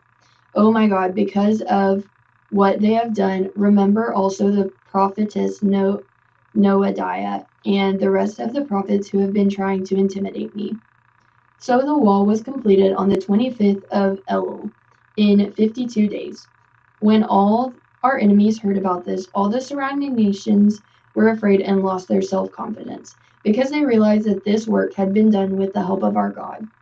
Also in those days, the nobles of Judah were sending many letters to Tobiah, and replies from Tobiah kept coming to them. For many in Judah were under oath to him, since he was son-in-law to Shechaniah, son of Era, and his son Jehohanan, and had married the daughter of Meshullam, son of Berechiah. Moreover, they kept reporting to me his good deeds and then telling him what I said. And Tobiah sent letters to intimidate me. Chapter 7. After the wall had been rebuilt and I had set the doors in place, the gatekeepers and the singers and the Levites were appointed. I put in charge of Jerusalem my brother Hanani, along with Hanani the commander of the citadel, because he was a man of integrity and feared God more than most men do. I said to them, the gates of Jerusalem are not to be opened until the sun is hot. While the gatekeepers are still on duty, have them shut the doors and bar them. Also, appoint residents of Jerusalem as guards, some at their posts and some near their own houses. Now the city was large and spacious, but there were few people in it, and the houses had not yet been rebuilt. So my God put it into my heart to assemble the nobles, the officials, and the common people for registration by families. I found the genealogical record of those who had been the first to return. This is what I found written there. These are the people of the province who came up from the captivity of the exiles whom Nebuchadnezzar, king of Babylon, had taken captive. They returned to Jerusalem and Judah, each to his own town, in company with Zerubbabel, Jeshua, Nehemiah, Azariah, Ramiah, Naamani, Mordecai, Bilshan, Mispereth, Bigvai, Nahum, and Bana. The list of the men of Israel. The descendants of Parash, of Shephethai, of Era, of Path Moab, through the line of Jeshua and Joab, of Elam, of Zatu, of Zakai, of Binui, of Bevi, of Asgad, of Adonikam, of Bigvai, of Adin, of Ater, through Hezekiah, of Heshem, of Bezai, of Herip, of Gibeon, the men of Bethlehem and Netophah, of Anathoth, of Beth Azmaveth, of Kirajarim, and Beeroth, of Ramah and Geba, of Michmash, of Bethel and Ai, of the other Nebo, of the other Elam, of Hiram, of Jericho, of Lod, Hadid, and Ono, of Sinah, the priest, the descendants of Jediah, through the family of Jeshua, of Emer, of Pashur, of Hiram, the Levites, the descendants of Joshua, through Kadmiel, through the line of Hodaviah, the singers, the descendants of Asaph, the gatekeepers, the descendants of Shalom, Ater, Talman, Akub, Hatiah of Shobai, the temple servants, the descendants of Ziah, Hasufa, Taboth, Keros, Sia, Paddan, Lebana, Hagaba, Shalomi, Hanan, Gidal, Gahar, Riyah, Rezin, Nekoda, Gazam, Uzzah, Paseah, Bezai, Mainim, Nephusim, Bakbuk, Hakufa, Harhur, Dazuleth, Mahida, Harsha, Barkos, Sisera, Timpa, Neziah, and Hatipha. The descendants of the servants of Solomon, the descendants of Sotai, Sophret, Farida, Jala, Darkon, Gidal, Sephatia, Hatil, Pokeret, Hazibam, and Ammon. The temple servants and the descendants of the servants of Solomon. The following came up from the towns of Tel Malah, Tel Harsha, Kerub, Adam, and Emer, but they could not show that their families were descended from Israel. The descendants of Delilah, Tobiah, and Nekoda, 642, and from among the priests, the descendants of Hobiah, Hakaz, and Barzillai. A man who married a daughter of Barzillai and Gileadite was called by that name. These searched for their family records, but they could not find them, and so were excluded from the priesthood as unclean. The governor therefore ordered them not to eat any of the most sacred food until there should be a priest ministering with the Urim and Thummim. The whole company numbered 42,360, beside their 7,337 men servants and maid servants. And they also had 245 men and women singers. There were 736 horses, 245 mules, and 435 camels, and 6,720 donkeys. Some of the heads of the families contributed to this work. The governor gave the treasury 1,000 drachmas of gold, 50 bowls, and 530 garments for priests. Some of the heads of the families gave to the treasury for the work 20,000 drachmas of gold and 2,200 minas of silver. The total given by the rest of the people was 20,000 drachmas of gold, 2,000 minas of silver, and 67 garments for priests. The priests, the Levites, the gatekeepers, the singers, and the temple servants, along with certain of the people and the rest of the Israelites, settled in their own towns. Chapter 8. When the 7th month came and the Israelites had settled in their towns, all the people assembled as one man in the square before the water gate. They told Ezra the scribe to bring out the book of the law of Moses, which the Lord had commanded for Israel. So on the first day of the 7th month, Ezra the priest brought the law before the assembly, which was made up of men and women and all who were able to understand. He read it aloud from daybreak till noon as he faced the square before the water gate in the presence of the men, women, and others who could understand. And all the people listened attentively to the book of the law. Ezra the scribe stood on a high wooden platform built for the occasion. Beside him on his right stood Mattitha, Shema, Ananiah, Uriah, Hilkiah, and Maaseiah. And on his left were Pedaiah, Mishael, Malchijah, Hashem, Hashbaddanah, Zechariah, and Meshullam. Ezra opened the book. All the people could see him because he was standing above them. And as he opened it, the people all stood up. Ezra praised the Lord, the great God, and all the people lifted their hands and responded, Amen, Amen. Then they bowed down and worshipped the Lord with their faces to the ground. The Levites, Jeshua, Bani, Sherebiah, Jamin, Akub, Shabbathai, Hodiah, Maaseiah, Kelitha, Azariah, Jozabad, Hanan, and Peliah, instructed the people in the law while the people were standing there.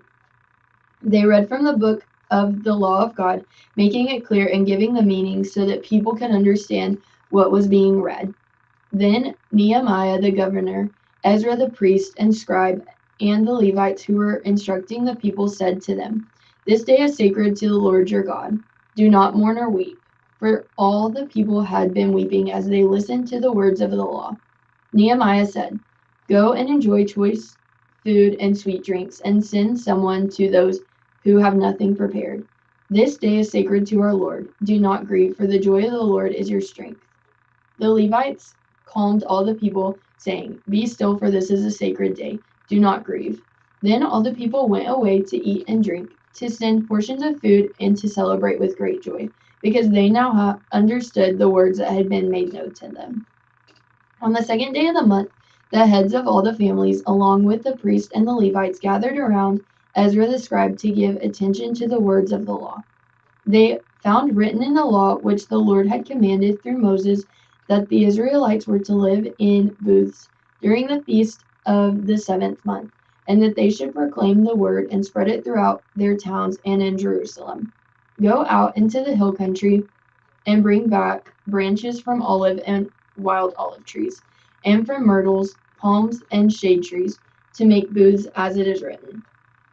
So the people went out and brought back branches and built themselves booths on their own roofs, in their courtyards, in the courts of the house of God, and in the square by the water gate, and the one by the gate of Ephraim. The whole company that had returned from exile built booths and lived in them. From the days of Joshua, son of Nun, until that day, the Israelites had not celebrated it like this, and their joy was very great. Day after day, from the first day to the last, Ezra read the book of the law of God. They celebrated the feast for 7 days, and on the 8th day, in accordance with the regulation, there was an assembly. Chapter 9.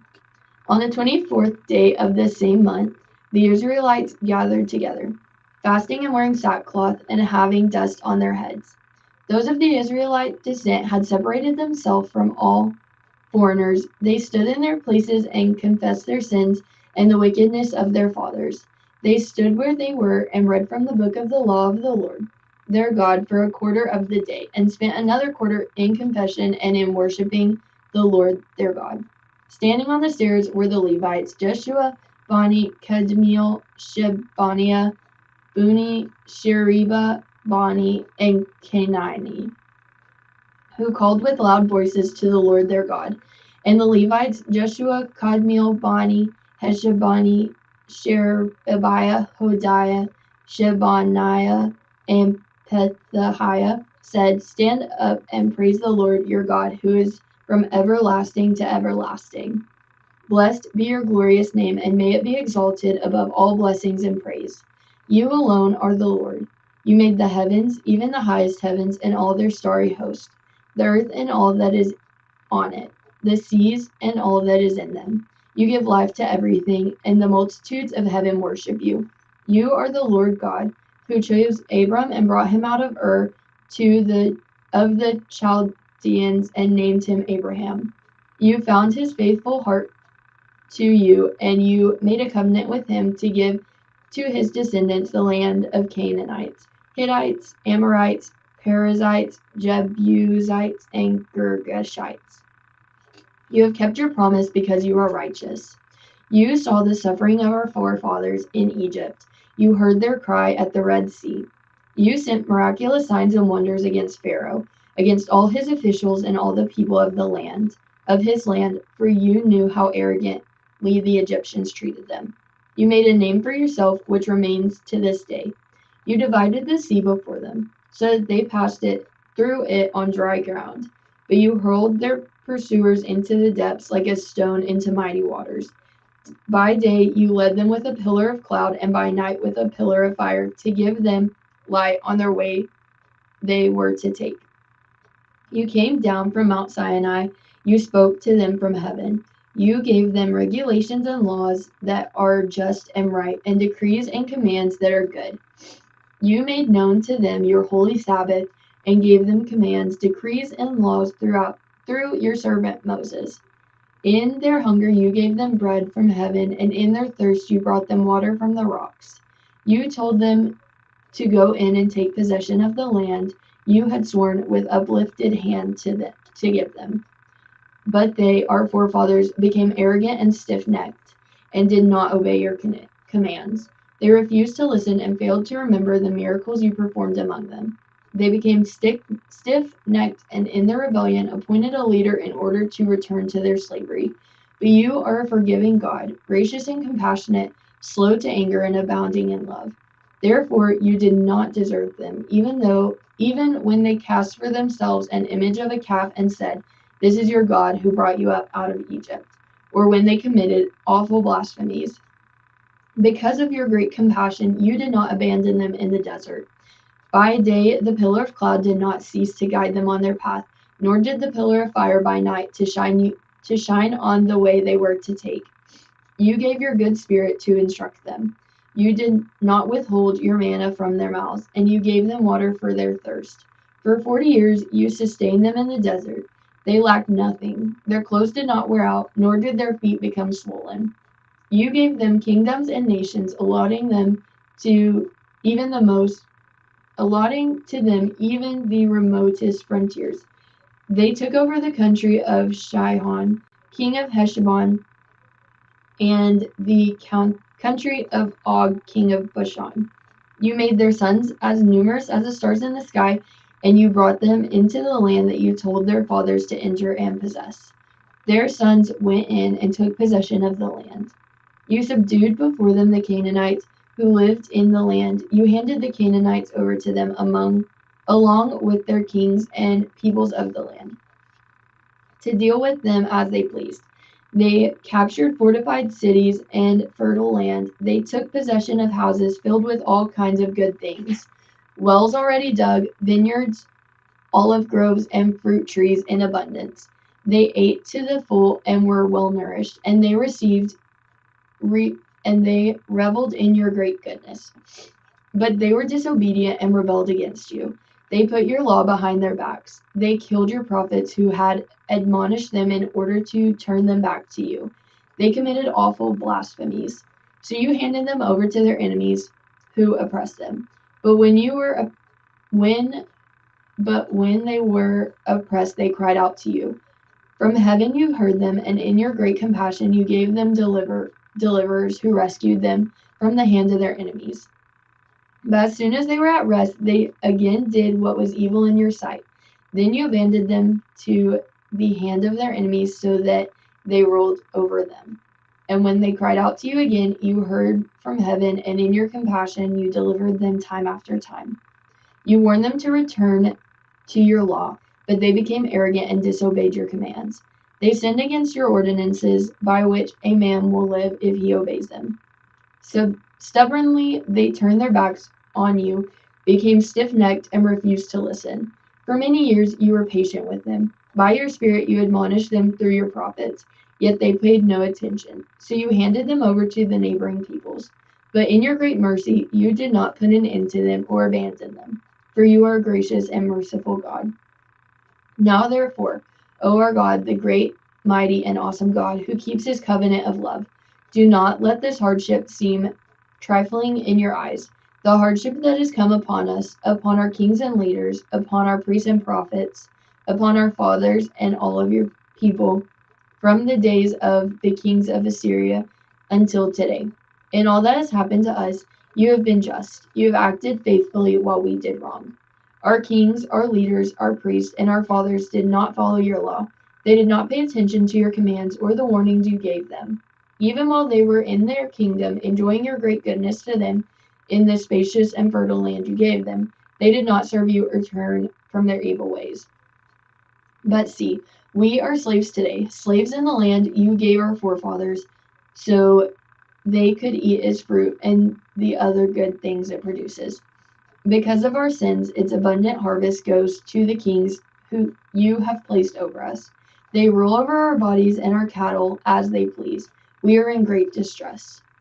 In view of all this, we are making a binding agreement, putting it in writing, and our leaders, our Levites, and our priests are affixing their seals to it.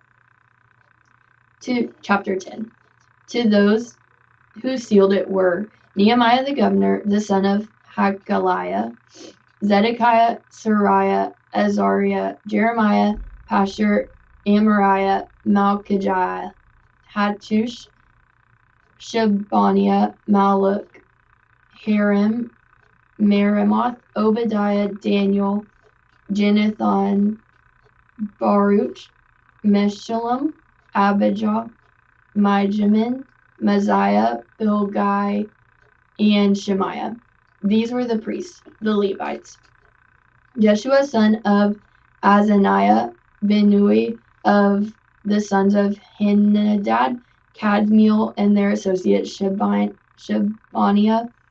Hodiah, Kelita, Pelahiah, Hanan, Micah, Rehob, Hashabiah, Zachar, Sherebiah, Shebaniah, Hodiah, Bani, and Binu. The leaders of the people, Porosh, Pathamoab, Elam, Zatu, Bani, Buni, Asgad, Bebai, Adonijah, Bigvai, Adin, Ater, Hezekiah, Azur, Hodiah, Hashem, Bezai, Harif, Anathoth, Nebai, Magpish, Meshullam, Hezer, Mesibel, Zoak, Jadua, Pelathiah, Hanan, Ananiah, Hoshea, Hananiah, Hashub, Halosh, Mala, Shobek, Ram, Hashabana, Masiah, Ahiah, Hanan, Ain, Maluk, Haram, and Bana. The rest of the people, priests, Levites, gatekeepers, singers, temple servants, and all who separated themselves from the neighboring peoples for the sake of the law of God, together with their wives and all their sons and daughters who were able to understand. All these now join their brothers and sisters, brothers the nobles, and bind themselves with a curse and an oath to follow the law of God given through Moses, the servant of God, and to obey carefully all the commands, regulations, and decrees of the Lord.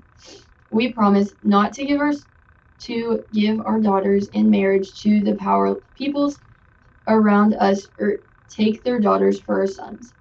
When the neighboring peoples bring merchandise or sell grain to them on Sabbath, we will not buy from them on the Sabbath or on any holy day. Every 7th year, we will forego working the land and will cancel all debts. We assume the responsibility for carrying out the commands to give a third of a shekel each year for the service of the house of our God, for the bread set out on the table, for the regular grain offerings and burnt offerings, for the offerings of on the Sabbaths, new moon festivals, and appointed feasts, for the holy offerings, for sin offerings, to make atonement for Israel, and for the duties of the house of our God. We, the priests, the Levites, and the people have cast lots to determine when each of our families is to bring the house of our God at set times each year a contribution of wood to burn on the altar of the Lord our God, as it is written in the law. We also assume responsibility for bringing to the house of the Lord each year the first fruits of our crops and of every fruit tree. As it is also written in the law, we will bring the firstborn of our sons and of our cattle, of our herds and of our flocks to the house of God, to the priests ministering there. Moreover, we will bring to the storerooms of the house of our God, to the priests, the first of our ground meal, of our grain offerings, of the fruit of all our trees, and of our new wine and oil. And we will bring a tithe of our crops to the Levites, for it is the Levites who collect the tithes in the towns where we work. A priest descended from Aaron is to accompany the Levites when they receive the tithes. And the Levites are to bring 1/10 of the tithes up to the house of God, to the storerooms of the treasury. The people of Israel, including the Levites, are to bring their contributions of grain, new wine, and oil to the storerooms where the articles for the sanctuary are kept, and where the ministering priests, the gatekeepers, and singers will stay. We will not neglect the house of our God. Chapter 11. Now the leaders of the people settled in Jerusalem, and the rest of the people cast lots to bring one out of every 10 to live in Jerusalem, the holy city, while the remaining 9 were to stay in their own towns. The people commended all the men who volunteered to live in Jerusalem. These are the provincial leaders who settled in Jerusalem. Now some Israelites, priests, Levites, temple servants, and descendants of Solomon's servants lived in the towns of Judah, each on his own property in the various towns, while the other people from both Judah and Benjamin lived in Jerusalem. From the descendants of Judah, Athaiah, son of Uzziah, the son of Zechariah, the son of Amariah, the son of Shephatiah, the son of Mahalalel, a descendant of Perez, and Messiah, son of Baruch, and son of Kol-Hoseh, the son of Haziah, the son of Adiah, and the son of Joarib, the son of Zechariah, the descendant of Shelah. The descendant of Perez who lived in Jerusalem totaled 468 able men. From the descendants of Benjamin, Salu, son of Meshullam, the son of Joed, the son of Pedaiah, the son of Koliah, the son of Messiah, the son of Ithiel, the son of Jeshiah, and his followers Gabbai and Silai. 928 men. Joel, son of Zichri, was their chief officer, and Judah, son of Hasenua, was over the second district of the city. From the priests, Jediah, the son of Joarib, Jachin, Sariah, son of Hilkiah, the son of Meshullam, the son of Zadok, the son of Meraioth, the son of Ahitub, supervisor in the house of God, and their associates who carried on the work for the temple, 822 men. Adiah, the son of Jeroham, the son of Pelilah, the son of Amzi, the son of Zechariah, the son of Pashur, the son of Malikah, and his associates, who were the heads of families, 242 men. Amashasai, son of Azrael, the son of Azai, and son of Meshillemoth, the son of Immer, and his associates, who were able men, 128. Their chief officer was Zabdiel, son of Hagdalim. From the Levites, Shemaiah, son of Hasub, the son of Azikram, the son of Hashabiah, the son of Buni, Shabbathai, and Josabad, two of the heads of the Levites who had charge of the outside work of the house of God. Mathina, son of Mika, the son of Zabdi, the son of Asaph, the director who led in the thanksgiving and prayer, Bakbukiah, second among his associates, and Abda, son of Shemua, the son of Galal, the son of Jethuim. The Levites in the holy city totaled 284. The gatekeepers, Akub, Talmon, and their associates who kept watch at the gates, 172 men. The rest of the Israelites, with the priests and the Levites, were in all the towns of Judah, each on his ancestral property. The temple servants lived in the hill of Ophel, and Zia and Gishpa were in charge of them. The chief officer of the Levites in Jerusalem was Uzi, son of Bani, the son of Hashabiah, the son of Mattaniah, the son of Mika. Uzi was one of Asaph's descendants who were the singers responsible for the service of the house of God. The singers were under the king's orders, which regulated their daily activity. Pethahiah, son of Meshabel, one of the descendants of Zerah, son of Judah, was the king's agent in all affairs relating to the people. As for the villages with their fields, some of the people of Judah lived in Kiriath Arba and its surrounding settlements, in Dibon and its settlements, in Jekabizul and its villages, in Jeshua, in Moladath, in Beth Pelet, in Hazar Shual, in Beersheba and its settlements, in Ziklag, in Mechonah, in its settlements, in Rimmon, in Zorah, in Jarmuth, in Zonah, Adullam and their villages, in Lachish and its fields, and in Azekah and its settlements. So they were living all the way from Beersheba to the valley of Hinnom. The descendants of the Benjaminites from Geba lived in Michmash, Asia, Bethel and its settlements, in Ananoth, Nob, and Ananiah, in Hazor, in Ramoth, and Gittim, in Hezid, Zeboim, and Neblat, in Lod and Ono, and in the valley of the craftsmen. Some of the divisions of the Levites of Judah settled in Benjamin. Chapter 12. These were the priests and Levites who returned with Zerubbabel, son of Shealtiel, and with Jeshua, Sariah, Jeremiah, Ezra, Amariah, Maluk, Hattush, Shechaniah, Rehum, Meremoth, Ido, Ginnethon, Abijah, Mijamin, Moadiah, Bilgah, Shemaiah, Job, Jedediah, Salu, Amik, Hilkiah, and Jedaiah. These were the leaders of the priests and their associates in the day of Jeshua. The Levites were Jeshua, Benoi, Kadmiel, Sherebiah, Judah, and also Mathaniah, who together with his associates was in charge of the songs of thanksgiving. Bakbukiah and Uni, their associates, stood opposite of them in their services. Jeshua was the father of Joachim, Joachim the father of Eliashib, Eliashib the father of Jodiah, Jodiah the father of Jonathan, and Jonathan the father of Jaddua. In the days of Joachim, these were the heads of the priestly families. Of Sariah's family, Moriah.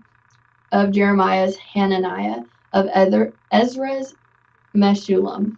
Of Amariah's, Jehohanan. Of Malach's, Jonathan. Of Shekinah, Joseph. Of Hiram, Adnah. Of Meremoth's, Helkai. Of Iddo's, Zechariah.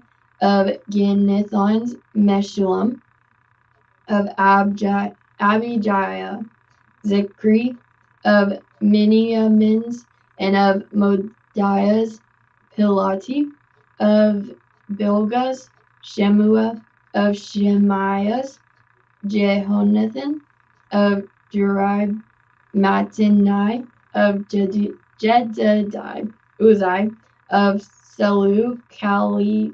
Of Amix, Eber. Of Hilkiah, Hashbiah. Of Jedediah, Nathaniel.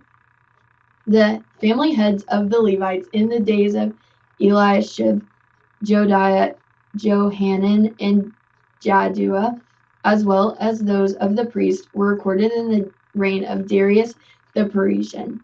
The family heads among the descendants of Levi up to the time of Jonathan, Johanan, son of Eliashib, were recorded in the book of the yes.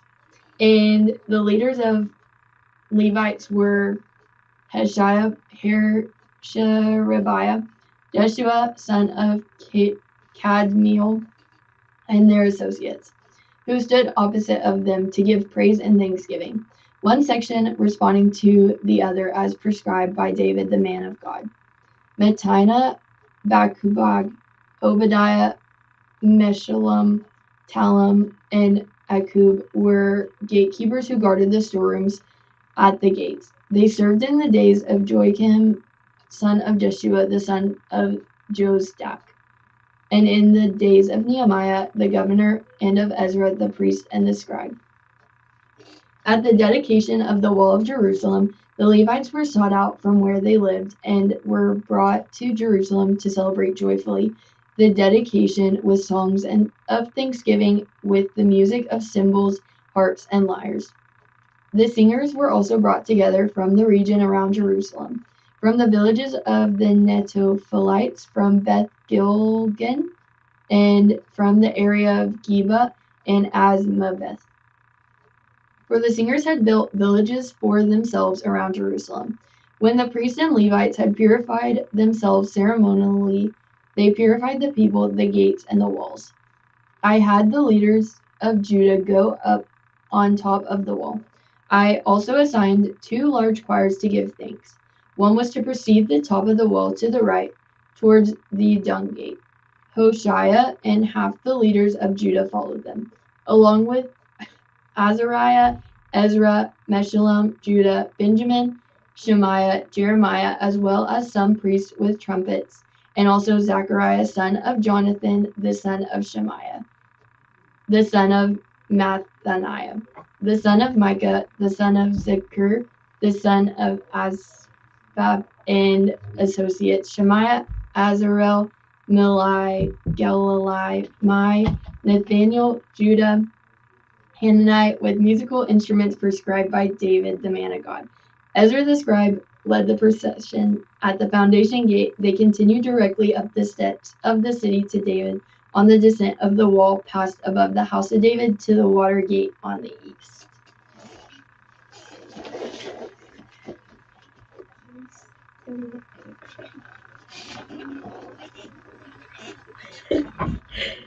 The second choir proceeded in the opposite direction. I followed them on top of the wall, together with half of the people, past the towers of the ovens to the board wall. Over the gate of Epipharim, the Jeshanan gate, the fish gate, the tower of Hanel, and the tower of the 100. As far as the sheep gate, at the gate of the guard, they stopped. The two choirs that gave thanks then took their places in the house of God. So did I, together with half the officials, as well as the priests, Eliakim, Maaseiah, Menahem, Micaiah, Eloian, Zechariah, and Hananiah, with their trumpets, and also Maaseiah, Shemiah, Eleazar, Uzi, Jehonan, Malachi, Elam, and Ezer. The choir sang under the direction of Jezariah, and on the day they offered great sacrifices, rejoicing because God had given them a great joy. The women and children also rejoiced. The sound of rejoicing in Jerusalem could be heard from far away. At the time, men were appointed to be in charge of the storerooms for the contributions, first fruits, and tithes. From the fields around the towns they were to bring into the storerooms the portions required to the law for the priests and the Levites, for Judah was pleased with the ministering priests and Levites.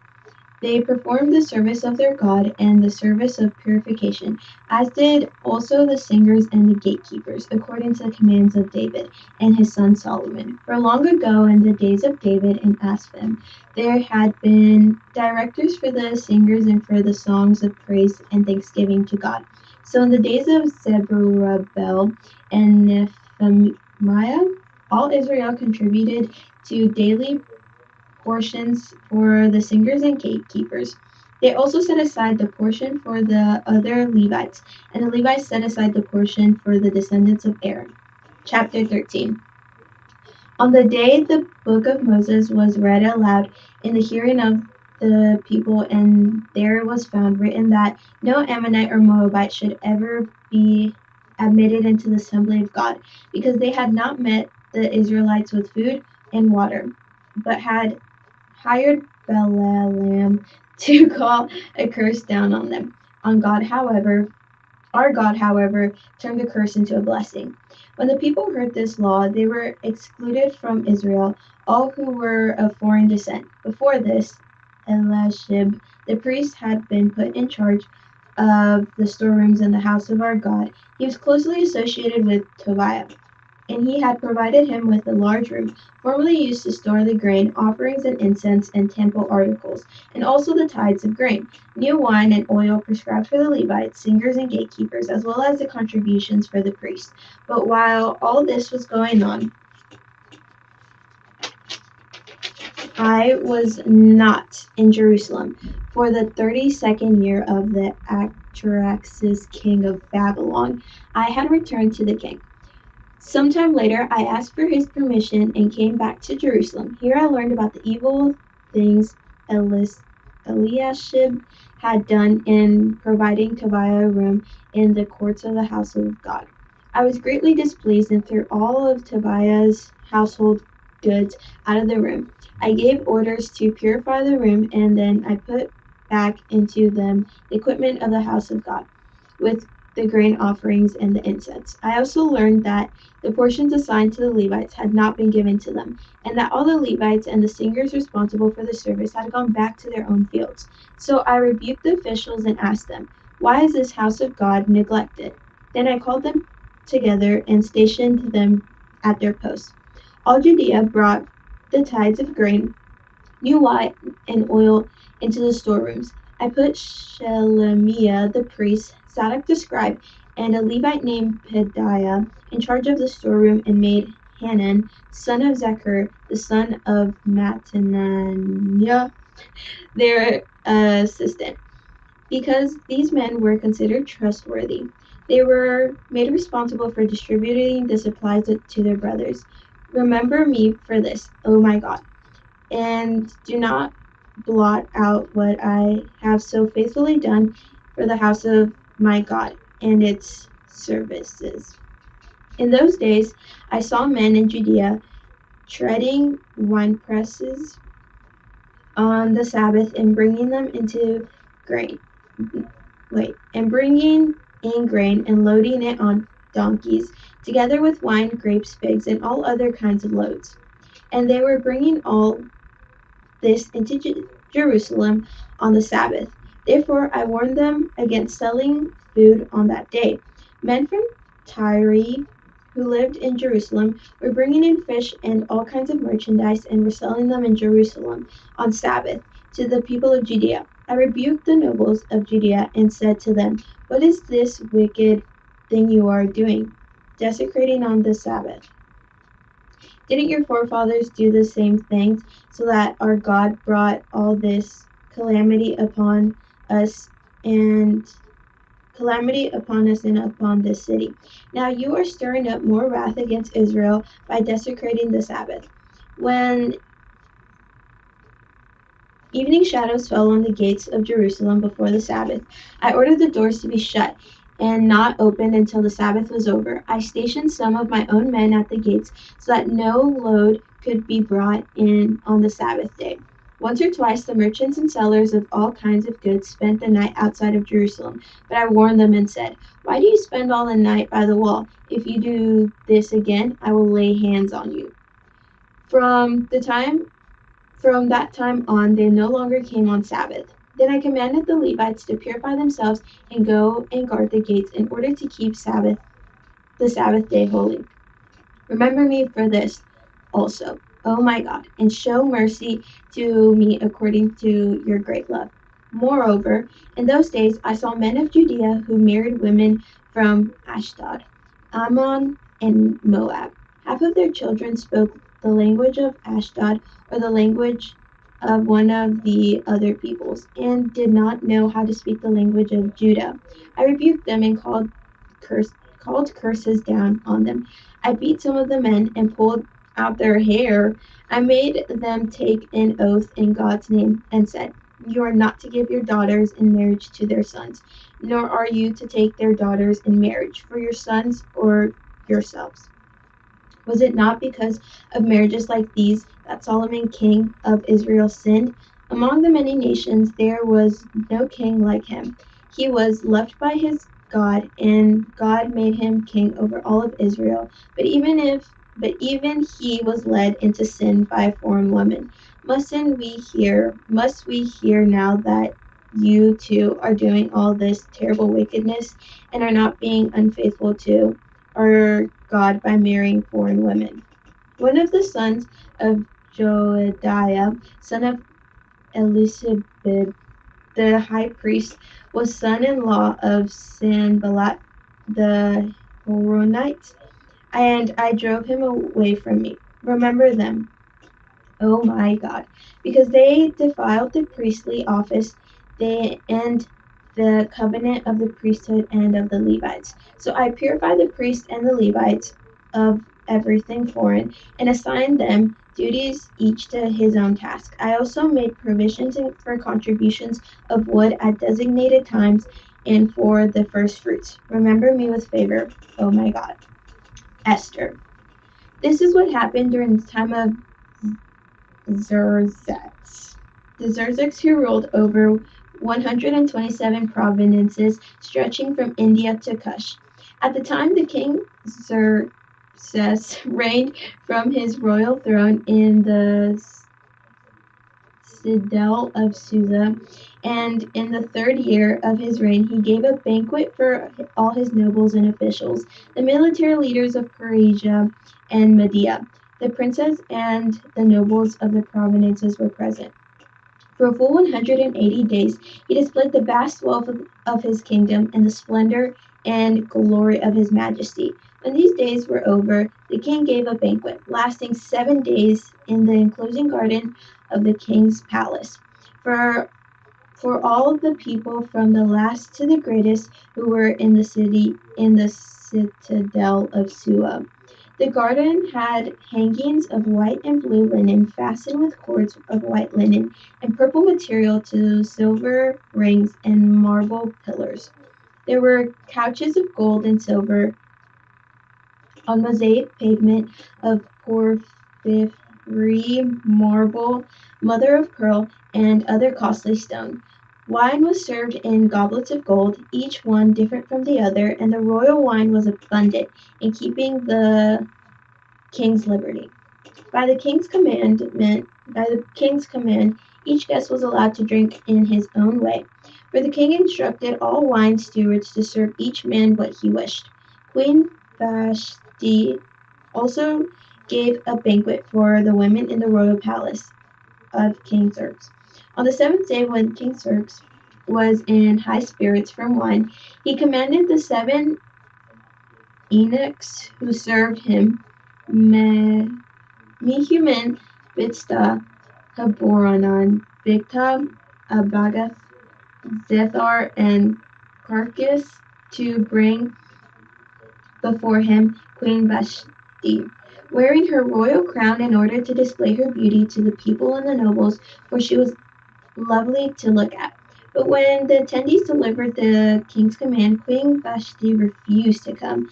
Then the king became furious and burned with anger. Since it was customary for the king to consult experts in the matter of law and justice, he spoke with the wise men who understood the times and were closest to the king: Karshena, Shethar, Amadnath, Tarshish, Meres, Marsena, and Memucan, the 7 nobles of Persia and Media, who had special access to the king and were the highest in the kingdom. According to the law, what must be done to Queen Vashti? He asked.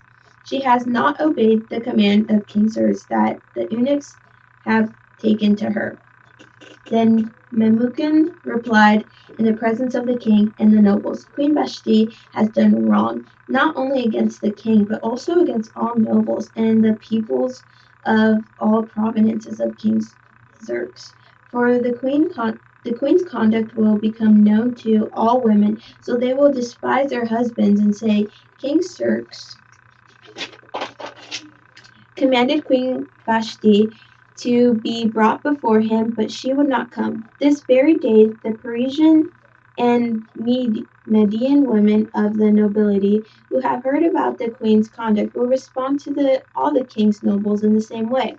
There will be no end of disrespect and discord. Therefore, if it pleases the king, let him issue a royal decree, and let it be written in the laws of Persia and Media, which cannot be repelled, that Vashti is never again to enter the presence of King Xerxes. Also, let the king give her royal position to someone else who is better than she.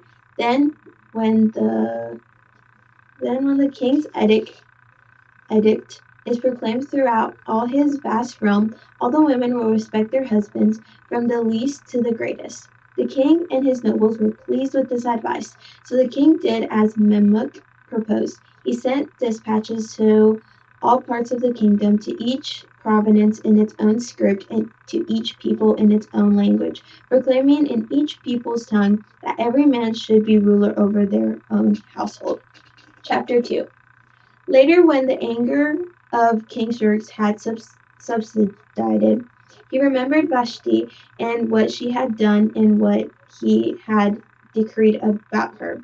Then the king's personal attendants proposed, let a search be made for beautiful young virgins for the king. Let the king appoint commissioners in every province of his realm to bring all these beautiful girls into the harem at this citadel of Susa.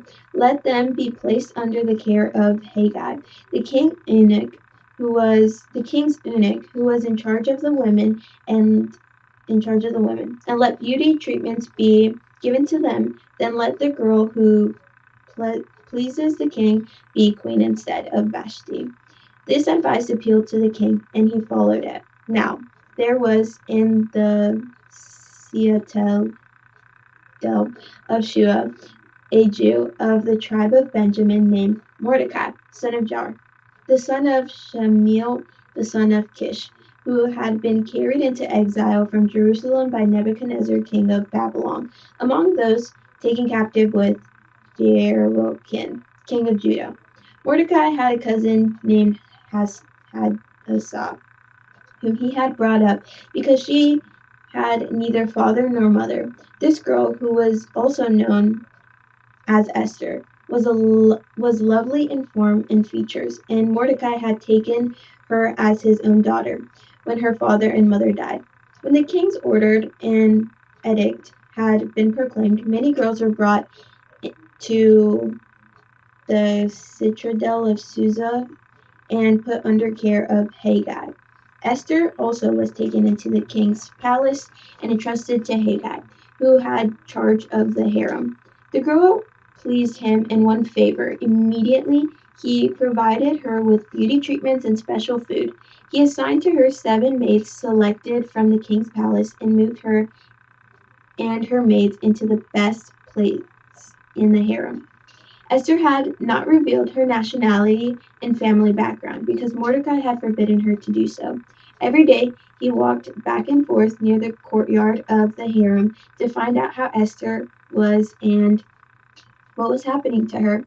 Before a girl's turn came to go into the king's circus, she had to complete 12 months of beauty treatments prescribed for the women, 6 months with oil of myrrh, and 6 with perfumes and cosmetics. And this is how she would go to the king. Anything she wanted was given her. Anything she wanted was given her to take with her from the harem to the king's palace. In the evening she would go there, and in the morning she would return to another part of the harem to take care of Shazgar. The king's eunuch, who was in charge of the concubines, she would not return to the king unless he was pleased with her and summoned her by name. When the turn came for Esther, the girl Mordecai had adopted, the daughter of his uncle Abihail, to go to the king, she asked for nothing other than Haggai, the king's eunuch, who was in charge of the harem, suggested.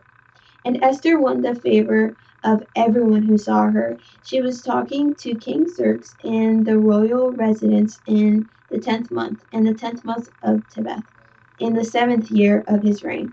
Now the king was attracted to Esther more than to any of the other women, and she won his favor and approval more than any of the other virgins. So he set a royal crown on her head and made her queen instead of Vashti. And the king gave a great banquet, Esther's banquet, for all his nobles and officials. He proclaimed a holiday throughout all the provinces and distributed gifts with royal liberty. When the virgins were assembled a second time, Mordecai was sitting at the king's gate, but Esther had kept secret her family background and nationality, just as Mordecai had told her to do, for she continued to follow Mordecai's instruction as she had done when he was bringing her up. During the time of Mordecai, she was singing at the king's gate. Bigtha and Thresha, 2 of the king's officers who guarded the doorway, became angry and conspired to assassinate King Xerxes. But Mordecai found out the plot and told Queen Esther, who in turn reported it to the king, giving credit to Mordecai. And when the report was investigated and found to be true, the 2 officers were hanged on the gallows. And this was recorded in the book of Annals in the presence of the king. Chapter 3. After these events, King Xerxes honored Herman, son of Hammedatha the Agagite, elevating him and giving him a seat of honor higher than that of all the other nobles. All the royal officials at the king's gate knelt down and paid honor to him, for the king had commanded this concerning him. But Mordecai would not kneel down nor pay honor to him. Then the royal officials at the king's gate asked Mordecai, "Why do you disobey the king's command?" Day after day they spoke to him, but he refused to comply. Therefore they told Hanan about it to see whether Mordecai's behavior would be tolerated, for he had told them he was a Jew. When Haman saw that Mordecai would not kneel down or pay him honor, he was enraged. Yet he learned who Mordecai's people were. He scorned the idea of killing only Mordecai. Instead, Haman looked for a way to destroy all of Mordecai's people, the Jews, throughout the whole kingdom of Xerxes.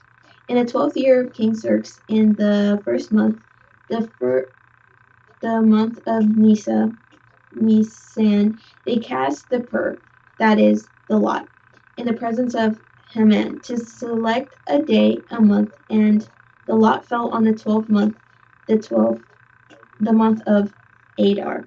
Then Haman said to the king of Xerxes, "There is a certain people dispersed and scattered among the people in all the provinces of your kingdom, whose customs are different from those of all other people, and who do not obey the king's laws, and it is not in the king's best interest to tolerate them.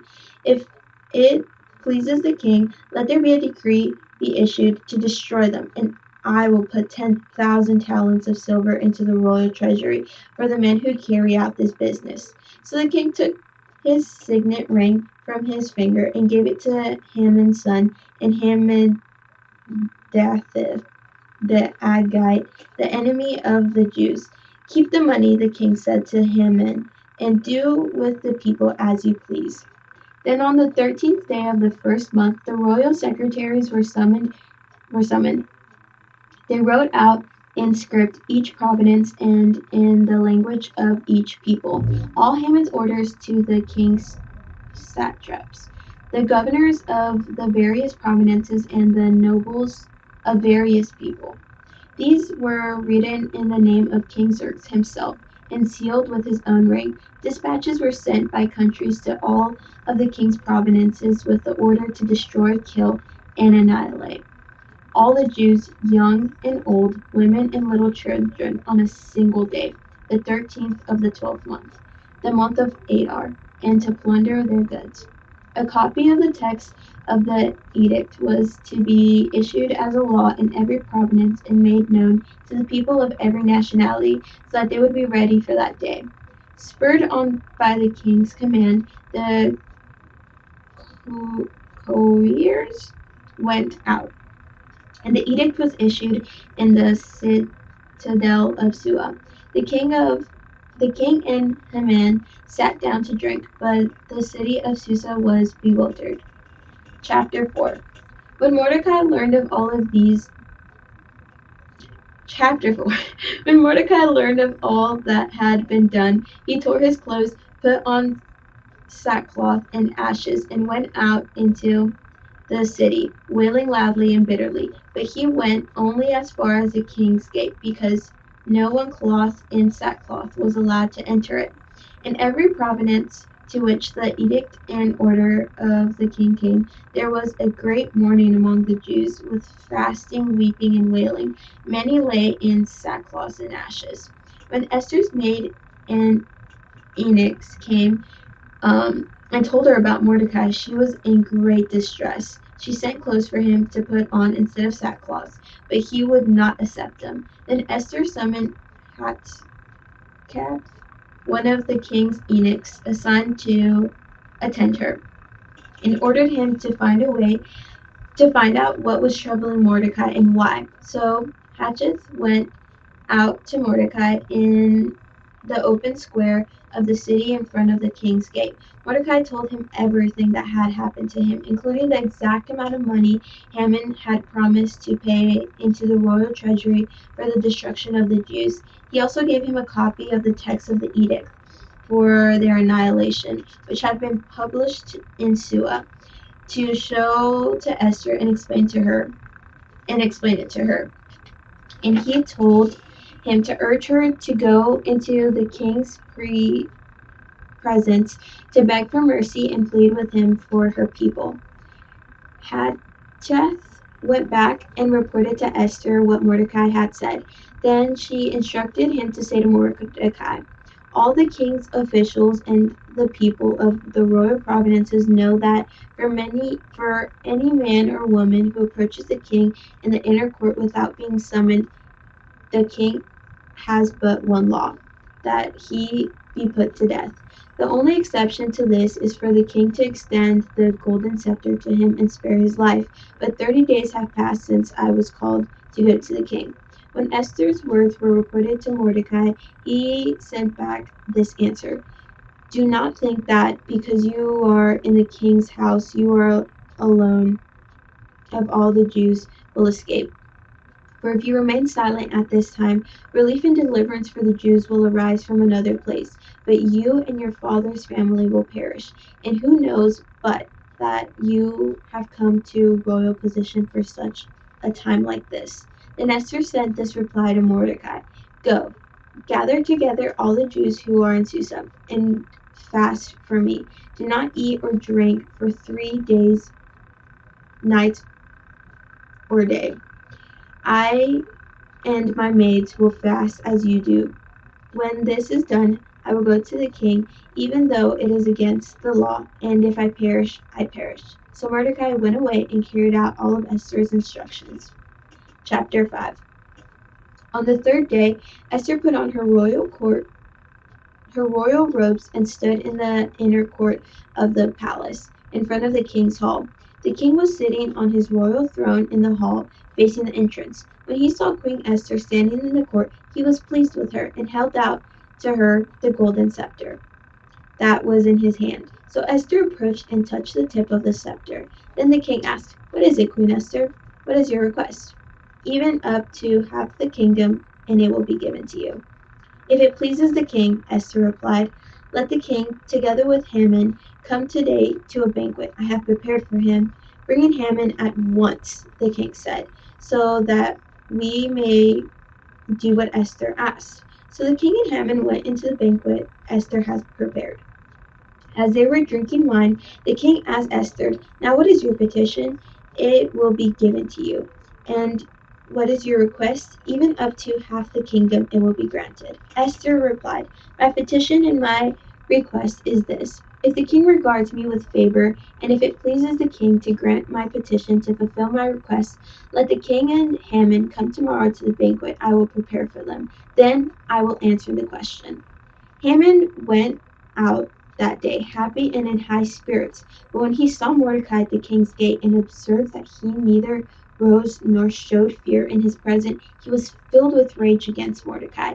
Nevertheless, Haman restrained himself and went home. Calling together his friends and Zeresh, his wife, Haman boasted to them about his vast wealth, his many sons, and all the ways the king had honored him, and how he had elevated him above to other nobles and officials.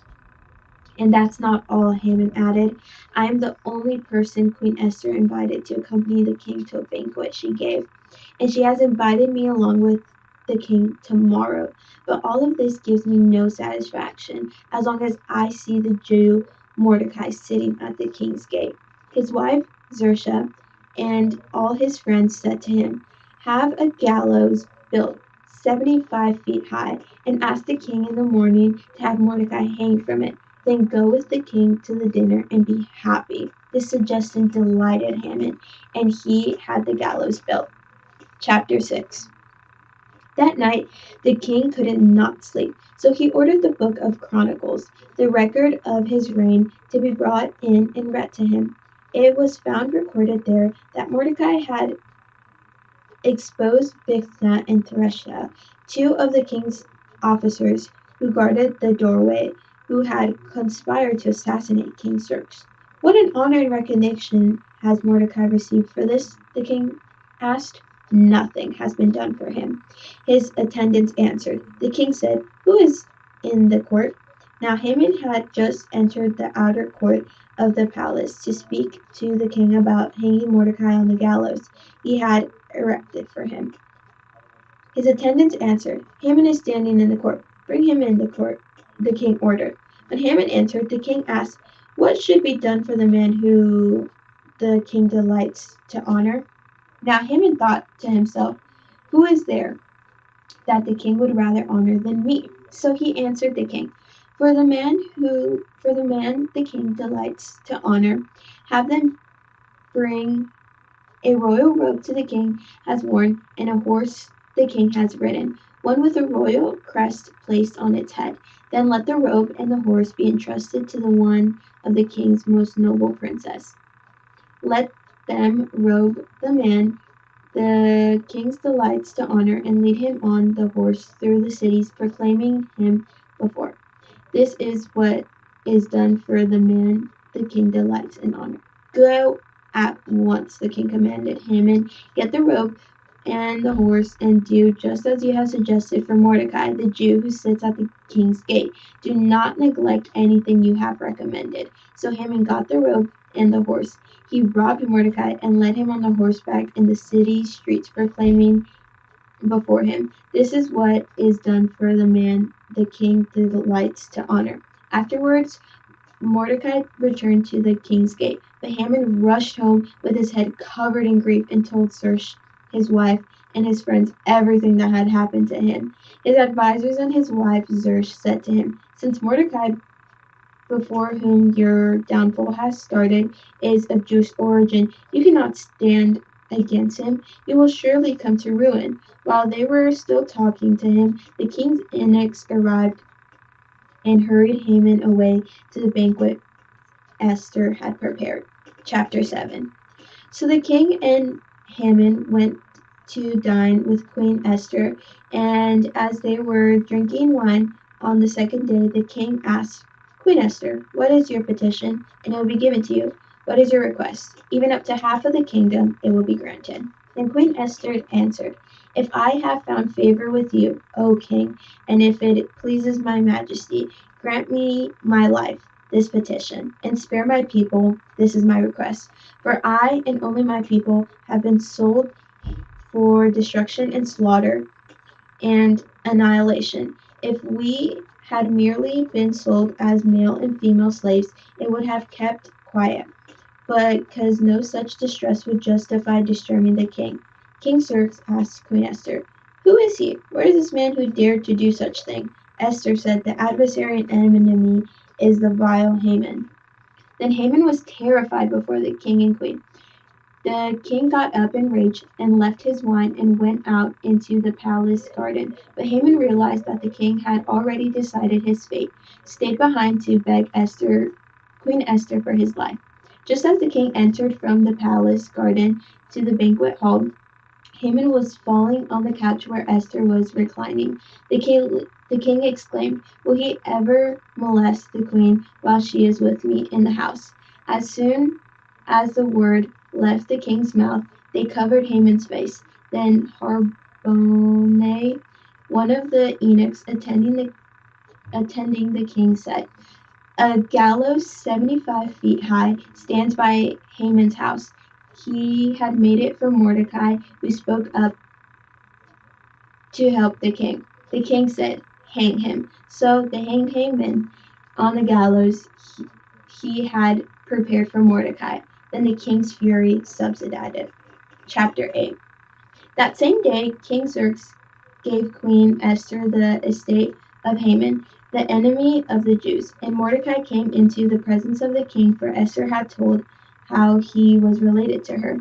The king took off his signet ring, which had reclaimed from Haman, and presented it to Mordecai, and Esther appointed him over Haman's estate. Esther had Esther again pleaded with the king, falling at his feet and weeping. She begged him to put an end to the evil plan of Haman the Agagite, which he had devised against the Jews.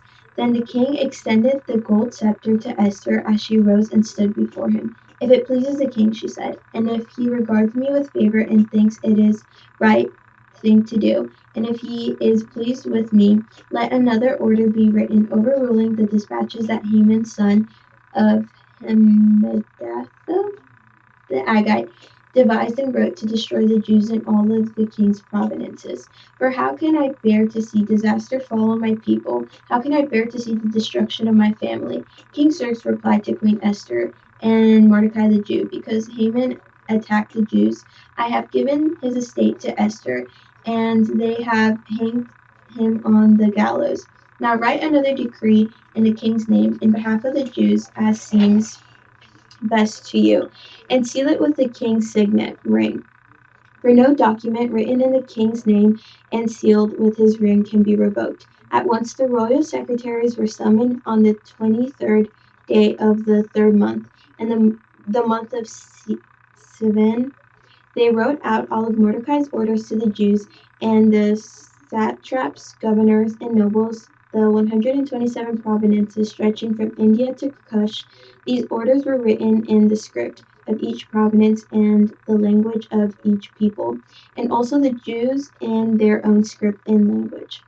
Mordecai wrote in the name of King Xerxes, sealed in the dispatches with the king's signet ring, and sent them by mounted couriers who rode fast horses especially bred for the king. The king's edict granted the Jews in every city the right to assemble and protect themselves, to destroy, kill, and annihilate any armed force of any nationality or province that may attack them and their women and children, and to plunder the property of their enemies.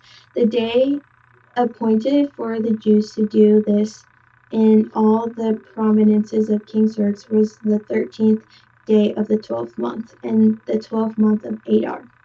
A copy of the text of the edict was made to be issued as a law in every province and was made known to the people of every nationality, so that the Jews would be ready on that day to avenge themselves on their enemies.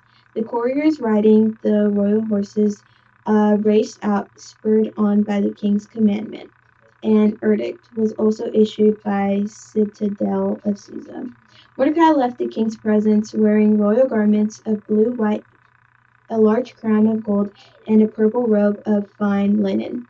And the city of Susa held a joyous celebration. For the Jews, it was a time of happiness, joy, gladness, and honor. In every province and in every city, wherever the edict of the king went, there was joy and gladness among the Jews, with feasting and celebrating. And many people of other nationalities became Jews because fear of the Jews had seized them. Chapter 9. On the 13th day of the 12th month of Adar, the edict commanded by the king was to be carried out. On this day the enemies of the Jews had hoped to overpower them, but now the tables were turned, and the Jews got the upper hand over those who hated him. The Jews assembled in their cities in all provinces of King Xerxes to attack those seeking their destruction. No one could stand against them because the people of the other nationalities were afraid of them, and all of the nobles of provinces, the satraps, the governors, and the king's administrators helped the Jews because fear of Mordecai had seized them.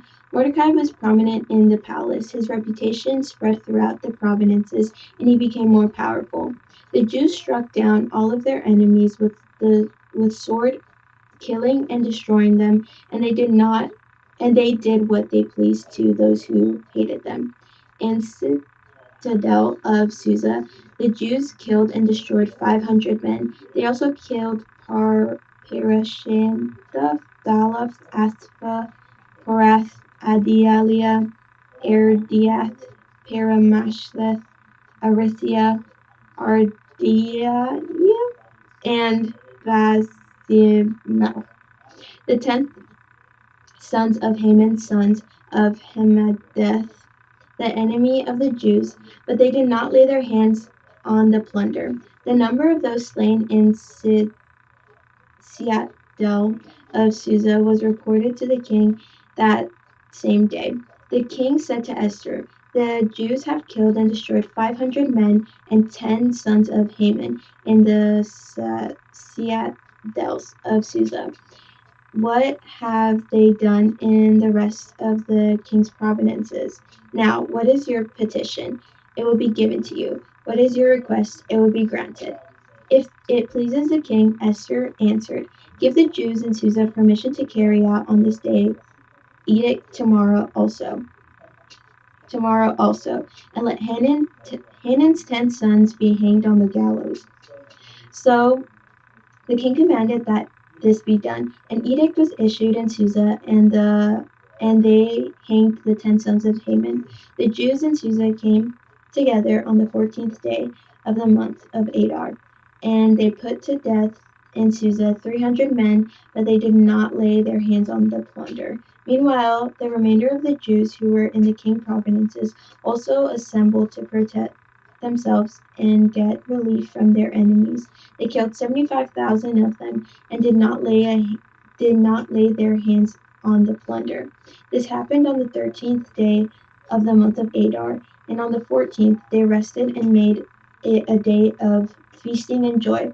The Jews in Susa, however, had assembled on the 13th and 14th, and then on the 15th they rested and made it the day of feasting and joy. That is why rural Jews, those living in villages, observe the 14th of the month of Adar as a day of joy and feasting, a day of giving presents to each other. Mordecai recorded these events, and he sent letters to all of the Jews throughout the provinces of Zer, near and far, to have them celebrate annually the 14th and 15th days of the month of Adar, as the time when the Jews got their relief from their enemies, and as the month of when their sorrow was turned into joy and their mourning into a day of celebration. He wrote them to observe the days as of feasting and joy, and giving presents of food to one another and gifts to the poor.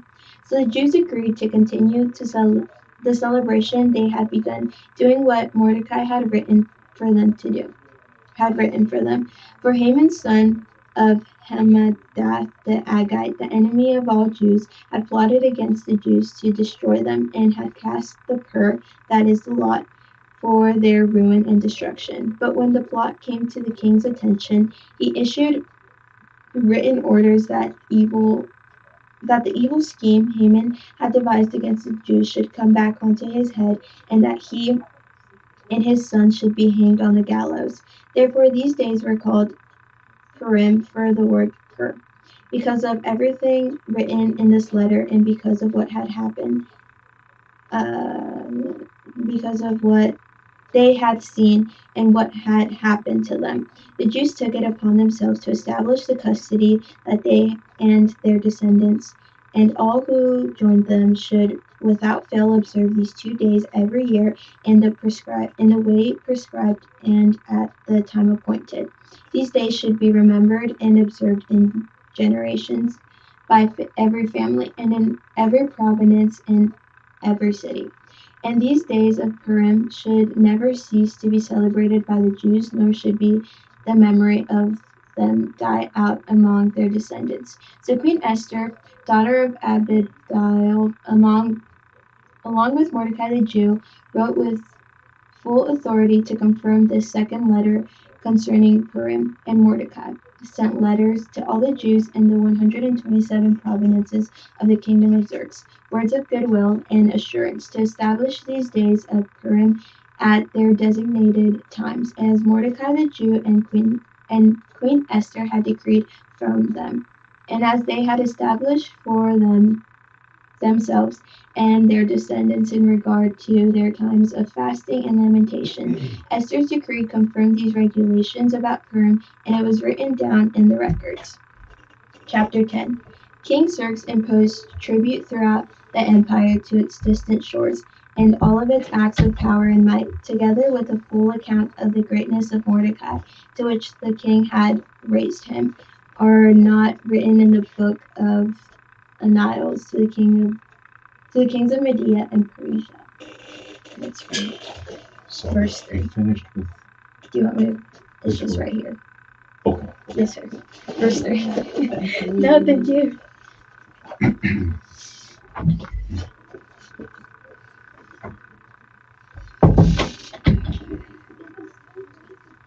Mordecai the Jew was second in rank to King Xerxes, preeminent among the Jews, and held in high esteem by his many fellow Jews because he worked for the good of his people and spoke up for the welfare of all the Jews. And that is the end of Esther, and we now begin Job. Job chapter 1. In the land of Uz there lived a man whose name was Job. This man was blameless and upright. He feared God and shunned evil. He had 7 sons and 3 daughters, and he owned 7,000 sheep, 3,000 camels, 500 yoke of oxen, and 500 donkeys, and had a large number of servants. He was the greatest man among all the people of the East. His sons used to take turns holding feasts in their homes, and they would invite their 3 sisters to eat and dine with them. When a period of feasting had run its course, Job would send and have them purified. Early in the morning, he would sacrifice a burnt offering for each of them, thinking, perhaps my children have sinned and cursed God and their hearts. This was Job's regular custom. One day, the angels came to present themselves before the Lord, and Satan also came with them. The Lord said to Satan, "Where have you come from?" Satan answered the Lord, "From roaming through the earth and going back and forth in it." The Lord said to Satan, "Have you considered my servant Job? There is no one on earth like him. He is blameless and upright, a man who fears God and shuns evil." "Does Job fear God for nothing?" Satan replied. "Have you not put a hedge between him and his household and everything he has? You have blessed the work of his hands, so that his flocks and herds are spread throughout the land. But stretch out your hand and strike everything he has, and he will surely curse you to your face." The Lord said to Satan, "Very well then, everything he has is in your hands, but on the man himself do not lay a finger." Then Satan went out from the presence of the Lord. One day, when Job's sons and daughters were feasting and drinking wine at the oldest brother's house, a messenger came to Job and said, "The oxen were plowing and the donkeys were grazing nearby, and the Sabeans attacked and carried them off. They put the servants to the sword, and I am the only one who has escaped to tell you." While he was still speaking, another messenger came and said, "The fire of God fell from the sky and burned up the sheep and the servants, and I am the only one who has escaped to tell you." While he was still speaking, another messenger came and said, "The Chaldeans formed 3 raiding parties and swept down on the camels and carried them off. They put the servants to the sword, and I'm the only one who has escaped to tell you."